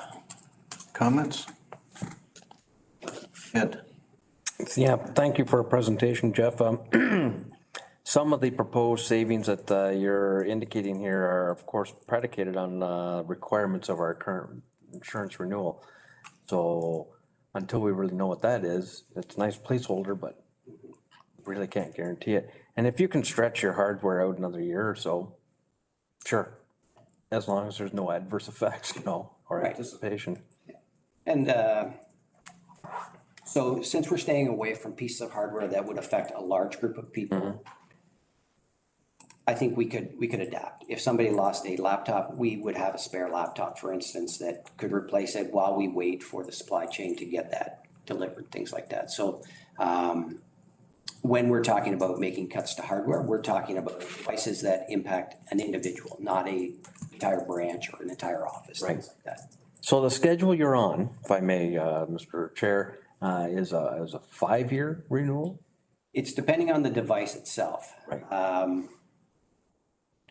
So I think laptops are shorter. Desktops are around 5 years. Infrastructure is around 5 years. Printers, I heard you talking about multifunction printers, are around 8 years. Based on industry best practice and then discussion with Middlesex and a few others, we basically built our schedule along the same lines. Okay, thank you. Julie? Thanks, Mr. Warden. Just the committee's information. The replacement schedule is really something that needs to be council approved. So we're using, let's, for the sake of today, call it a guideline, not a replacement policy. So whatever replacement we decide on this year, I think would be prudent for council to to really consider your options through a full report and analysis at some point during the year. So I just don't want to lose sight of that. Mr. Warden, the reason I asked the question about replacement schedules, because we already talked about a replacement schedule on EMS laptops, and that was predicated on 4 years, Yes. okay? That's what, there's gotta be a reason why one may have a longer or shorter life expectancy than the other, and that's what I'm trying to get at. But if there's consistency on a schedule replacement, that's defensible. Right. So different, we don't provide IT EMS. No, So it's contractually, those are like provisions within the EMS contract. But I do agree, we do need some consistency, and there should be some consistency with the services that we provide to our partner municipalities, both in Central Elgin and Bayham as well. So whatever policies we're developing, they may be able to leverage the policies that we're creating. Based on use, and I do think that anytime there are risks associated with anytime you try to stretch equipment beyond its useful life, because then you get into, you know, it's easy to send 2 of your help desk technicians up to help someone, but does equipment that's degenerating require more support, more people support, more tech support? And does that add costs? And is it cheaper in the end to replace the equipment? There's also considerations of lease versus own. Number of our municipal counterparts have different philosophies on a lot of these options when it comes to replacement and which technology buying service maintenance on and which technology you're covering in-house. So it's a complex, it's not as simple as saying it's a 5-year replacement that you're gonna extend to 6 years to save a few bucks. So I do caution the committee to think that way, but we do need time in order to develop a robust policy to bring forward to council that just hasn't been completed to date. Trying to find the balance. Dominique? Thank you, Mr. Chair. Yeah, it is a fine line because you're also looking at a lot of software and a lot of different tools that you're wanting to, use to boost your efficiency. But if the actual hardware, so if your operating system is not aligned, so all the efficiency you tried to gain by purchasing a really expensive software, you lost because it can't keep up. So I agree at some point. I do like the notion, like sometimes I think we could try to stretch a little bit, but it's finding that balance, because then it's counterproductive. We've got high-end software trying to run on low-end hardware, so it doesn't add up. I do like the notion of trying to maximize the software you already have. That is my experience. We tend to over-purchase and underutilize. And I think that 3 items between management access and like the different solutions, we may be having this conversation next year, but then at least it would be more informed, say, yeah, we've tried this. And so I would propose that, I think, as you're saying, a more gradual approach. See what we have now, maximize what we have, maybe add 1 item this year and then perhaps another one next year. That would be more prudent, and again, it would force us to utilize what we really have. Jeff, we've spent a good part of today looking at cutting expenses, reallocating expenses, prioritizing them. Is there an opportunity to increase your revenue? Because when I look at a budget, you worry about it's revenue on one side and expense on the other side. Like you have Central Elgin, I believe, Bayham. Can we do more?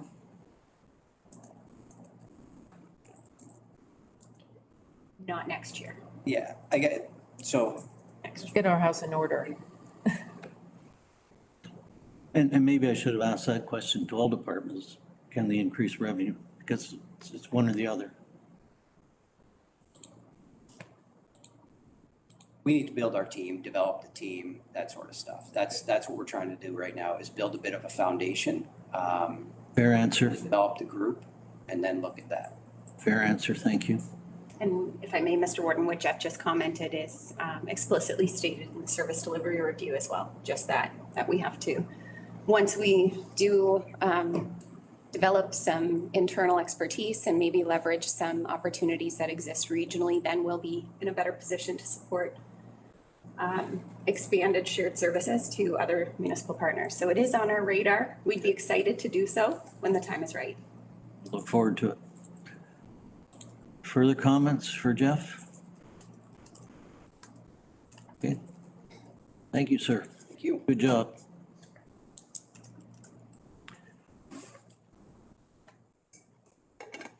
Get down to the bottom of my page. Are we at other business? Do we have other business?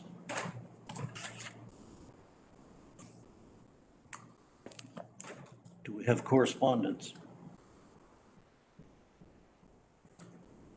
Date of next meeting suggested November 16th at 9. Does that work if people check their calendars?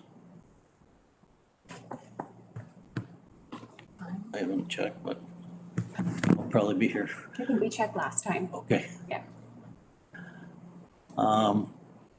I believe we're down to adjournment if there's nothing else. Can we just check, I just want to check with Jen and Jim and see if there's anything that you need from the committee in terms of direction before we start working on the November 16th agenda.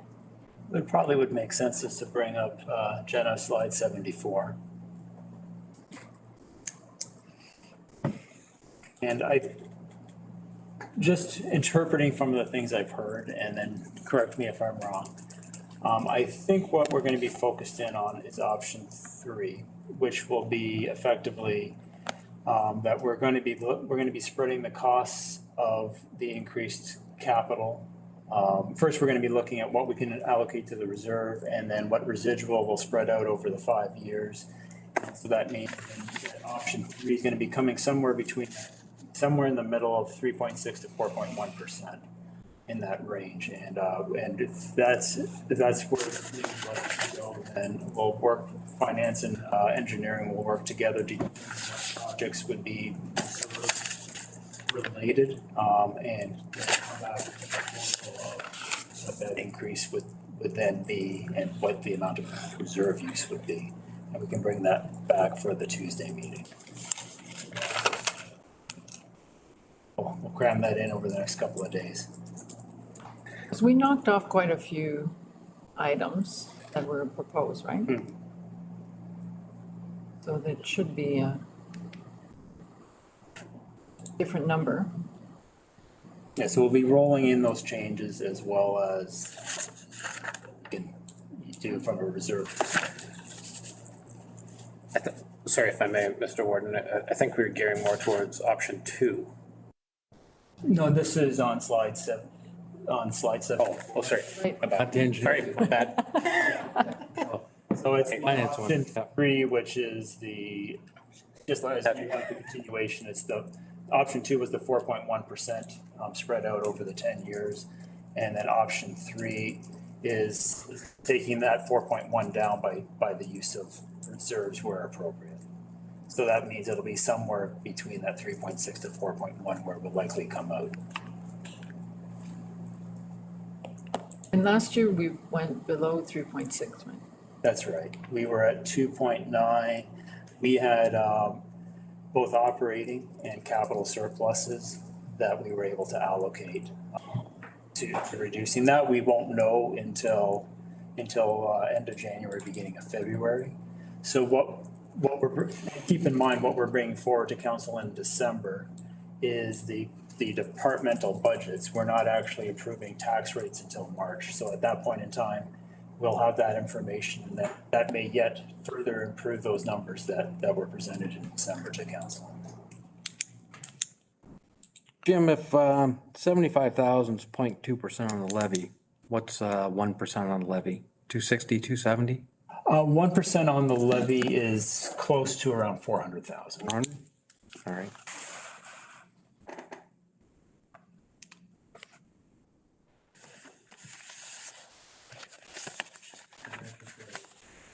for that, but about that in January. But just good to know. Based on previous discussions around the table, I know I think council members will think about what is the impact on the ratepayers, and that may influence whether they prioritize certain items. So even though we can't set the rate, I appreciate that we're focusing on the budget, but anticipate that question. Well, I'm okay with this if if it doesn't have too much of an impact, right? Yeah. So, Okay. So we clear on all that? For the hour. All right, then I would anticipate a motion to adjourn. By French, second by Jagger. I will call the vote. All in favor? We are adjourned. thank you.